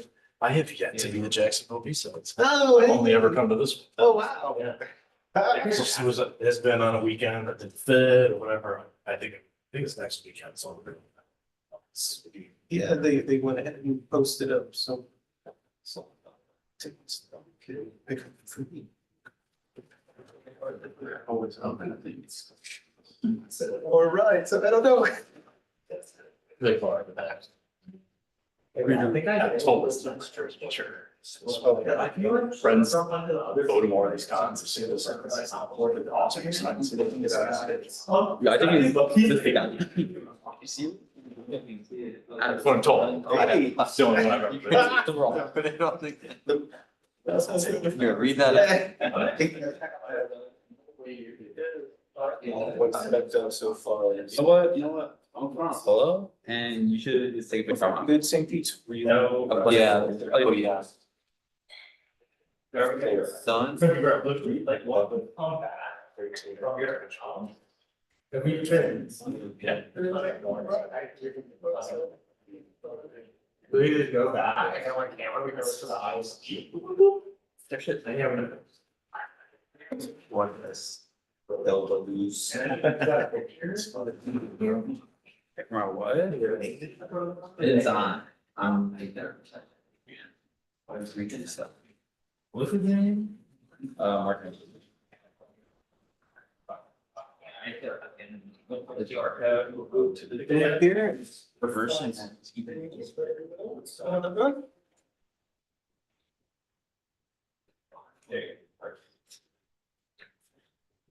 Well, I guess that makes sense. But just see what's meant to be for beginners.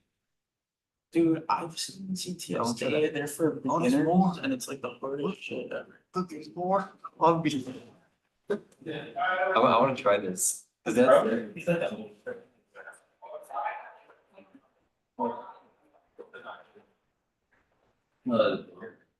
I don't know what it is either, but.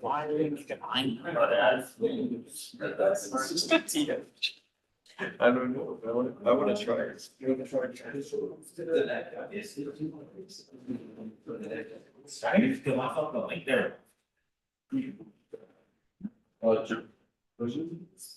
Oh, my God. You go. That's the B-side Jackson. Again.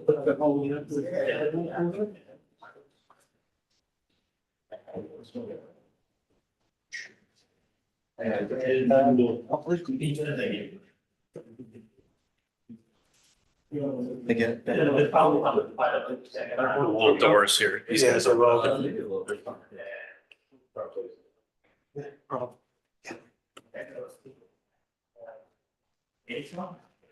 Or. Start. Pull up.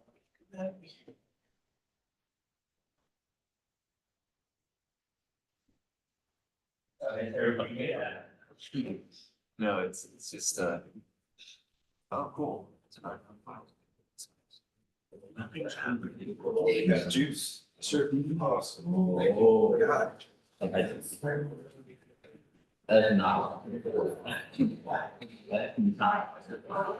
Yeah, left 64 bit, those people.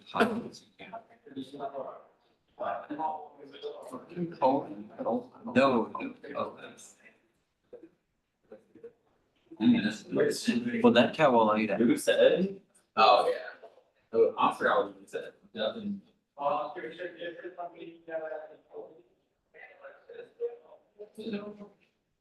feel like it's more seamless. What we're supposed to look at it. I'm pretty sure it's just the file that's executed. Oh, could be. That's not, that's what you're showing me. Yeah. Okay. Okay, low is 98. That's. Honestly, that would get them in. What we're supposed to do, make a button.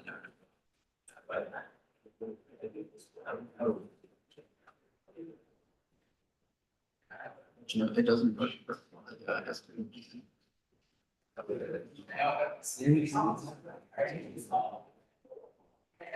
You want right past it. Yeah.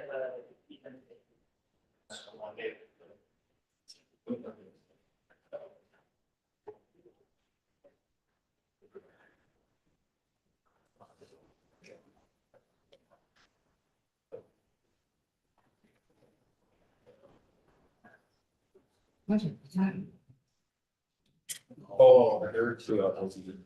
They want to follow with this. I think it's okay, so. I think this is pretty good one. I have both want to go. As they Undivided obviously, they go 5-0 trust with federal class government, now the very far, they don't agree with the DOU. They say bypassing. That is. Well, if you don't want to go, again, one start, just after that, meet. Oh, yeah, that's fine. Yeah. No, so we're gonna. Yeah.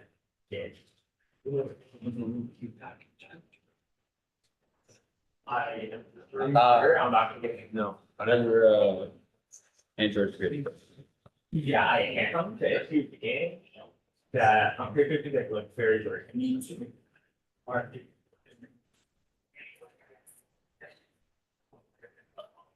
I wouldn't worry. I was also.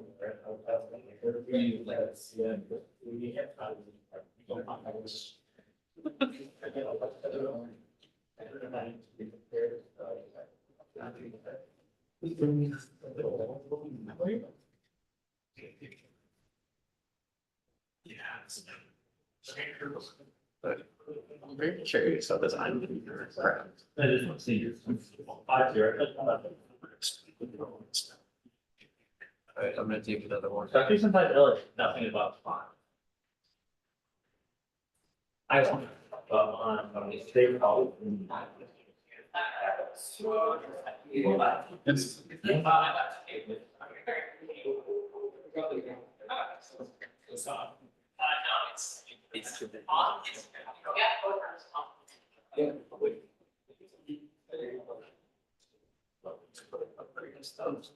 I did both. Yeah. Yeah. I had to run a creative. Oh, well, you know what? I don't have much useful. As is. Yeah, I think it's probably it. How did you scan? Yeah. Oh, brother, look at that. They're definitely. Okay,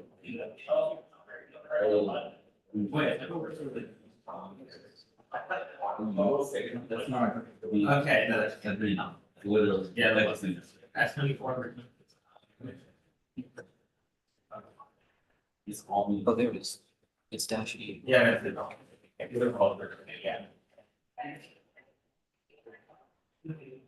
Yeah. I can name another person.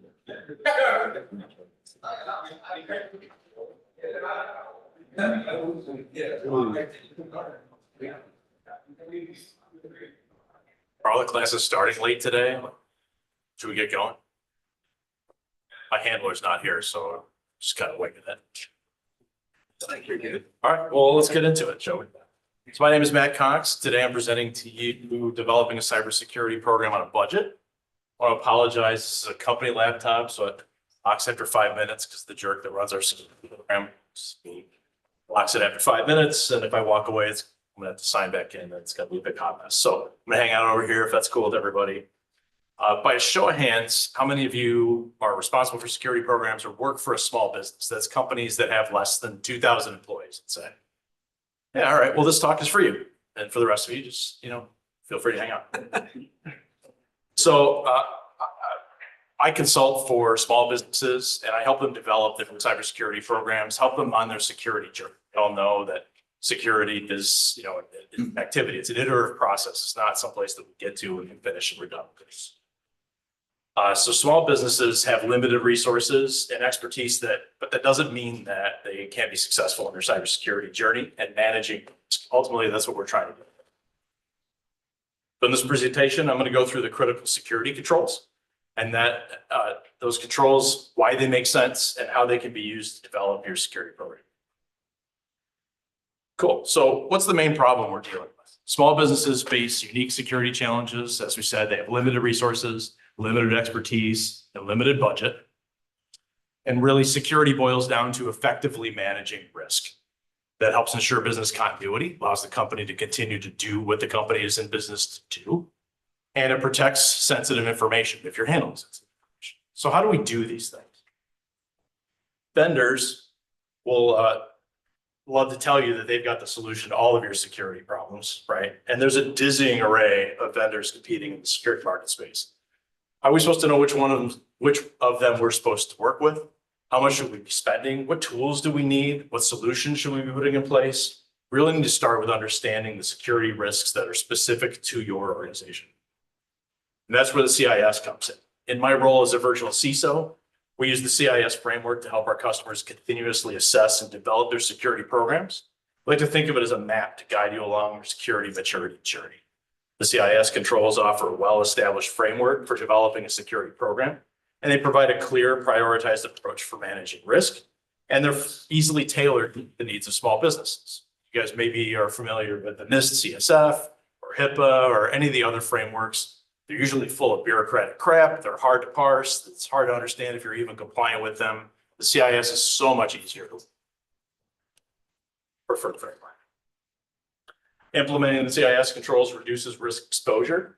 It enhances compliance with industry standards. It improves incident response capability, and it fosters a culture of continuous improvement that may even potentially reduce your operating costs. Maybe you've got duplicate licenses in your environment that you didn't even know you had.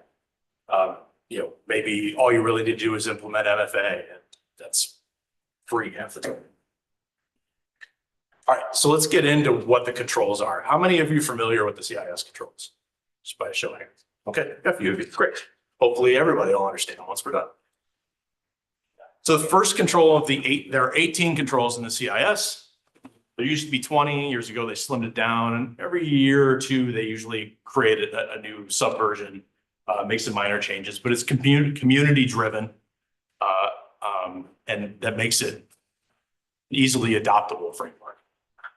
Control number one is the inventory of hardware assets. You can't secure it if you don't know that you have it. So you really got to start there. And this is one of those things that nobody really likes to do. It's a real pain in the butt. It's something you have to do all the time. But if you're missing devices from your asset inventory, that's a vulnerability that you're not even. It needs to be a continuous process. You can do this using Excel, but really automation is your friend. There's a number of tools out there that will scan your environment, identify assets that were not previously in your inventory. And most importantly, don't forget about all those cloud and SaaS platforms that we have now that, we like to think of laptops. Oh, I've got all my laptops in Intune, so I'm covered. There's all kinds of stuff in your environment that has an IP address on it that could be vulnerable. You need to make sure that that gets included in your inventory as well. And then have a process for addressing unauthorized assets. We like to think, oh, the hacker's going to bring in a Raspberry Pi and plug it into the conference room. But that isn't it. There are lots of ways that unauthorized assets can be brought into your environment. Short anecdote, I had a client years ago that would have intermittent network problems. They couldn't understand what was going on. The network would crash, it would come back up all by itself, and it would be fine. We'd get in and look on their firewall, and through one network interface, it would peg out all the bandwidth and go out the other interface right back into the network. Where the heck is this traffic going? We spent 5, 6, 8 hours trying to track down where it was. I'm on my way to the bathroom and I happen to look under an employee's desk. There's a little Linksys switch with a cable that comes out one port right back into the other port. That's called a bit accelerator. If you're not familiar with it, it's not good for your environment. Those are the kind of unauthorized assets that cause you a lot of problems. Okay, second is inventorying your software assets. You need to know all the hardware that's in your environment, but you also need to know all of the software and not just the version of Windows that's running on those machines. What about Adobe? What about your browsers? What about that Foxit IT Pro thing that somebody downloaded because they weren't authorized or couldn't, edit a PDF file and thought, this will work. Ensure that all of that software is currently supported. How many of those things get out of date quickly? How many updates to Adobe are there? It's ridiculous. And then also have a process for addressing your unauthorized software in that too. So usually it means taking away local admin privileges, but consider there is still software that user mode will still let users install. They can still run scripts. They can still install browser plugins. Just because you took local admin away doesn't mean that you're safe. Control number 3 is data protection. You need to establish and maintain a data management process and an inventory. What is the sensitive data in your environment that you're trying to protect? Maybe it's intellectual property, maybe it's special formulas, maybe it's customer reports, or at least in my case, it's customer credentials because we manage their environments for them. If those credentials get stolen and used to access the customer's environment, my company's facing a lawsuit, and that's not going to be good. Configure data access control list. This is a simple way of saying least privilege. If the employee doesn't need access to that data, they shouldn't have this. Enforce data retention. Another small anecdote, the latest AT&T breach. How many of you were affected by that? Yeah, apparently they still had my social security number in that data breach, even though I had been a customer at 12 years. Why are they holding on to that data for so long? And why was it not encrypted? Securely dispose of data. Make sure that, we think of paper shredders, making that we're shredding PII, that sort of thing, but you got to make sure that your backup tapes are properly disposed of. You have to make sure that old laptops get properly disposed of. My favorite laptop disposal method is called a hammer. I don't need to have an audit trail of where those drives went. So when I go back to the office once a year, I pull a bunch of laptops out of inventory that are going to get recycled, and I take my stress out on smashing some hard drives with a hammer. That feels good. Okay, control number 4 is to secure configuration of assets. This is network devices, this is servers, this is laptops, this is Wi-Fi access points. There are the CIS, the same folks that maintain the critical controls that we're going through. On their website, they have this section called benchmarks.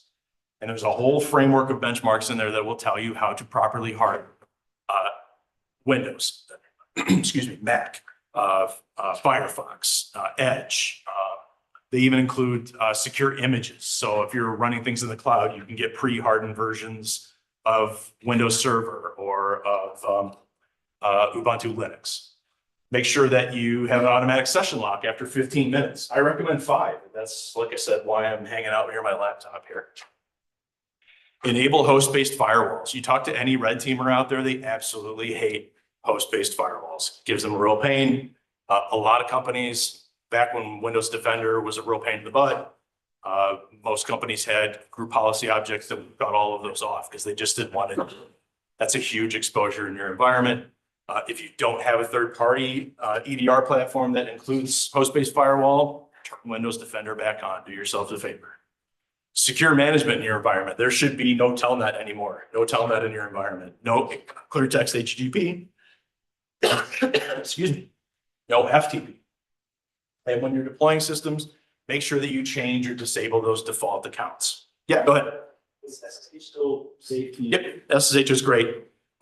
It's best if you use keys, but username and password is better. Still way better than telnet. Yeah, go. With the looks like last slide, but with the least principal privilege thing. Yeah. Why you think it would be better to apply to like owners too, like actual owners of companies? Like absolutely, yes. I know like the owners they like to look over it because like it's their own company. Right. They should because they don't probably have the knowledge of that. President of your company does not need domain admin privileges. Fight me on that. Great question, thank you. Account management. So we inventoried our hardware, we inventoried our software, we need to inventory our data, and we need to inventory our users, right? They're the ones that are getting access to that data. So make sure you know where all those accounts are.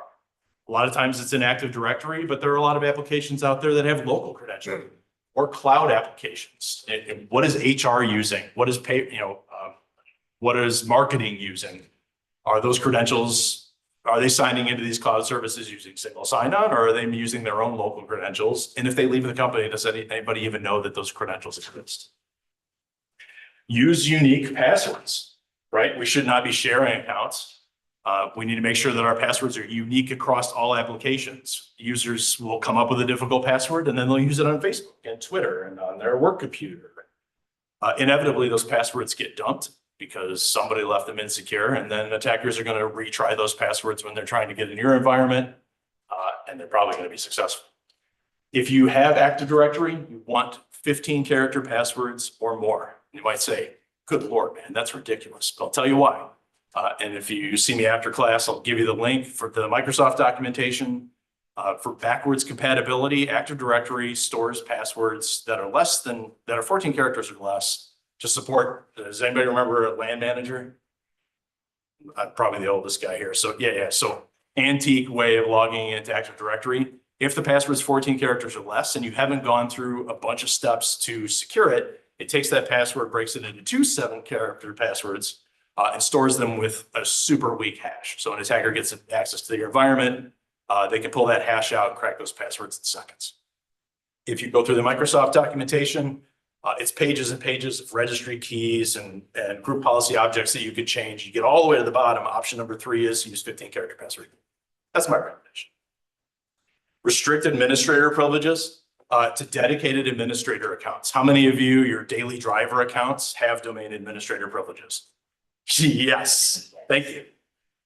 That's a huge no-no, right? That account gets compromised and it's all over. So you want to separate those. What we do in our company, and I'm giving away trade secrets here, but we'll put a D dash and then that username. So I know that username is associated with a regular user, but that account is specifically used for domain admin rights. And it's not allowed to log in places that it doesn't need to log into, right? Just because it's a domain administrator doesn't mean it should be super administrator or work everywhere. Control number 6, access control management. Establish an access granting process. This is your user onboarding process. When a new employee joins the company, how are they granted rights to what applications and what data are they allowed to access? In small companies, this is usually everybody becomes an admin and they can just do whatever they need to do because it's too difficult to break that down. You've got to break that down. Establish an access revoking process. When that employee leaves, before they walk out of the building or out of their exit interview, their account is disabled, or the password changed, or the account deleted. Whatever your process is, make sure that they can't use that account. And then absolutely, we have to require MFA for your externally exposed applications. Attackers are always trying those. Your remote access network, VPN access. And then if you can, for all domain admin or privileged accounts should have MFA on them as well.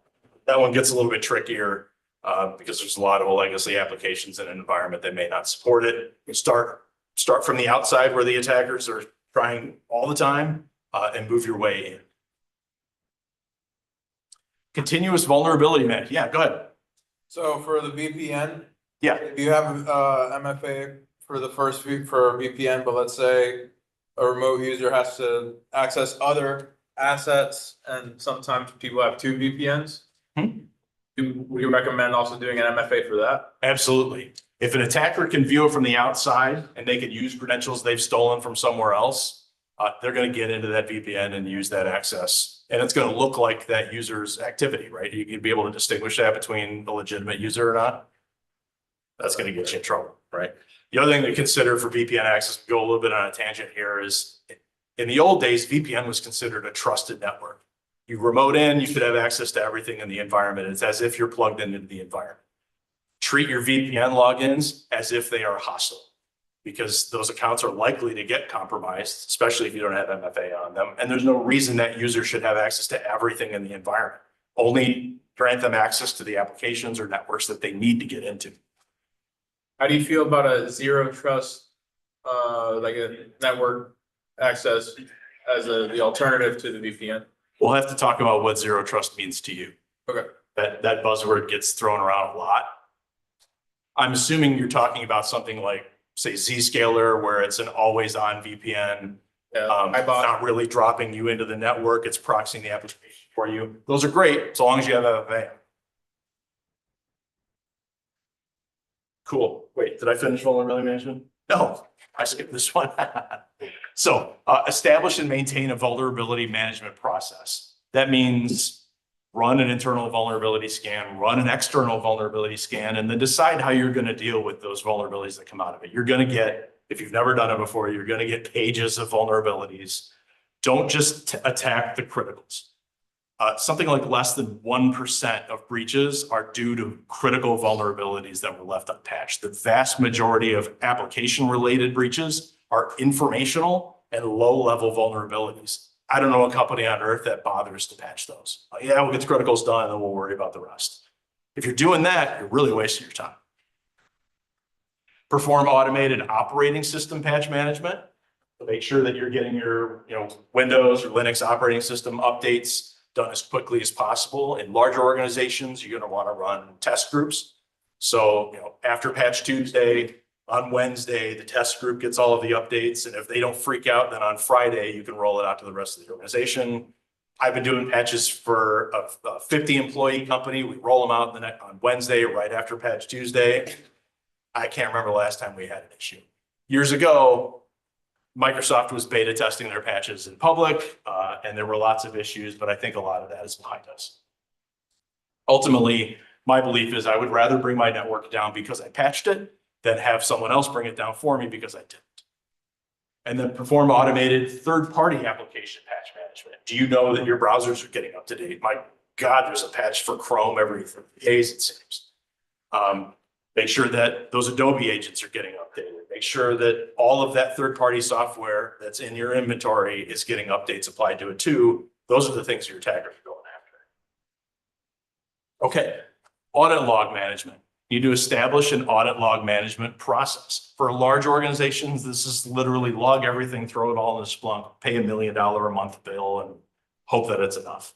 For small organizations, you can't do that. Make sure you start with logging successful and failed login attempts on your servers in an Active Directory. That's not a ton of logging data. There are tons of freeware applications out there that you can load those logs into. I'm not saying you're going to sit there and watch all of those and look for bad login attempts. That's a job for a SIM or for a security analyst. Small businesses just don't have the resources to deal with that. What you're doing with audit logs is collecting the forensics that are needed. So when you do have a problem and you bring in an incident responder, you have the data they need in order to do. Great add-on tools, Microsoft logging. Go ahead. Outsource, like looking at those logs, would be something you'd recommend? It depends on the organization. If I'm going to go to that direction, I'm going to be looking at like a SOC as a service so that they're monitoring all that for me. That takes all of that part off my plate, not just the log piece. But yeah, no, I think that's a great move. Microsoft logging is inherently, confusing and sometimes pretty useless. There's an add-on called Sysmon. You can install it in Windows and then look at like Swift on security. There are Sysmon configuration templates that really make those logs a whole lot more useful for incident responders. It's free, it's easy to roll out, it's easy to maintain. And then make sure that you have adequate log storage. So the more you can store, the better. I think a year is probably more than enough. 30 to 90 days would be the bare minimum, in my opinion. The industry talks about how long do attackers live in your environment, and people say anywhere from 90 days to 250 days or whatever it is. But for small businesses, the vast majority of our threats are ransomware actors, and they're not going to hang out in your environment any longer than they have to. They're going to find what they need, they're going to destroy your backups, they're going to encrypt everything, and they're going to wait for you to call. So you don't need a huge amount of history in order to cover that. Sometimes they get in through like a third-party remote access Trojan or, you know, attackers that will establish a footprint in your environment, but not actually leverage the ransomware. They'll sell that to the ransomware actors. 30 to 69 days is probably good enough. All right, email and web browser protections. Ensure that only fully supported browsers and email clients are in use in your environment. How many of you just let the use whatever browser they feel like they're gonna love today? Whether it's Firefox or Chrome, Opera, kind of can't even keep track of all of them. Those are all applications then that you need to make sure are up to date. That makes your job harder, right? Settle on 1 or 2 browsers if you can, and then make sure that your patching application is able to keep that fully up to date. Browsers are the new operating system, right? Everything we do today is through a browser. That's where attackers are focusing their efforts to. Use DNS filtering services. There's a number of them out there that are free. A lot of them are cheap. They're super easy to deploy. And it's probably your second best defense against phishing. When I go to phish a company, the first thing I'm doing is registering a domain that looks like something. Most DNS filtering tools have a little checkbox for ignoring any URL or any DNS lookup to a domain that was registered in the last 30 days. Boom, all of those DNS or all of those phishing attempts are done. Block unnecessary file types in email. The best way to do this is have a list of the file types that you'll accept. So PDF, doc file, images, and then exclude or delete everything else. Most of us have been doing long lists of all the file extensions that we don't want. But really the right way to do it is a list of the file extensions that you do need. Now you're eliminating a huge swath of potential malware by email. And enable URL rewrites. So if you're in the Microsoft ecosystem, they call it safe links. You'll see when you get a URL and an email address, it's got, you know, a whole gobbledygook in it. What it's doing when you click that is proxying your click through the Microsoft network. They're going to that site first. Hopefully they're doing some good stuff to make sure that it's not a malicious domain before it lets the user get there. Just another step in defending yourself against phishing attacks. Malware defenses. Deploy and maintain anti-malware software. Ideally, you should outsource that, right? So if we're relying on just the pre-installed Windows Defender, it maybe does an okay job, but you're never going to know what it caught and whether it's configured correctly, or even if it's running, if you're not centrally managing that somehow. This is an area, again, for small businesses that I would recommend outsourcing. Have a SOC vendor manage your EDR for you, manage your log ingestion, and look for that activity, because ultimately what you need is 24/7 coverage. I have 3 clients that were breached this year. Every one of them got hit on an evening, a weekend, or over a holiday. And they had all kinds of fancy, expensive tools that detected that. They weren't around to get the alerts to do anything about it. That's a great place to out. Isn't EDR stand for again? Endpoint detection and response. It's what we call antivirus today. Okay, so it's. I Uh, was thinking about second, was like, was it? Go ahead. So there's no configuration to send like a text message or something to somebody with these tools? Because again, I've heard multiple times, you have to be sitting in front of, and even a tool that Darktrace, which is millions of dollars. That was one of the ones that. They have to be sitting in front of it. Yeah. So Darktrace can be configured to intervene, but most companies don't trust them to do that, or other EDR vendors like that. And so they just want the alerts, but they don't realize that most of those alerts are going to come after hours. If they're getting it by email, are you looking at your email over Labor Day weekend? Right. Yeah. So that's what happened to them. The fix for them was to add a call tree and make sure that they're getting a phone call after hours. But even then, your phone's dead, or you have a long weekend. Yeah, do not disturb. You're on an airplane, or you've had entirely too much to drink and shouldn't be operating a computer. All those things can happen, right? So have someone that's paid to watch that all the time for you. Was there another question over there, or you good? You answered the second one. Cool. All right. Number 11 is data recovery. How am I doing on time? Yeah, another 20. Oh boy. All right. I'm going to speed up. Establish and maintain a data recovery process. For most of us, our only chance against ransomware is to be able to recover our data. If your backups get destroyed, probably going out of business. So make sure that you have a detailed process, not just for taking backups, but making sure that the backups are secure and that you can actually recover from them. You test restores. How many people test data restores on a regular basis? You get the gold star, man. Make sure that you're doing automated backups. Go ahead. Last talk, Finland says you gotta make sure your backups are immutable. Yes, yeah, it's in there. I already talked about it. So there's a couple different ways that you can handle that, but ultimately you need to make sure that the attacker can't get in and destroy your backups. Whether that's immutability or it's stored offline, maybe you're in there swapping tapes. One of the 3 clients I was telling you about, the only data they were able to recover with was a USB drive that their IT admin had taken a backup of their environment, and it was 3 months old. It was their only saving grace because it was offline.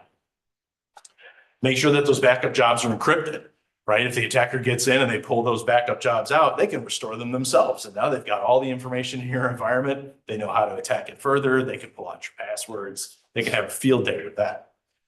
Isolate your backups. So that's more my point with immutability, is make sure that they can't be tampered with one way or the other.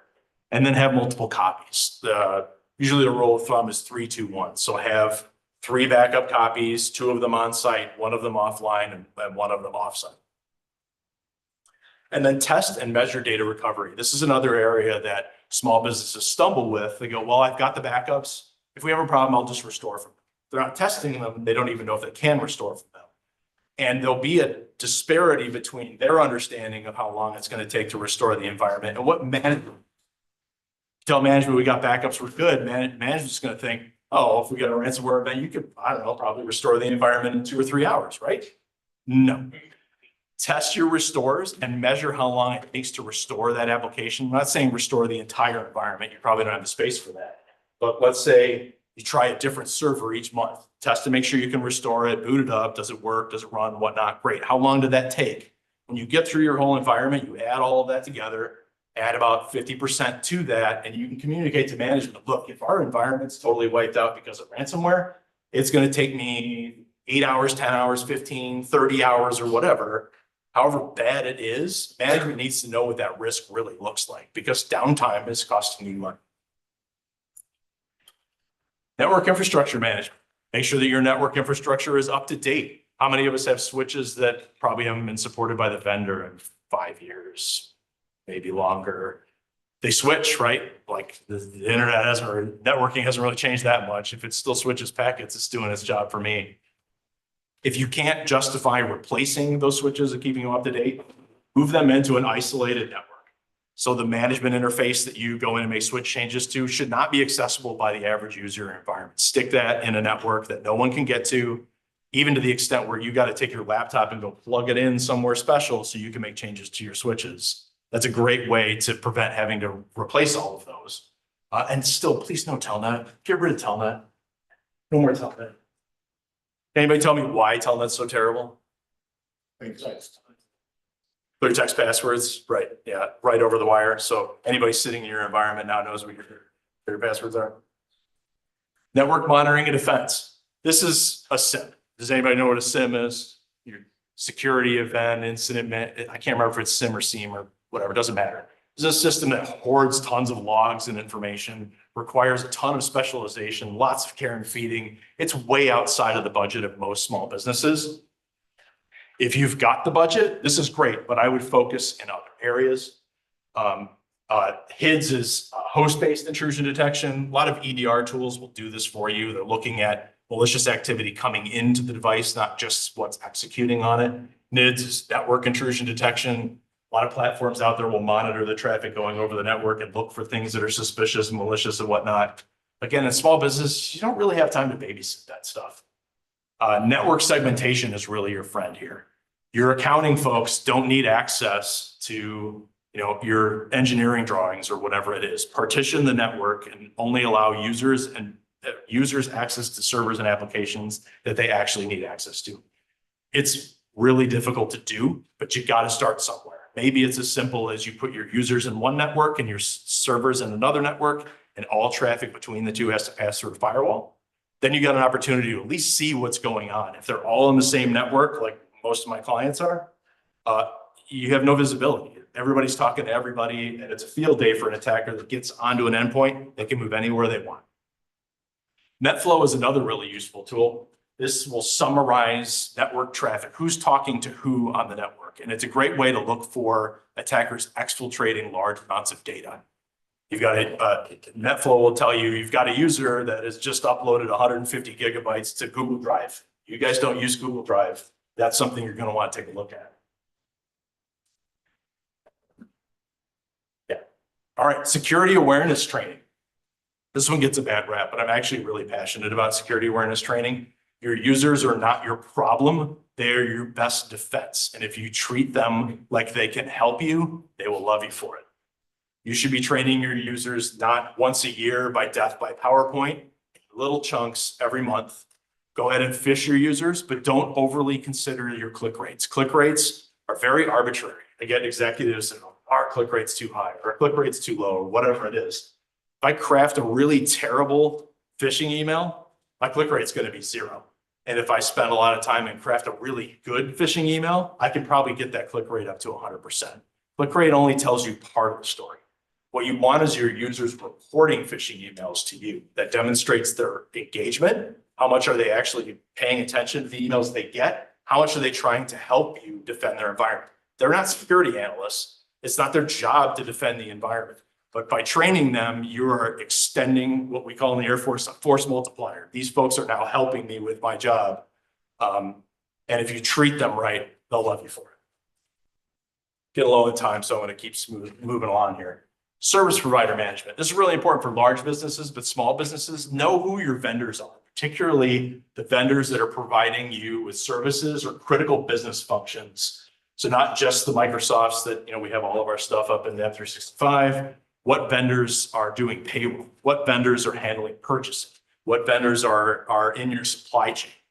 Know who they are so you can help quantify risk and communicate that up through the organization. Hey, if our payroll system is down, our employees are going to be pretty pissed off when they don't get their paychecks. This is an area that we probably want to make sure there's MFA on and that we're using a vendor that actually cares about security. If you don't know who those vendors are, ask accounting.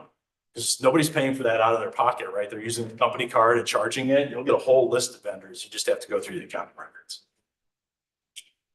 Application software security. Show of hands, small businesses. How many of you are developing applications in-house? You guys have a lot of work to do. Software development lifecycle is a challenge. It's outside of the scope of this, but that's what this control is about, is making sure that your developers are practicing safe coding practices, that they're familiar with, say, the OWASP top 10, that they're not turning out crap code that an attacker is going to use against your environment. 17, incident response management. It is inevitable.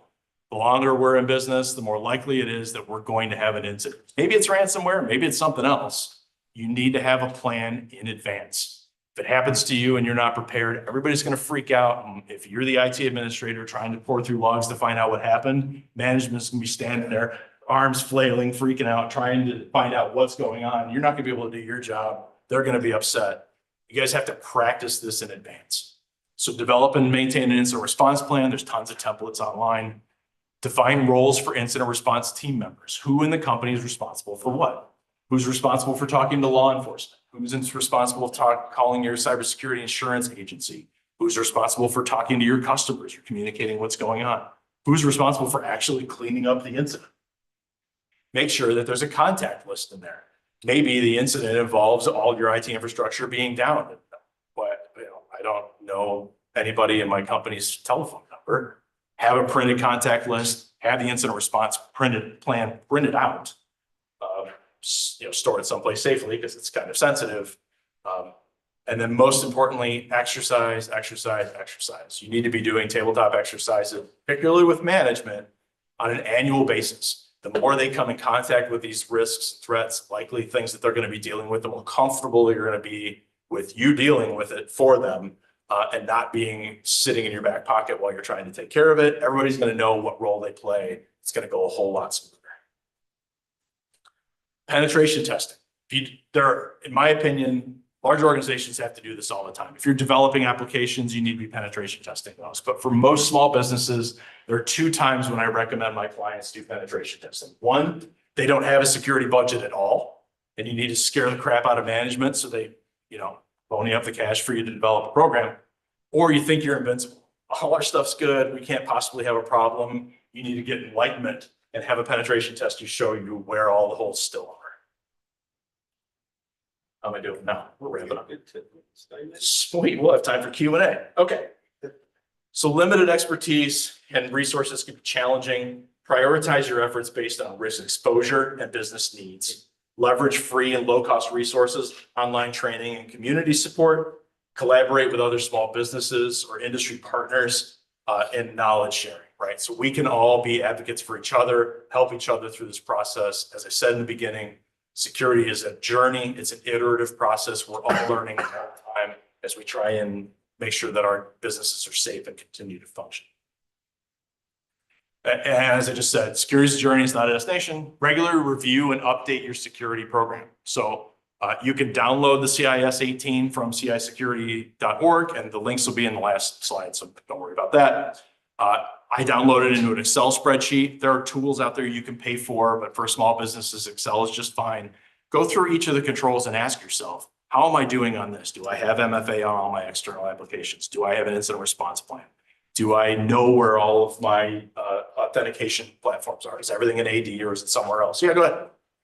CIS is a SCAT tool for self-assessment. It's free now, so you don't have to use that stuff first. Cool. I haven't tried using that one. Really cool. Is it? Nice. It also gives you industry comparisons to how you compare with most other companies. Oh, I have used that. Yes, I'm sorry. Yes, you're right. And that does work really well for single entities. I'm usually doing this for a multitude of clients, and that got too clunky for me. But yes, no, that's a great idea. The CIS CAT tool, you'll find it on their website. It's a portal where you can go through the framework and track your progress over time. Makes pretty charts that management loves. And make that part of your continuous process. And stay informed about emerging threats and best practices. There are, let's say, Discord groups where you can find other people to communicate with. Bsides, great place to make friends with other people that have their perspective that can help you, again, along this journey. Cool, Q&A. So as I said, this is the link to the CIS website. They maintain the CIS control framework that we went through. They have the benchmarks. They're really long guides. Don't let them freak you out, but like the one for Windows 10, I think is 1,700 pages long. But they give you tons of detail, like 3 pages is one setting. It tells you what to change, why to change, where to change it from. It gives you screenshots and everything. So it's really long because it's got a ton of detail. The level 1 hardening guide is my recommendation. It removes a lot of the vulnerable software that comes with Windows right out of the gate. And as I said, there are benchmarks for virtually everything under the sun. IBM, Cisco, Palo Alto, you name it, there is probably a benchmark for it up there. They also include hardened images. This one got me because I thought, oh, great, I can download Windows from here. It's pre-hardened, make it a lot easier for me to deploy. That's only for deployment in the cloud. But they do have Microsoft images. They have Linux images there that are pre-hardened already to those standards. You don't have to do anything, just spin them out. And they include tons of policy templates for all kinds of different policies, password policies, backup policies, Yes.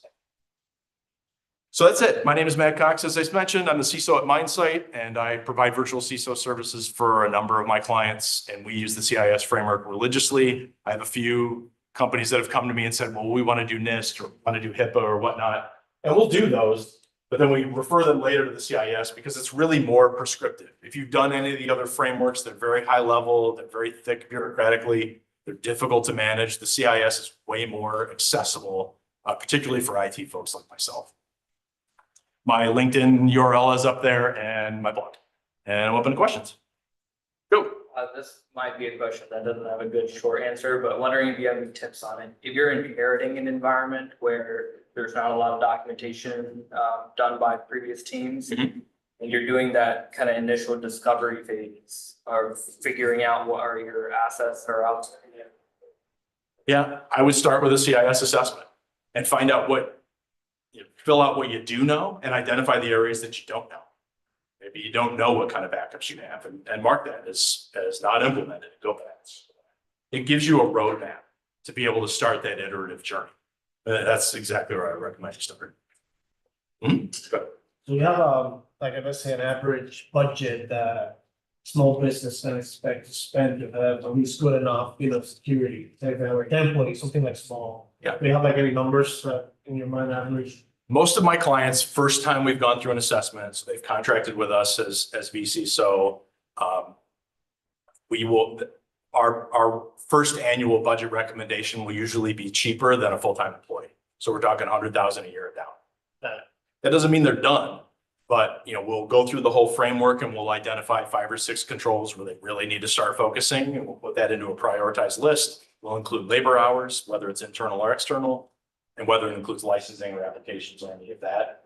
And often it is less than 6 figures. And like a service, like you said, like to monitor off hours and stuff like that. Right, and it depends on size. Most of those are charging per seat. So, a large business, they're gonna spend a whole lot more. But smaller businesses, yeah, it can be very attainable. Most of my clients are shocked at how cheap security really is for them to implement. They just don't know where to start. So when they're bigger, wouldn't the cost per head be less though, technically, or no? The per head cost goes down, but when you're talking 100 seats versus 10,000 seats, the total cost is, yeah, exactly. Thank you. Sure. Back there, go ahead. Yeah, and I know every I can walk free now. Sorry, I said I can walk free now. There you go. I know every environment's a little different, but if there was 1 or 2 things that you say is kind of low hanging fruit from a legacy environment that you could transform seamlessly with the right tools and resources, what would those be to really say, hey, this is gonna really help you out? I think I understand your question. So I'm walking into an environment more or less for the first time. What are the things that they most likely are gonna need to focus on first? Let's say like it's just very legacy. They're still, they haven't done much in the last 5 years. Nobody cared about security at all for the last 5 years. Yeah, backups. Make sure that you've got full backups of your data and that they're secured. Because like I said, in most cases, that's gonna be your only saving grace. And you work up from there. Start building your policies, build your incident response plan, external MFA, absolutely. And MFA is so easy to deploy now, most of the time, and it's really cheap. There's almost no excuse to not be using it, particularly for small business. Thanks. Cool. Well, I'll hang around up here if you guys have any questions.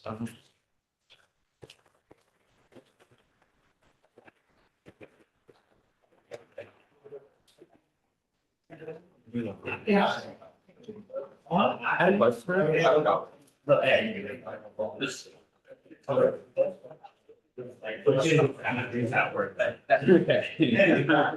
Oh, it's so bad for my Hey, brother. Hello. Hey, how's it going? I'm Eddie. Nice to meet you. Eddie, yeah, nice to meet you. Well, you know mine. Well, that'd be very. Wanted to pick your brain about your Yeah. reason for I saw your ID. My first week. Oh, yeah. Yeah. And I'm welcome to the party. Thank you. I'm with iBoss. I'm with iBoss? Yeah. Yeah, so we're a little bit more low key, but we're right up there with Gartner and the Gartner quadrants with all the top rated zero trust. Yeah. And network architecture. Okay. So what we do is companies. Proxies to a more modern, cost-effective solution as it. But don't pay. I gotcha. Okay. Right. So it's a cloud-based hybrid. Okay. So, I know I'm gonna do the trust one, and it's my first week, so it's like, shiny eyes, like, oh my God, it's so cool. Yeah. So how do you feel about zero trust and those ones? Yeah. Awesome. I don't have any problem with it. I have a handful of clients that. All right, so if you need anything. It's a great pathway. My goal here was really to kind of focus on working with. I think you got it right. So if you have a huge infrastructure in for you or implementing MFA on it, it's difficult, then maybe it makes sense to for a migration to zero. Zero trust aim all of it only I can tell, that's why I wanna pick just, your brain. vendors have just. And it's a philosophy, it's a design crazy, here's not a product. And I think that's where marketing is really thrown sales. Companies like yourself that are trying to actually deploy some stuff, right? I mean, it might almost be better to call it something else. That's fair. Right? I like that, because I know I've learned is Zscaler, Mm-hmm. if they want to retire, someone wants to retire. It is great. They have to do ZP one. Driving up here. Then, so, and then they'll call that. How'd you do? It's like the term, right? Right. It's like, Marketing's just gonna jam it, just like AI and blockchain. Sure. It's gonna punch it into it's, everything. it's fancy, it's a buzzword. Right. And then what we do is that And it's one product. tough to deal with. Okay. Everything's modeled after NIST 807, which I get is the philosophy of the like, hey, this is what it would look like. Yeah. So just trying to see how I could effectively all of that. If anything broke, don't fix it. We're house from a telecom background. Yeah. So hey, if MPLS, So we were trying to. that's great. I have these switches that I haven't changed in 10 years. I'm good, so why should I? And the minute we got. Right. Right. You know. Yes. Right. Well, it's gonna get broke. It's gonna get broke. Does your product provide application level controls? So if I sign in as a user, I can limit applications that I have. A lot of it has, especially that area like north. That granular control provided with info. Well, back, Provides a huge uplift over just. they weren't recovering. Even if I put a, Before they got hit by 9 times out of 10, it's still allowing me. recovering from E and when they got hit by. I've got a call with a pretty The catch. bank. I didn't book it, I wish. But as far as the opportunity to really help, they brought that up about they had a VPN for remote users and certain other VPN to access some other assets internally. Work it out. And it's haven't like, wow, got to Barrier Islands yet. and the user experience and everything along those lines. So my key takeaway. Yeah, exactly. Well, but I'm dying because on St. Armas, they got like my Way that I'm- favorite arcades. That we do zero. trust. Arcade monsters, 2 That's- stories of pinball. Hey, for the D, You know? DNS,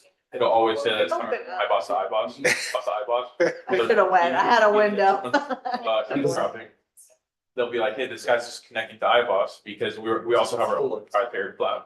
We're not right. Lived in Florida, so it- Oh. Okay. Okay. Really bullshit. Limit- And again, first week, still trying to figure out how to like really simplify that message. Yeah. And it's more about putting it on pace. Yeah. Because I know that it's seldom when I do it. Like, hey, well, That's the seasons. I figured Fort Charlotte. Right. Never, Not to, not. like, I think I'd focus on the controls that your application places or that, improves by root. So that least privilege model. That's ultimately what zero trust is. I think you're gonna be Implementing least privilege from I the had top. my family up to, but like dead in the middle of July. Probably don't want to trivialize Oh, man, but when we get up to replacing top of Cadillac Mountain, because it's a whole lot more than, we're like, oh my God. but you focus on the risks that we Beautiful, but. set right already. If I let you, Kids being they're either having access to life, once they get up in or elevation. they have to log into different places in order to access different applications. And I mean, you have 4 seasons, you just. work and there's activity, Like for Easter, I've gone to create a profile on per user media for basis. Easter and then. And ensure it's a cloud-based platform. Because it was How do I- cold and we had, hybrid too. We I also think we still have the manufacture our own devices. building the biggest Yeah, snow woman, so- called it so- the biggest snow woman because of our. Okay, what is that? So Yeah, it's like- our own box. Went to, That or. box has Oh, up to prefer. 69 capabilities. Nice. Right, let's say it's So that's me, yeah. credit union. I look at kids to my boy. and they want to start with 10-6. but they have a hybrid model, like full map. We're gonna ship out 25 boxes. Went to, With the customer wants. And then this is already. we're just finding where they were. So We were driving. if you guys want to say, all right, let's start working on the project, or for something bigger project like data loss. Well, time to make sure they're all. That's dirt. Where are you going? Then ready? Just. Okay. So are my dropping box parallel with their existing firewall? Wait, now? That can also come out. Oh. How do Not saying. minimize the Totally foreign concept. That's where I'm, again, being still relatively. This month. Yeah. I would say something along those. Dig down a little bit. Hey, I can- There's an ISC, right? He'll tell you. All right. Yeah, no, I think it's an interesting, again, And you have to be in the snow. Well, I know I found you on LinkedIn, and then I'd love to connect with you. Sure. And then, but when you're available, just give it a quick look. I would appreciate your feedback on the work system. Sure. Because I think that especially for, I'm more in the mid to small market right now, with some enterprise flavor. All right. But the big part is that we're very cost effective to the point that for a smaller company, to go through something that's so absurdly expensive, we can make it simple for the things that make sense. Yeah. Cool, Now thank you. leaving, I'm just getting out of his way. Yeah. We got that. Thank you. Yeah, no problem. Great to meet you. Yeah, you as well. Have a great one. And I want to know if you had any interest in Hey, man, coming in. I'm Eric, nice to meet you. Yeah, I'm in. Awesome. Okay, not the last 10 years. I work with a few. I brought my adapter just. I wanted to ask. Just in case. What's the good thing? So that means that. I'm talking. 550. I think we see a Plus, right? But not the high-end, we're talking 100,000, I work with those all day. And how would you get started with a smaller business? Like, which products? I guess just in the general, like visas, so like, I use a big video gear at home. I think it's great for a smaller business. Here for what it is. I played around with like Action One, that EDR and whatnot. So that's fine. Tooling is fine. I can always play around. How do you get, like, what are your suggestions? How to get started at smaller? So I want you said Microsoft, but coming from Microsoft. Yeah. Are you looking to make a career change? No, I'm trying to do something on the. I got you. Yeah, so I just know how to get started. Yeah. I mean, I've chatted with some business owners, you know, I just don't know how to take the first step. At least rather might be daunting, and I know what to do. What's your suggestion? You want to take your first step into. On this stack. I got you. I'm sorry. No, sorry. I think I've explained it clearly enough. And also. So you're looking to open the door or how? Mostly to open the door. Yeah. And, you know, cause a lot of your suggestions. I know someone. Depending the environment that they have, what they're working with, all the programs, that's fine. I play around with it on the side, but in terms of like building a relationship, this is what it's gonna cost, you know, these are the sort of things that sort of thing, yeah, I don't know how to do that from a smaller perspective, right? Cause obviously Microsoft, floors and floors, the teams that do all, you know, I'm just the one, hey, help me set it up, you know? You want to find somewhere to start a calculator consulting on the side. Precisely. Probably, yes, start with networking, meeting those people. I've always been in small business. Right. And I'm only realized. So you're asking me a question, I'm like, fair enough. That's fair. But coming from another world, yeah, I can see where that would. Maybe start with your local. Some of them are gonna be small. Real estate. Okay. I've never had that.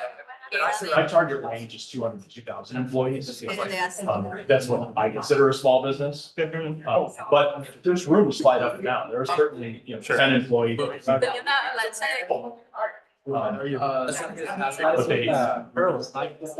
they barely have the resources, to refresh their infrastructure, let alone. That makes, I suppose, that makes more sense why you look at the 200 to 2,000 range. They have a little bit more flexible capital. Exactly. And they're able to implement the recommendations that I make. So if I have a really small client, maybe they pay me a ton of money to assess their environment and I give them a report and they go, well, I can't do it. So thanks. I want a long-term relationship. I see. Okay, makes sense. Well, again, thanks so much for your time. I really appreciate it. Yeah, you too. Thank you. Austin. Yeah, absolutely.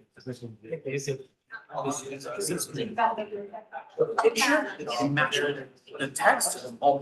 Oh, no, that's what. So that's Basically.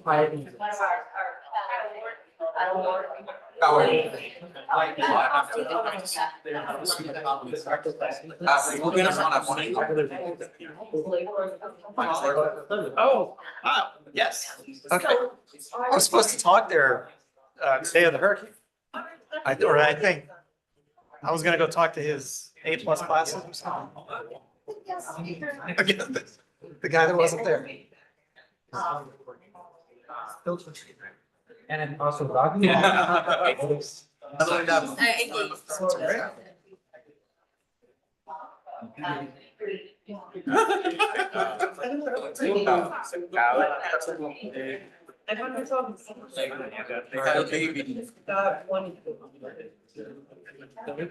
So I've been to a lot of different B-sides. All good. Like produced this, which is not typical. Awesome. Great. This is much bigger than CP. Oh, yeah. I went to St.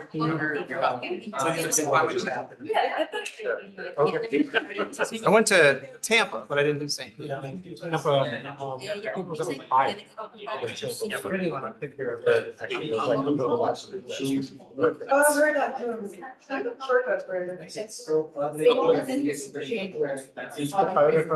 was like, no.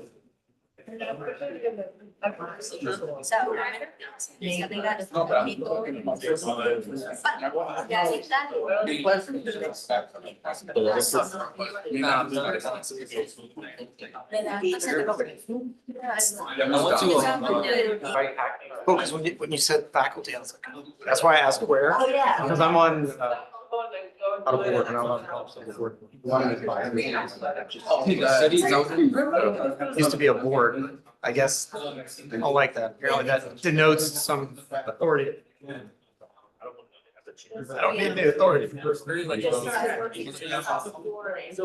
Yeah. Yeah, FGC works. So they are custom space, just so we're in the works. Usually if I'm not going to an exercise. Which I'll be at Harbor B Man on Tuesday. I got, I'm taking my 10-year-old, barely the ladies. VIP meet and greet passes. So he's Fort Myers. I don't know, probably 8, but the VIP is like sound check and all that, so I think we're supposed to show it at 1:30 afternoon. I'm gonna take him out of school. Do school later. You're gonna be. Yeah,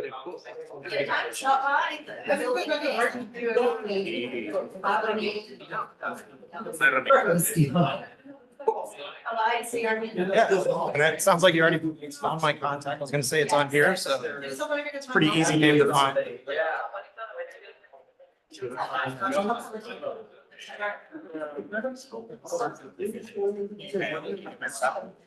No. That's my for them, it's just worried. Yeah. She's like, he was like.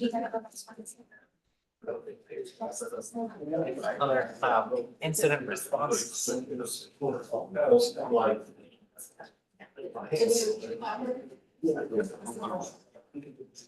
Actually, we have another sample.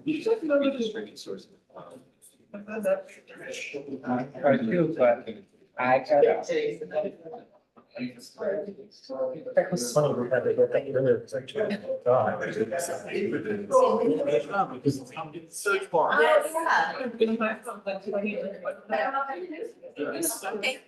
Right. Yeah. Yeah, no.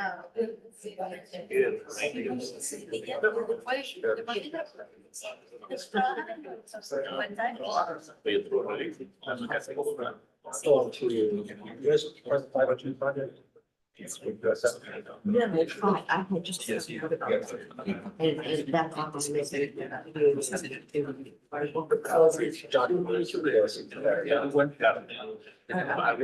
I'm sorry, I just hear keywords. Did I hear 502 project? I want to be like that. So. We're members of the 502 project? I'm Gabe, I work on the 502 project. I've seen your name on there. Yes, sir. It's funny though, seeing people who are more than happy. I'm getting the last two. Okay. All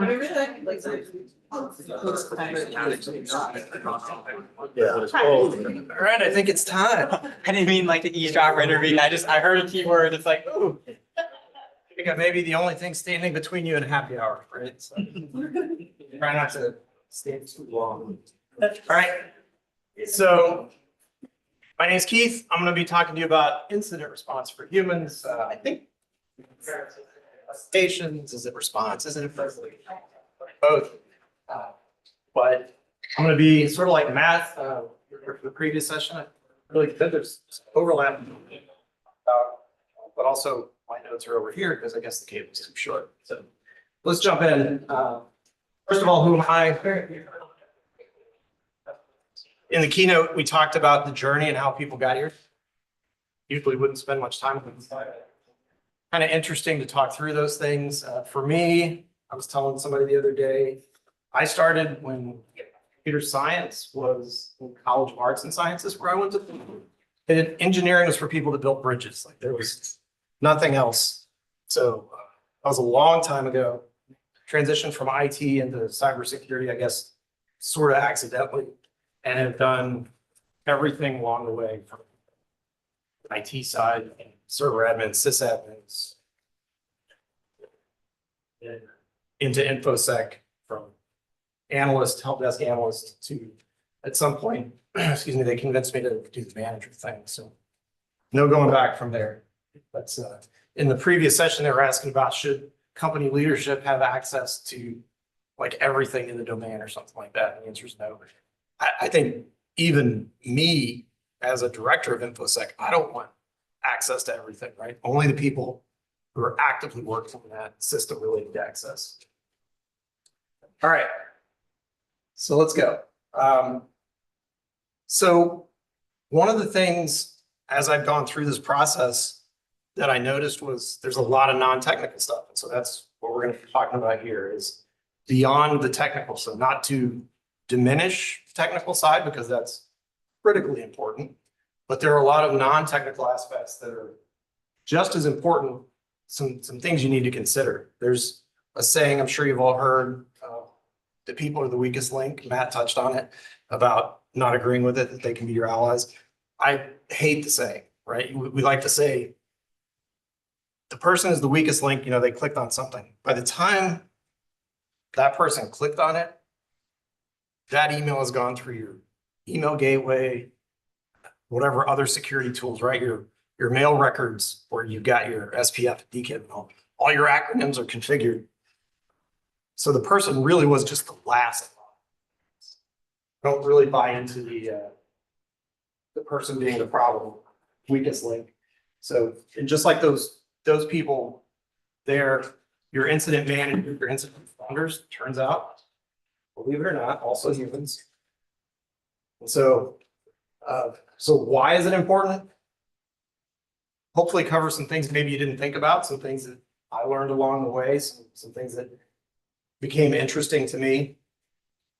And it's really important, a lot of these things as I talk about them, that you consider them before you run into an incident, before you're doing an investigation. So you're prepared.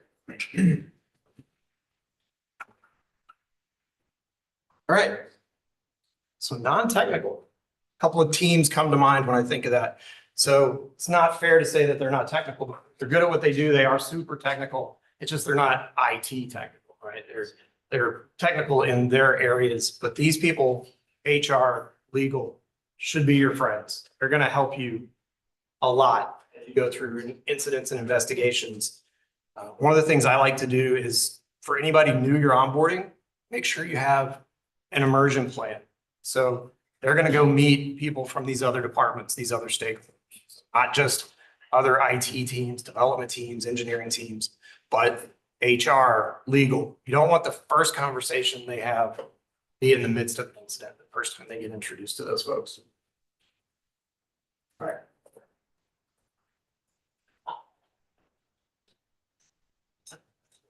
So it turns out a lot of the non-technical things are psychological, and this applies in a couple of different ways. First of all, it applies to your incident responders, your manager. You have your own psychology to work through as these things happen. But also if you're doing investigations actively, then people you're talking to, if it's an actual interrogation or an interview, whichever term you want to call it, there's a psychological. All right, so generally at a high level psychologically, the considerations here is incident response is stressful. It is super stressful. This is not a normal project where you've got time and you've planned and you've got a date. And maybe I'll do it today, maybe I'll next week. By the time you know this is happening, your deadline's already passed, right? This shouldn't have even happened. So you're already working against the clock. So it's a super high stress situation. People don't want to feel like they're letting the team down. So having a built-in process to make sure people are rested enough to help you is going to be important. And so that can be structured breaks where you're enforcing that, because somebody that's not rested, they've been working around the clock, more prone to making errors. So you want them to be rested. And then rotate responsibilities. Obviously that depends on your organization, but you want to try not to be single threaded where I can't give somebody a break because they're the only person that knows this system. So I have to abuse them. Try not to do that. Rotate those responsibilities again before it becomes an incident that you need to work through. All right. So one of the things here, confirmation bias. This is where I say these things started to get interesting to me, some of the non-technical aspects. Confirmation bias basically is when you just assign more weight to things that support your opinion that you already had. And evidence that you find that goes along with maybe what your original hypothesis was, you think, okay, I was right. And stuff that doesn't support it, you probably don't give it as much weight. You maybe overlook it, and that can be detrimental. It slow down your incident response process, but also it can just take you down the wrong path entirely because you're looking for something to confirm that your initial assessment is the fact when it may not be. So some things you can do, obviously consider other explanations, but just generally building that culture of critical thinking, making sure that your analysts are aware of confirmation bias, that it's something that can happen. That's a big step in itself. Just gives them more information to work with. And having a structured process for evaluating, so that could be your playbooks. Having those structured checklists can help you make sure that you're looking at alternatives and not just keying in on something and going down that path. It may turn out to be right, but if it's not, you don't want to be wasting time. What happens from that? All right, another bias that can rear its head, anchoring bias.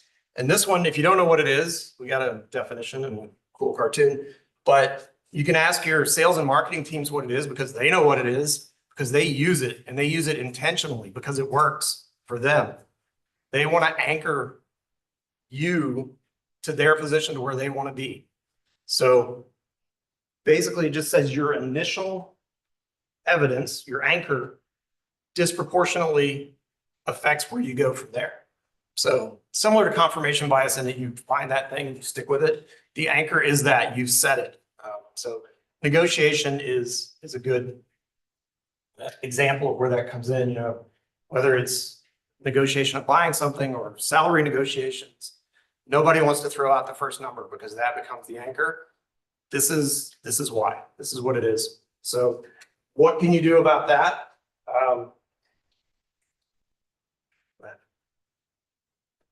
So again, structured reviews. So having those checklists, having a process that's well-defined. The what if technique, this is probably my favorite. What I want the team to say is what if, and what if what? What if our entire initial assessment is wrong? Let's just, maybe it's completely wrong. So what are some alternatives that could be? Let's not hang on to that anchor. Let's review some of the options. And one of the best ways to go through that is tabletop exercises. So Matt talked about that in his talk before, but giving people that exposure. I think one of my favorite tabletop exercises that I did, we had an initial indicator that was a user's workstations doing some malicious stuff, and it looked, everything to it looked like a malicious insider, an insider.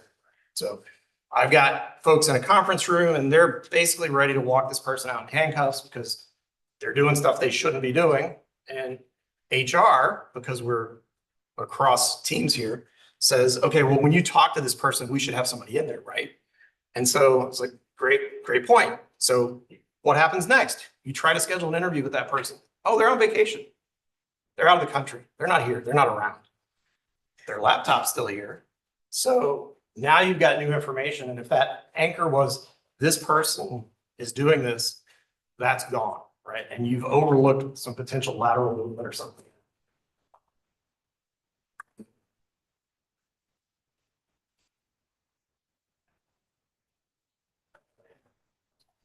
Excuse me. The availability heuristic just basically is what's in the news. So things that are, it's your ability to recall things more easily, you think they're more likely.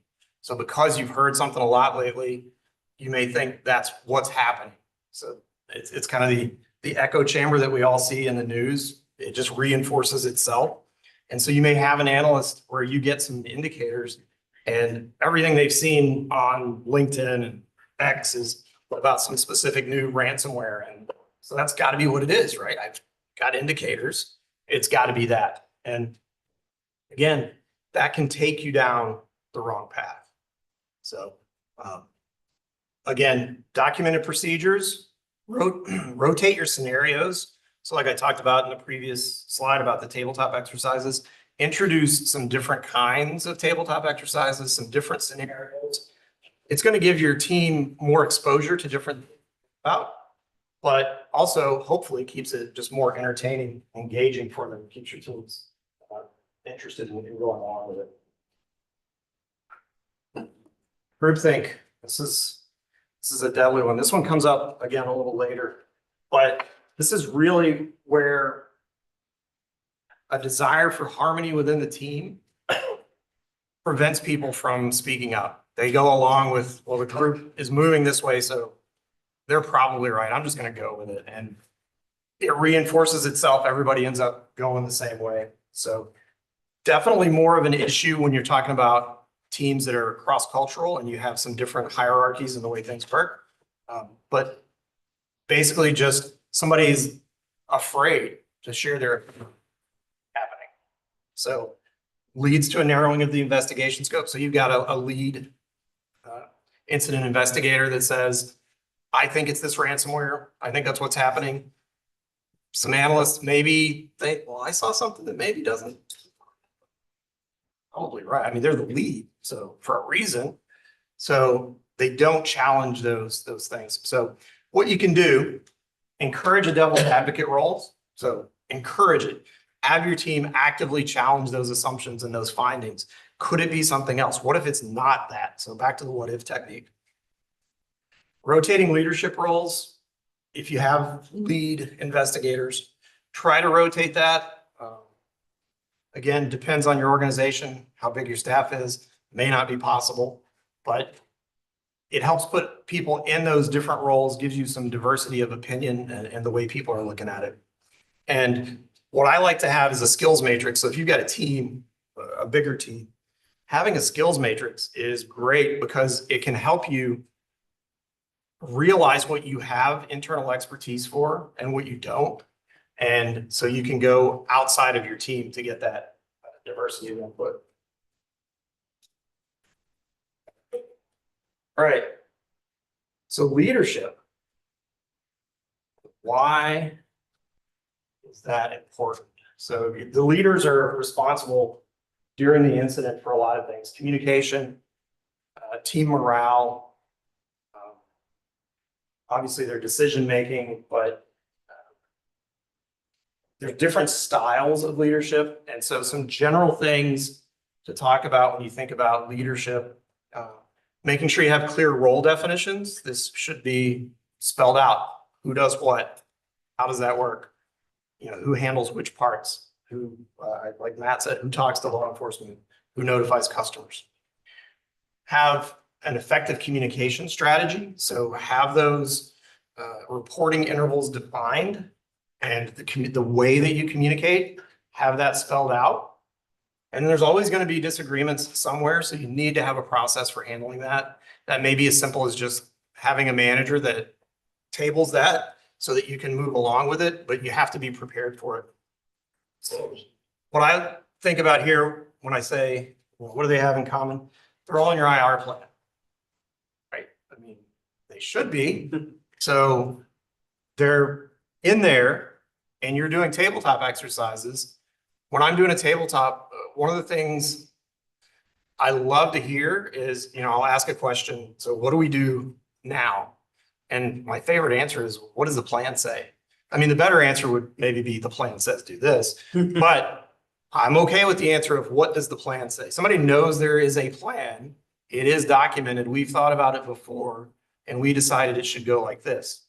You have to be flexible. You have to be adaptable, but putting those things in your IR plan means people get trained on them. Leadership styles, directive and participative, easy for me to say. Those are different styles of leadership, but doesn't necessarily mean they're different people. It can be the same person exercising both types of leadership. They're effective during different parts of an incident. So directive in the early stages of an incident is going to be telling an analyst, I need you to go get this data from this system. I need you to go find, this person needs to go do that. Being very clear, very explicit about what you want done. Whereas the participative is more collaborative. So asking the team, based on what we know at this point, what do we think is the exposure of data to be happening? So getting that input from the team. That's going to be more common and more valuable during the middle stages, the later stages of the investigation, but especially after you get through with an incident and you're doing your postmortem or whatever you call it, where you're looking at what went right, what didn't go so good, and getting that collaboration from your participants and making sure that they have an input there. So not being just directive only. So the key for a manager, if you're doing that, is knowing when to switch between those styles. Cross-functional, this one I talked about a little bit when I talked about HR and legal. Make sure you're building those relationships, make sure it's happening before you need those people as part of your incident response. One of the ways that I like to do that, you've got liaison roles. I've seen it called security champions, security ambassadors, whatever you want to call it. These are people that are embedded within those other teams. So they don't work for you. They don't work for the InfoSec team. They work for accounting. They work for HR. That's their job. But they know that they have a role to play as a liaison. It's modeling, so it's good. It's very good.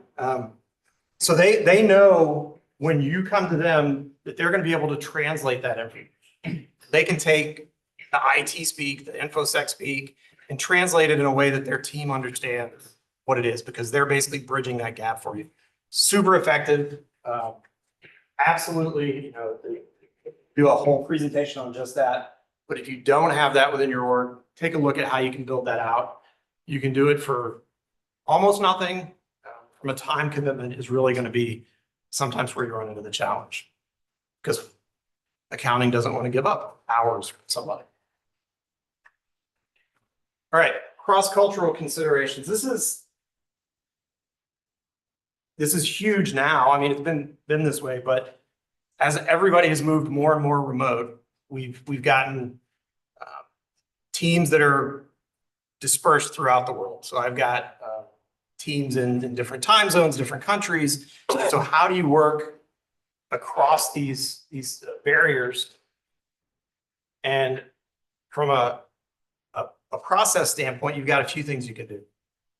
One is having your virtual war room, which is called out in your IR plan. It says how you build a war room. Where is it? It may just be a Zoom call, but it's documented. People know how to do it.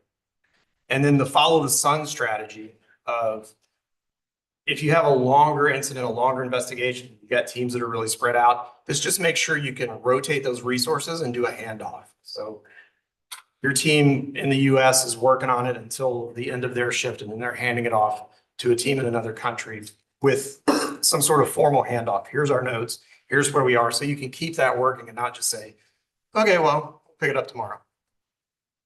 And then tools, if you're already dealing with dispersed teams, then you're working with these tools, but making sure you have the ability to collaborate since your teams are spread out. That's going to be Slack, Zoom, Teams, Jira, whatever your tools are that you're collaborating with.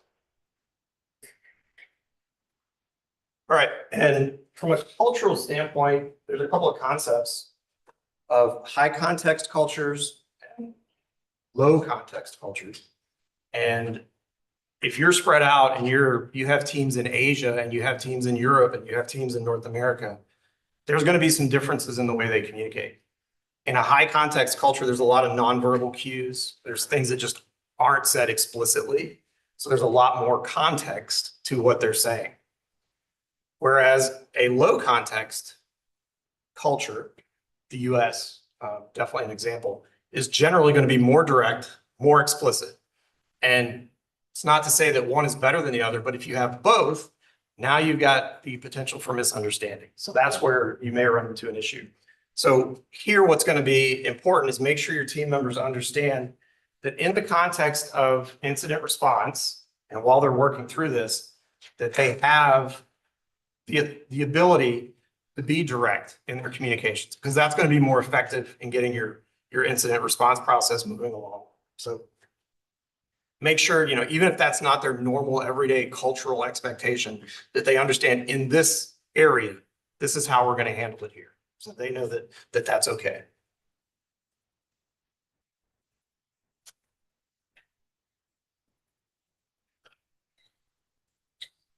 This one's similar when you think about hierarchy. There's the concept of power distance. So high power distance cultures, low power distance cultures, basically, how much is hierarchy respected and maintained? In a high power distance culture, it's very well respected, always maintained. And this can generate, again, some contradictions, some confusion for you, because you can have some miscommunications, because you may have people in a high power distance culture that are just not going to challenge the authority of the incident leader. It's just not what they're going to do. So whereas in a low power distance culture, they're going to feel more collaborative, like everybody has a say and you're all working on it together. That's great. Also generates more noise and some more chaos. So you got to work through that as well. But similar to the high context and low context, the key here is just making sure your teams understand your communications expectations. So work with your HR team. They may have some resources on how you can work through some of these things. But again, making sure they know they're in a psychological safe space when they're doing incident response, that even if it's not the norm for them, the way they're going to communicate is going to be respected.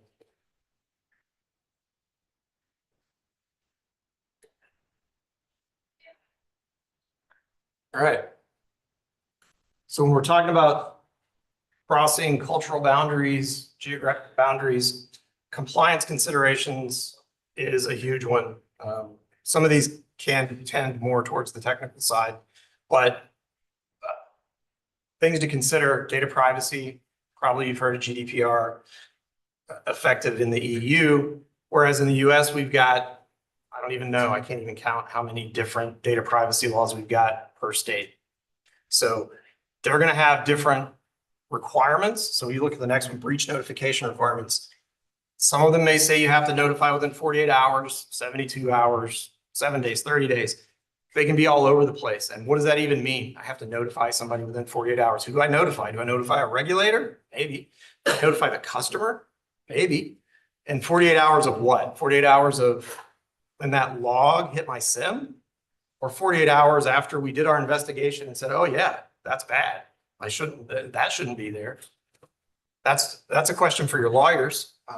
But make sure you understand those requirements. I like to keep them in the IR plan, believe it or not. Put them as an appendix in there. What are our breach notification requirements by countries, where we operate, where we have staff or where we have customers, where these things can come into play? What are the differences? Law enforcement cooperation. This one has been a wild one for me, working for different companies in different places. There can be a concept of, we just work with law enforcement on everything. We'll just bring them in. They do what they do. They're the police. They do the right thing.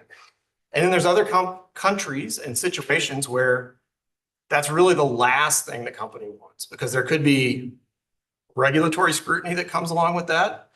There could be brand damage that comes along with that. Like, why is law enforcement involved in this investigation? So that's a strategy that you want to have worked out with your HR team and your legal team. What's the process? So we go back to role definitions. Who makes that decision about whether we involve law enforcement? If we call law enforcement and say we want your help with this, or if they come to us, how do we respond to that?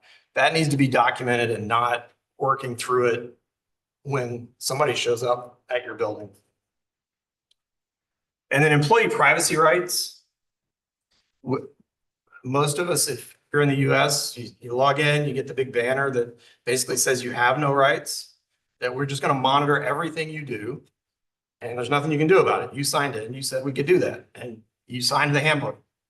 So that's great. From an incident response standpoint, we've got all the data. We can find everything, hopefully. Doesn't work like that everywhere. There's countries where the employee has to consent for you to search their stuff, even if it was in the context of work. So you have to ask them, can I investigate this? Or the process gets dragged out and takes longer if they decide not to. So again, HR needs to help you build these policies on how you're doing your incident response when it comes to insider threat investigations, because that's where this is really going to come into play. They need to help you as you build those playbooks. If I'm investigating somebody and they're in the US, what can I do? If they're in the UK, what can I do? If they're in Germany, if they're in Japan, making sure you're prepared for those differences.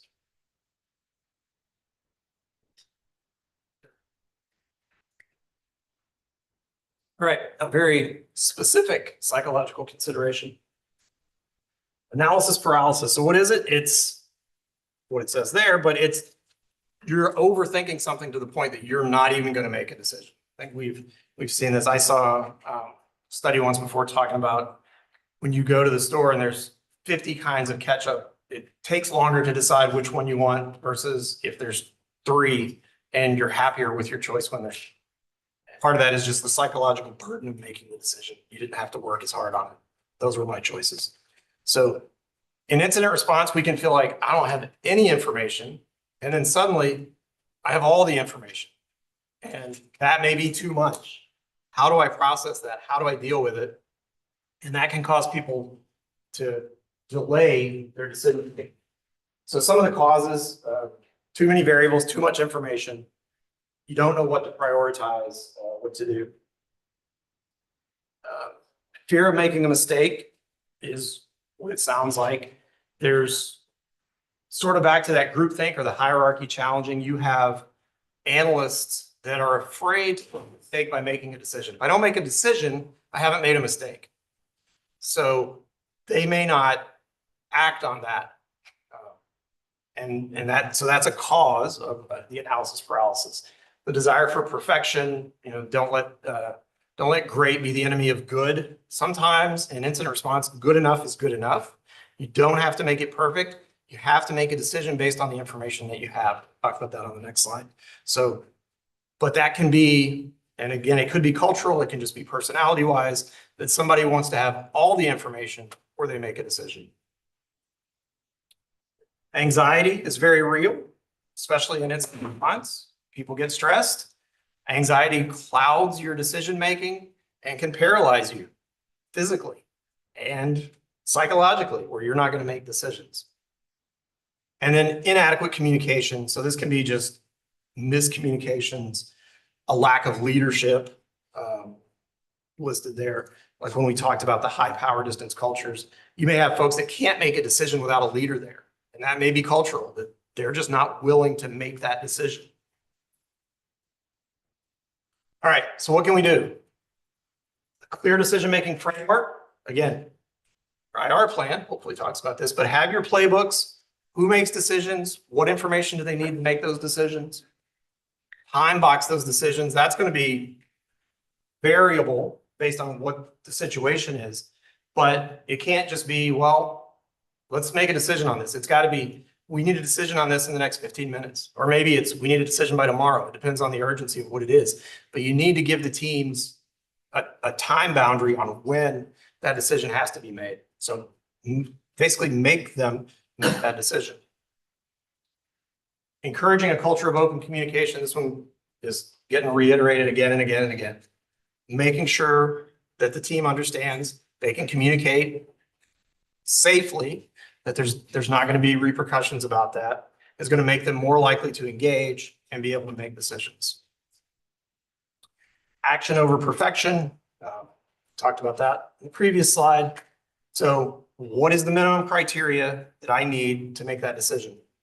Now, that one can be a little bit different because you may have regulatory requirements that may drive that decision. So you may think we've got until next week to make that decision. And from a regulatory standpoint, that may not be true. You may have 48 hours before you have to notify people. So making sure you understand what those criteria are for that communication is going to be critical.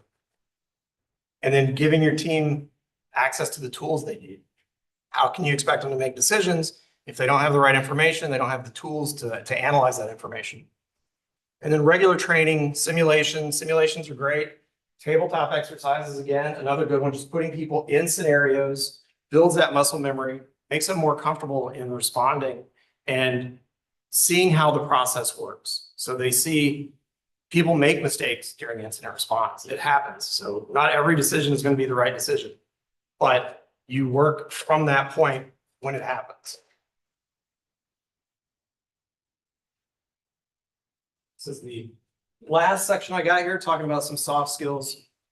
These come up in a lot of different contexts, but definitely not as much in the hard technical side of incident response. These are going to be when you're working with, or when you're talking to your executives, or when you're talking to other employees, other stakeholders. And interviewing is a good example of this, when you're interviewing somebody in the course of an investigation. And you may be interviewing them, you're probably not. You're probably interrogating them because you're looking to get information from them. You're asking them questions to solicit an answer. So some things you can do there that are going to be beneficial to you: ask open-ended questions. So don't say, did you do this? Say, explain to me what happened last Tuesday. Get through that. Give them the opportunity to frame it their way. And hopefully you're going to get the information out of that. But do some active listening. So be engaged, make eye contact, nod, acknowledge them, encourage them to continue to share. That's a skill that you're going to need to help them continue to share.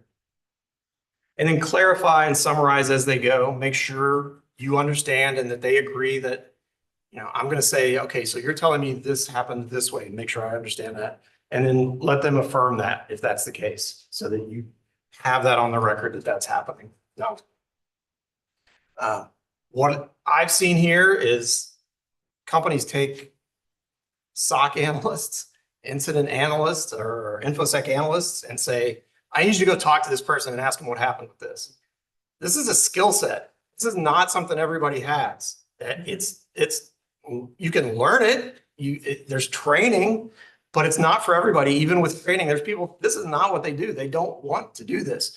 So you can create more damage by throwing people into situations they aren't prepared for. So make sure you know who those resources are that can do that, and make sure they have the training to know how to do it and that they work with HR. So the next one, avoiding jargon, that one's pretty self-explanatory. They may not understand all the technical jargon that you're going to use. So use analogies, use simple language to make sure that you're communicating clearly. Again, these come up in the context of interrogations when you're talking to people.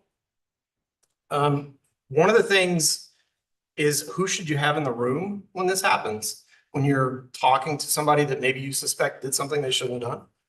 And HR, yes, every time, make sure somebody's there, because they're going to be able to just be a witness from the standpoint of, this is what happened, this is who said what. So it's not just you made notes that they said this, and then later they're gonna say they didn't. So have somebody that's hopefully objective about what happened. So that's HR. What I would say, who not to have in the room, and this can vary, again, by culture and by country. And some places they expect it. If I can avoid it, I don't want that person's immediate supervisor or really anybody in their reporting chain in the room. I've had people ask to, take a basically new hire employee and put them in the room with the director of their country and then ask them these questions. That's not helpful. And your HR and legal team can probably tell you more about why it's not helpful. It may not stand up even if they say something because they're going to feel intimidated by that. So you may be coercing them into saying something, or they may just not say anything at all because they don't feel like they can share in that context. So try not to do that if you can. The last thing I had on here, 2-track incident response. I didn't know if we could get here. This is more of a concept than anything else. I'll go through this one, excuse me, pretty quick. So I'm not a lawyer, but I did stay at that hotel last night. So I'm not giving you legal advice. Definitely don't consider it that. I'm not qualified to do that. So if you work with your lawyers, your counsel in your companies, you probably had the conversation where you ask them something maybe that's not work related, and they like to lead with, I'm a lawyer, I'm not your lawyer, right? So I'm going to answer your question and I'm a lawyer, but I'm not your lawyer. This is not legal advice. So don't take it that way. So what is 2-track incident response? It's what it sounds like. Definitely only applies if you have a large enough organization to do this. This is resources that these need to be as separate and distinct as possible. And a reason for that is the strategic side. It manages legal and compliance. You want them to be as insulated as possible. From the technical side, that's doing the threat investigation, mitigation, recovery, containment. So benefit, people do what they're good at. Your compliance folks get to do compliance, legal does legal, and your analysts get to do InfoSec stuff and focus on that. That's great. That helps. It keeps your technical resources focused on response. So again, this is time is of the essence. So keeping them focused instead of having them going out and briefing another team or in meetings. I've seen that too. Take people out of an active situation because you need them in a meeting. Don't do that. Nobody wins. And it protects the organization. So again, by having that legal side sort of separated, that helps protect the organization because they're going to be managing that side of the investigation. They know how to do that part of it. They're trying to protect the org from potential legal action. That's really what they're looking to do. So that may not apply to your business depending on what you do and how big you are. But if you have counsel, that's what they're there for. They're trying to protect the organization, particularly if there is the potential of future legal action. And that's the last slide I got. So got a few minutes, couple of minutes. I'll take any questions, hopefully, if anybody has anything. If not, I hear there are drinks.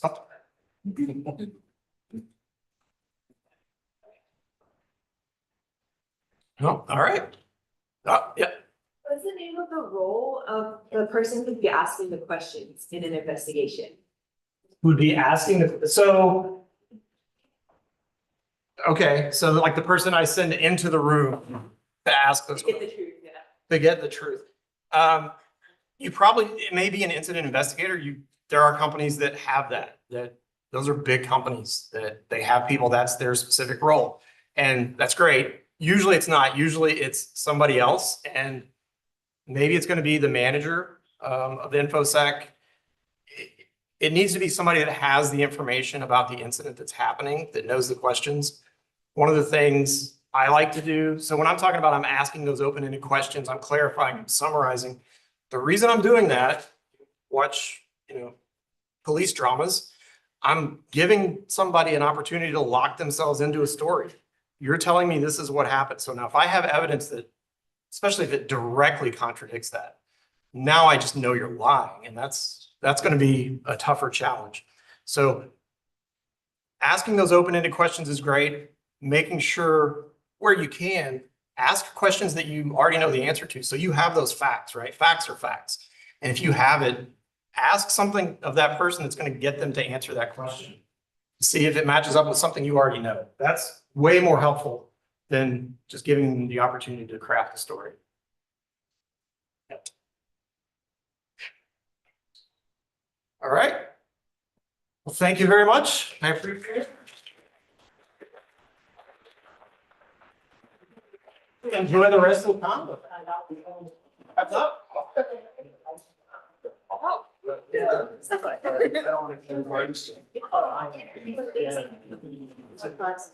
Oh, me too. How was your help? Yeah, oh, good. Thank you, sir. Yeah, no, thank you. That one's kind of hard, that's so. Thanks, that got me. Appreciate it. Eye on it. Summer class. But using that after all, I forgot my dongles actually. How's it going? You run tabletops? I do. I have. How long do they take when you? They can take not enough, or they can take, I think a good tabletop and only about a. They weren't. Especially if you're getting HR in there and executive leaders, you're not gonna get them 4 hours, 3 hours. That's like. And if that's the case, I like to do, plan it for 4 hours. But tell CFO, yes, sir, starting at noon, any. It's Edmund. Maybe I can get 30 minutes. I'm in at 2 o'clock. You have things that relate to the. Should be on stage. Depending on, you've already planned out. Because right now everybody's know how it's trying to get everything. Yeah, I started with a new. And there's an unofficial. I'm there. They're like topics or something. Go out and walk right, it's right there. Okay. We'll be over there for a bit too. Okay, sweet. Yeah, I just want to pitch in too, because I am the volunteer. Yeah. Oh, well, here's one room. Yeah, yeah. I've never. They all still part of it. built this. Okay. Well, there's, one of the things I like to do. Yeah, so as we're closing down. Technical folks get a lot more out of it, is back. I'll come back. Yeah. It's really mostly. Use the online version of it. Fantastic.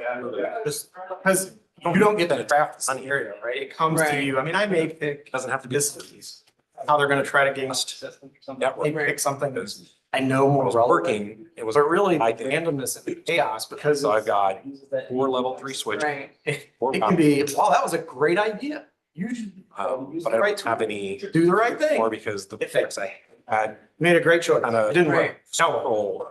So it really. That's not. And so something like that. I Work for, but I did put an SSD in it and boot up like that. That's. So, but I got rid of it because it was literally What? so much heat on. Oh. Yeah. I'm looking to get into starting stock analyst work. Is this old? Okay. I'm currently working like. So it's, Helping out wherever I can.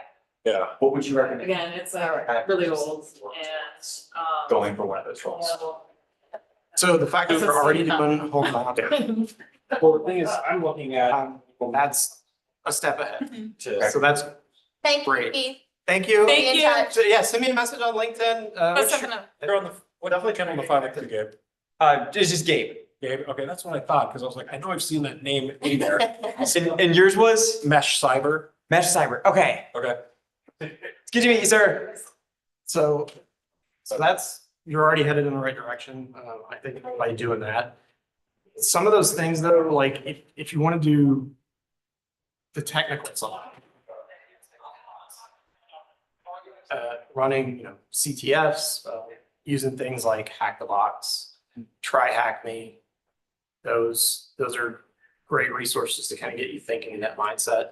If you're looking more, how do I build out the softer skills, then that's where I would say, talk to your HR teams, find somebody that maybe you have those resources, because they're on LinkedIn, but you may have to pay for them, right? Maybe LinkedIn Premium, which is, I'm getting started on LinkedIn Premium. It's like, oh, you want to know who looked at your profile? For $40 a month, we can show you that. But LinkedIn Learning has a lot of that stuff, but when you are working with a company, they may have those kind of assets on their own that they're already subscribed to.